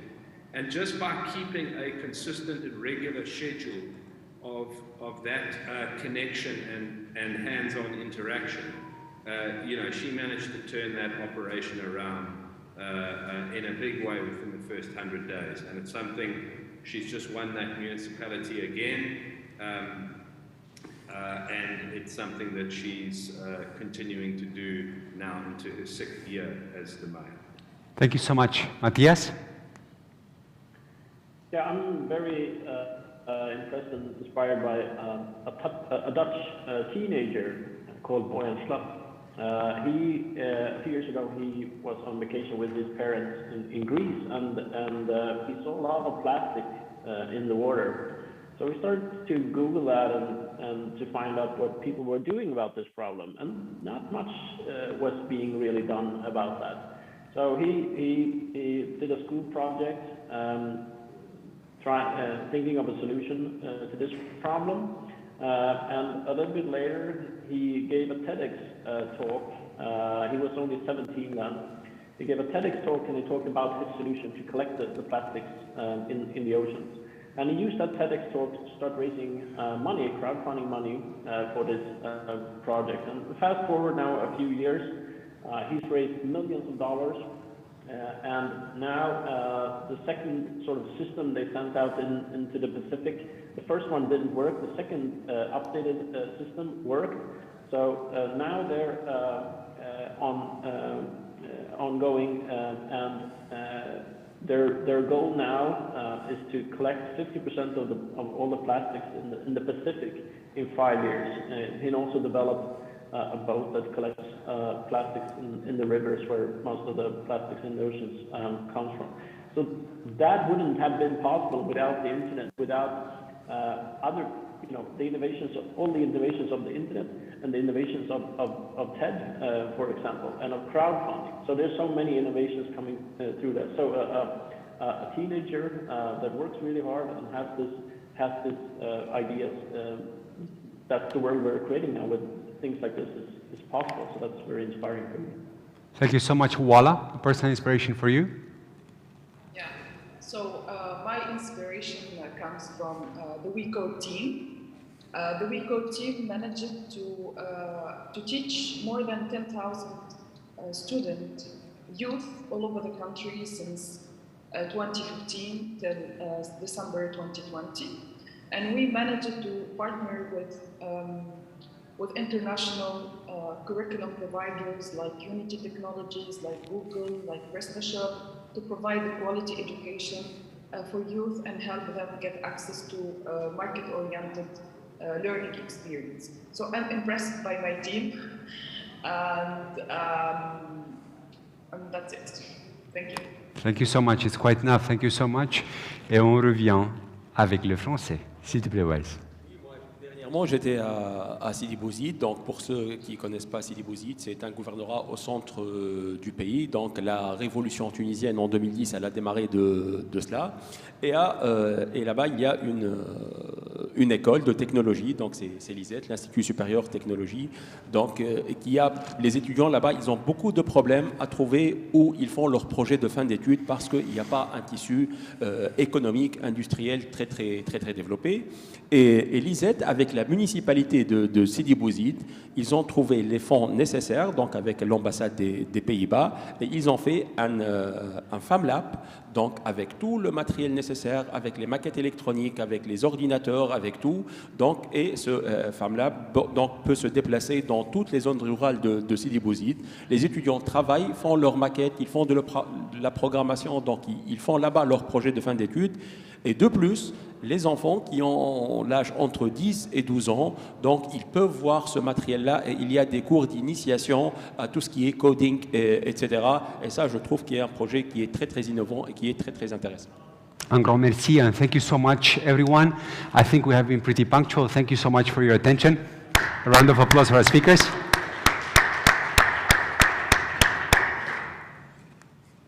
Clayton?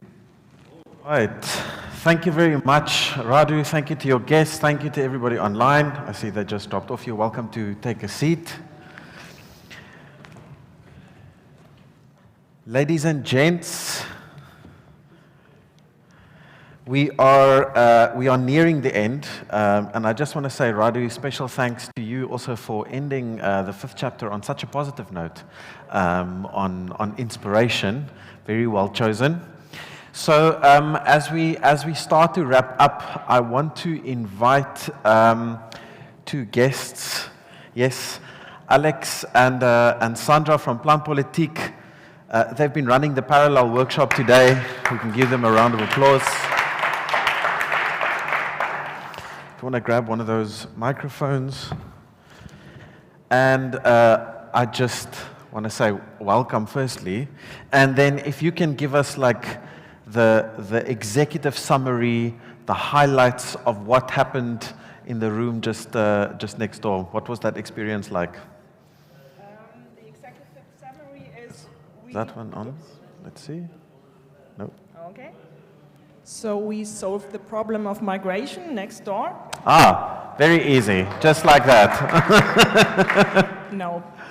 Unfortunately, that was just a joke. We came together with a group of experts in the field of migration, and we worked on rather very wide and visionary ideas how to tackle the issue of migration. And we did that with a combination of two methods. One method was partly design thinking and partly a method called lightning decision jam, and we just put them together. And I think we have some participants here still. I think you had a great time, right? So Alex, what did we do? So we were starting today by trying to find out what different aspects of society actually have connections with with the challenges posed by migration, and our participants were trying to find out what could be done to have a more innovative environment to find solutions for migrants in Tunisia, but also for Tunisian society. And we ended up with 4 very distinct topics that we were making up there, which were economy, education, and except for that, politics and policy, of course. And our participants quite quickly thought that education and economy are the most promising areas in which they wanted to find innovative approaches to make a better environment for migration, but also to foster economy in Tunisia. And we came up, or our participants came up with 2 ideas which we would like to quickly and briefly sum up here. One of them was to finally liberate all the positive forces that migration can have on economy in Tunisia by making sure that there is the infrastructure NGO-wise, but also governmental-wise, to let them participate economically in Tunisia, which, as we have seen, is not always the case today. And the other topic? The other group was dealing with the question of education, and they created the School for All and the School of Peace. So it's one building with two names. And it was about to change the way education works in Tunisia, that it's more interactive, that it's not just teaching subjects, but working to understand the Declaration of Human Rights that should be posted in every single classroom in Tunisia, that they learn how to do SWOT analysis on successful campaigns like Black Lives Matter and Me Too, that they learn how to run campaigns on issues of human rights, and that it was more like an environment like this school, that instead of having tables and chairs, to be inspiring and to get away from one person talking and everyone else is listening, so to interact. And the interesting thing was that one participant was like, at the end saying like, I never created something. We had like material, then they built a prototype, and she said like, I've never done that before, just to turn my ideas into something tangible. Tangible, Yeah. right, yeah. Amazing. Well, thank you to the two of you for also bringing that practical, co-creative, tangible element to what can often be just a very head space type of conversation or conference like this. Thank you for bringing in, I think, the practical ideas parallel to this conference. So thank you to the two of you from our side. Thank you for having us. And maybe one last remark. All the people that participated in our workshop are still here today. So if you want to know more about what they developed, I think they will be very open to discussing that with you later on. And if people want to learn more about your organization, how can they do that? I'm assuming there's a website. Around here, we're going to be at the dinner tonight, and you can go to planpolitik.de and learn something there. Amazing. Thank you, Sandra. Thank you. Thank you, Alex. Thank you, Dirk. Thank you, Alexander. Right. The second thing I wanted to do as we wind down is also create a space of reflection for everybody here in the room. Often when you are when you join a conference like this, there's lots of conversations happening, formal conversations in the venue, informal conversations before, during, after dinner. When you're at home online, the conversations take place. And often we just need to afford ourselves the space to just reflect about what that means for us. So I want to invite you to find a friendly-looking stranger or a friendly-looking face in the room. And I want to give you 2 minutes to just briefly share with your partner what is one highlight or one thought that was sparked for you over the last 2 days that you take with you. And if you're online, please use the hashtag #InnovatingPolitics. Share your thought, share your highlight as well. I'm going to give you 2-3 minutes. Find a friend, and then we'll play some gentle music in the background while we do that. So this is the place where you get up and you actually find a person.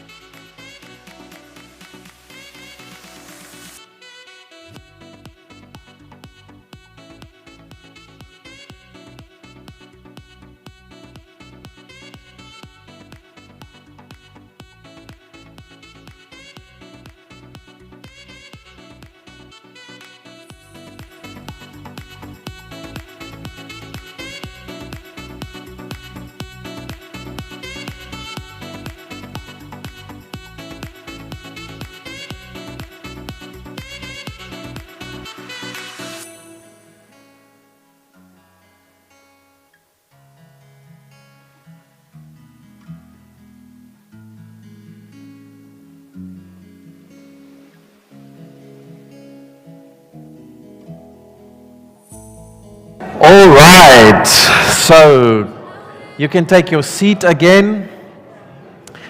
If there's one or two of you brave souls who would like to literally in 2 sentences share your highlight, now is the moment. Do I have a taker? Maybe someone who hasn't spoken. Huh? How's that for a challenge? Anybody would like to share their highlight? I'm good with awkward silences. Yeah, but see, Radu has just spoken like a whole. Go for it, Radu. Just to break the ice. Previous panel, Hanna from Belarus, such a believer, such passionate for her cause. She may be a star, although it's hard to say a star in such conditions right now, but she's been somebody who has been there for a few years right now, serving people with information. Thank you. Yes. Thanks, Radu. Anybody else? No? Okay. I think we have one here. And then we're going to wait. Hello. Thank you. Hello. Thank you. Two things. I didn't attend today, but I attended yesterday, and I got a briefing from what you did today quickly. Crypt notes. And I think this, the innovation in politics and moving power from central to local is something to investigate more and to work on more.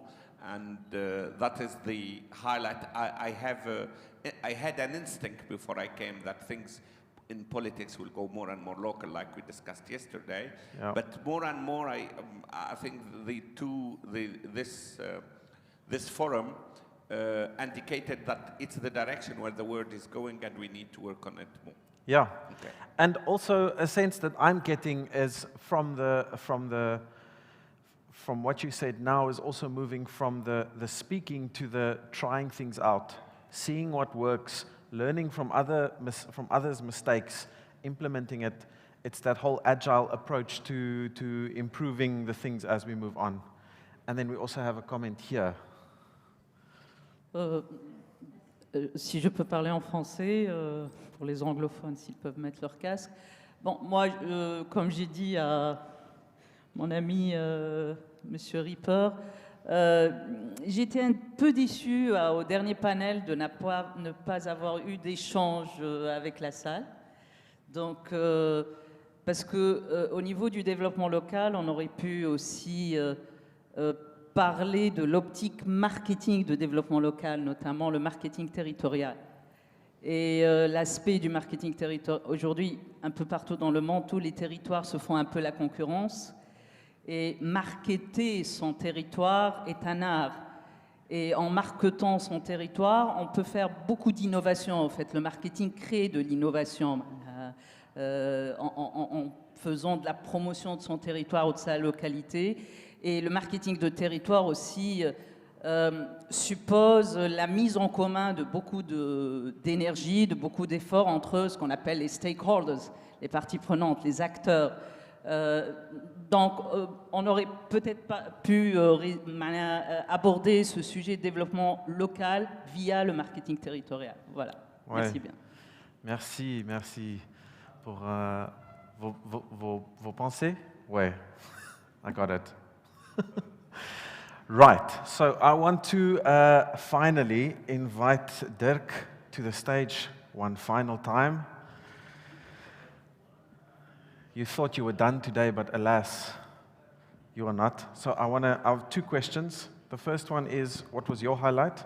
And then the second one is, going forward for the FNF MENA team from this event, what's ahead for you? Yes, thank you. Thank you, Clinton. And thank you, everyone, for participating, for being here. Maybe let's start by saying what this event, what these 2 days were not. They were not a workshop, they were not a seminar, they were not a tool to find a solution for one specific problem.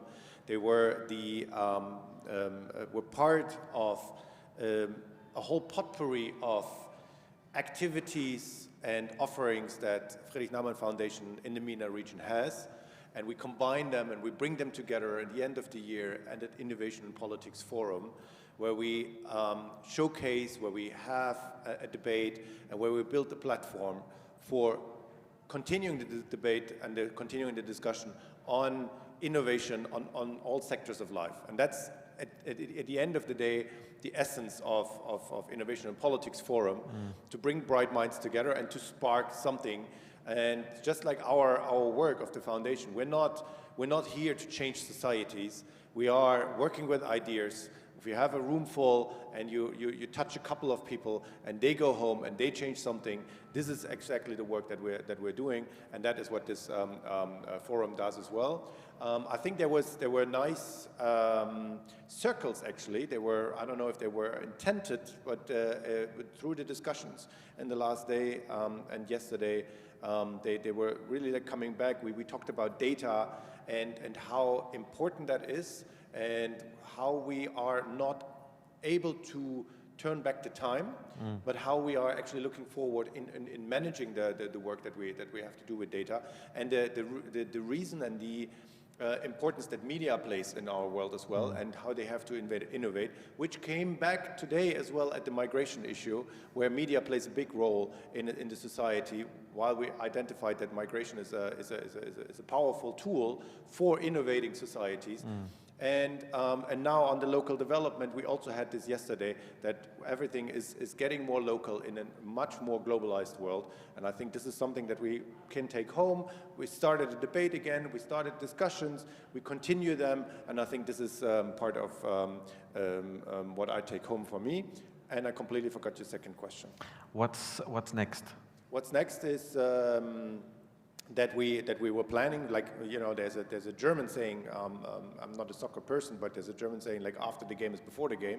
So basically, like, right now we're thinking of Innovation and Politics 2022, where it's going to be, what the topics will be. We will have thinking throughout the year in terms of, like, what will be the topics for that.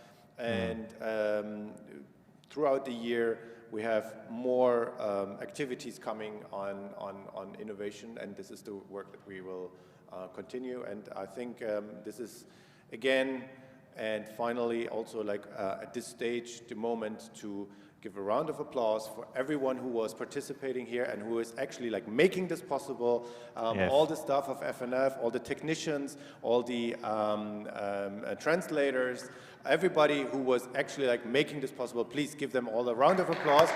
Also you yourself, I really am thanking you. This was a major endeavor, and I think we did very well. Amazing. Thank you also to you. Thank you to your team. Thank you to the FNF Tunisia and Libya team that hosted this event. And to draw on what you said about coming full circle, I also want to appreciate your commitment to curiosity and perseverance for making this event truly an annual, continuing conversation despite what happens. If that is not a true mark of innovation, then I don't know what is. So thank you very much. To summarize it all, we are going to watch a recap video of the last 2 days. You can see the video team at the back. They are not sleeping at all at the moment. So we'll watch a quick recap. Of course, we couldn't just yet add the interactions from the last panel, but hopefully that's pretty fresh in your memory still, so you don't need that recap. But the full recap with all of that included will be done by tonight, and then will be shared via social media. So let's have a look at the recap, and then we will close it off.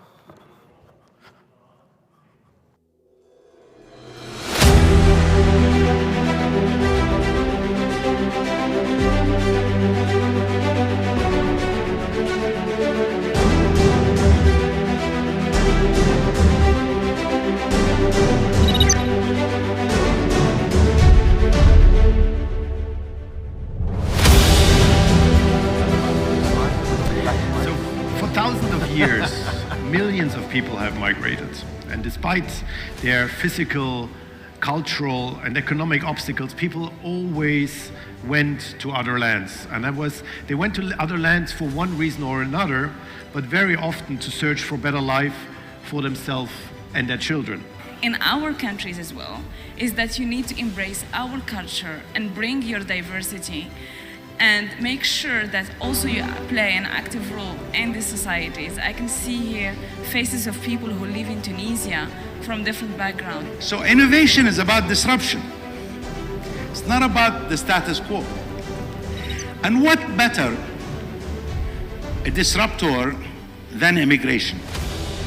To take into consideration the proposals that the Commission has put forward in terms of legal migration and promoting talent and attracting talent. This is called the talent partnerships. And this is a real thing. There are real projects going on, pilot projects, including Tunisia. Donc les politiques migratoires ne respectent pas les droits de l'homme. Il faudrait attirer l'attention des gouvernements pour réglementer la situation des migrants afin de ne pas être exclus dans la société et dans le marché du travail en Tunisie. As per Insan experience, 10 out of 21 in-depth stories that Insan produced in the last year were about migration-related issues.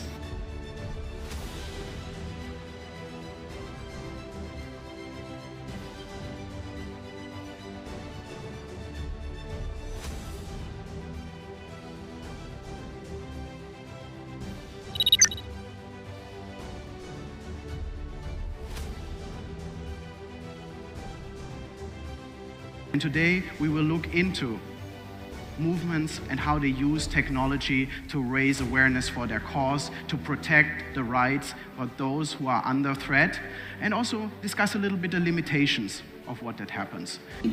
The best form of transnationalism and internationalism you can have is movements that are serious about their own country uniting with each other. What we need is a democratic movement in Iran, aimed at Iran, to be able to connect with democratic movements in Belarus. You are focused your attention the role of diasporas, Belarusian diasporas around the world. Their role has been absolutely crucial.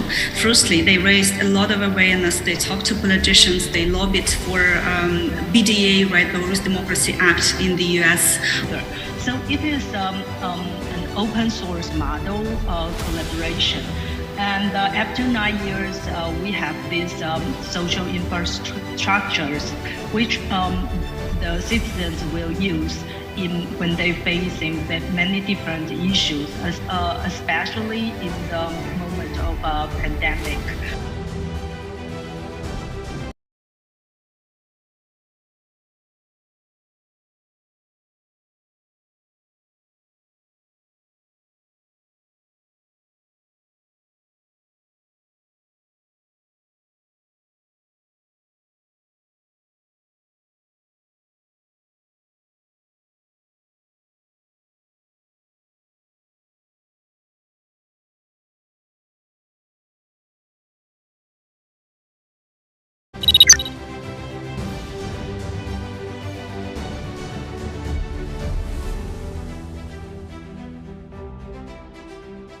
Friends, it's more than a cliche, the fact that politics, all politics is local.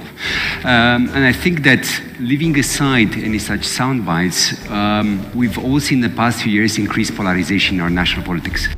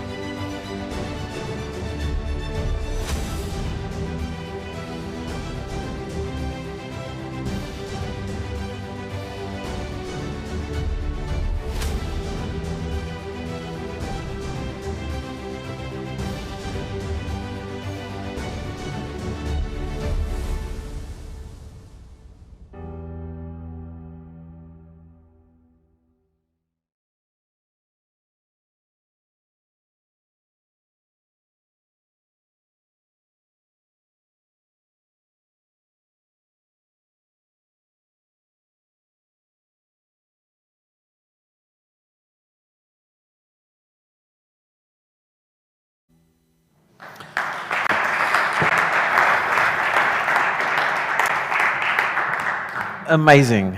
And thank you also to the technical team for making that possible. That is some quick turnaround time. Very impressive. So from my side, thank you very much. Merci pour votre attention.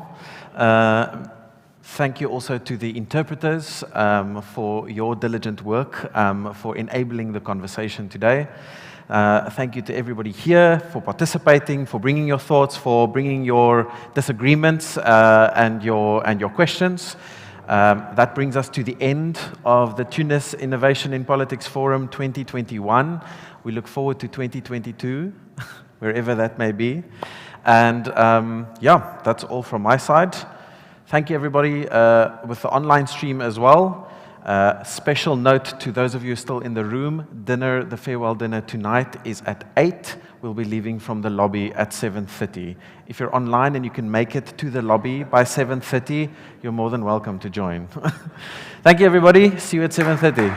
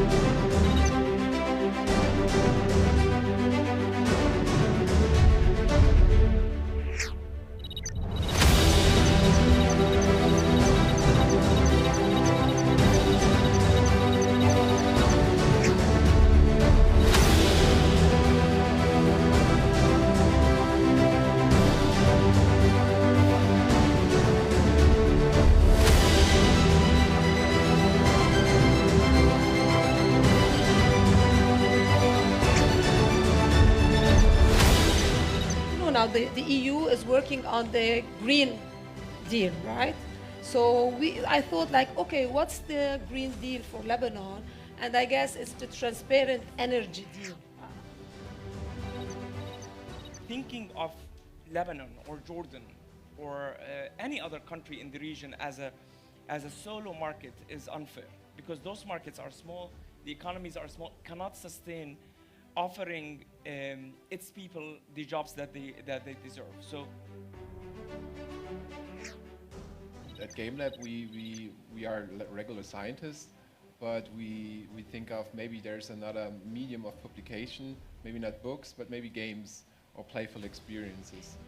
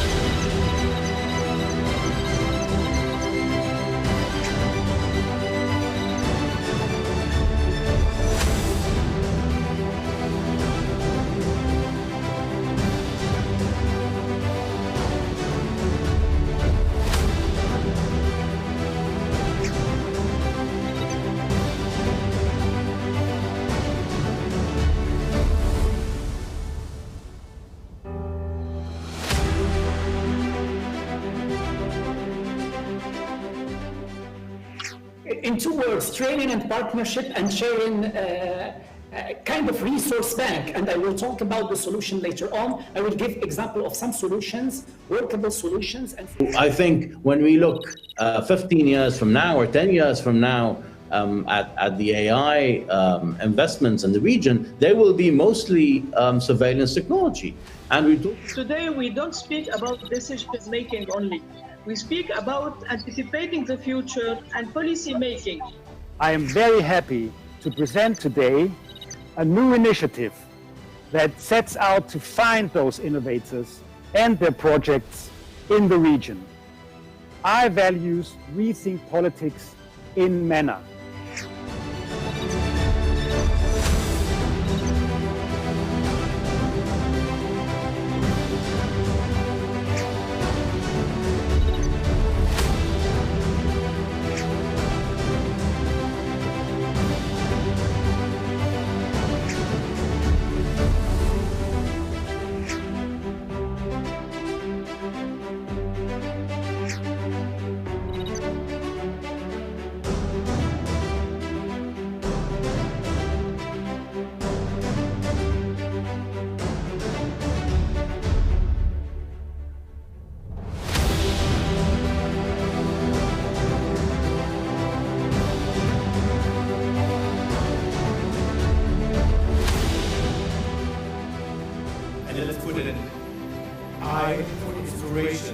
two values. Welcome to Ireland.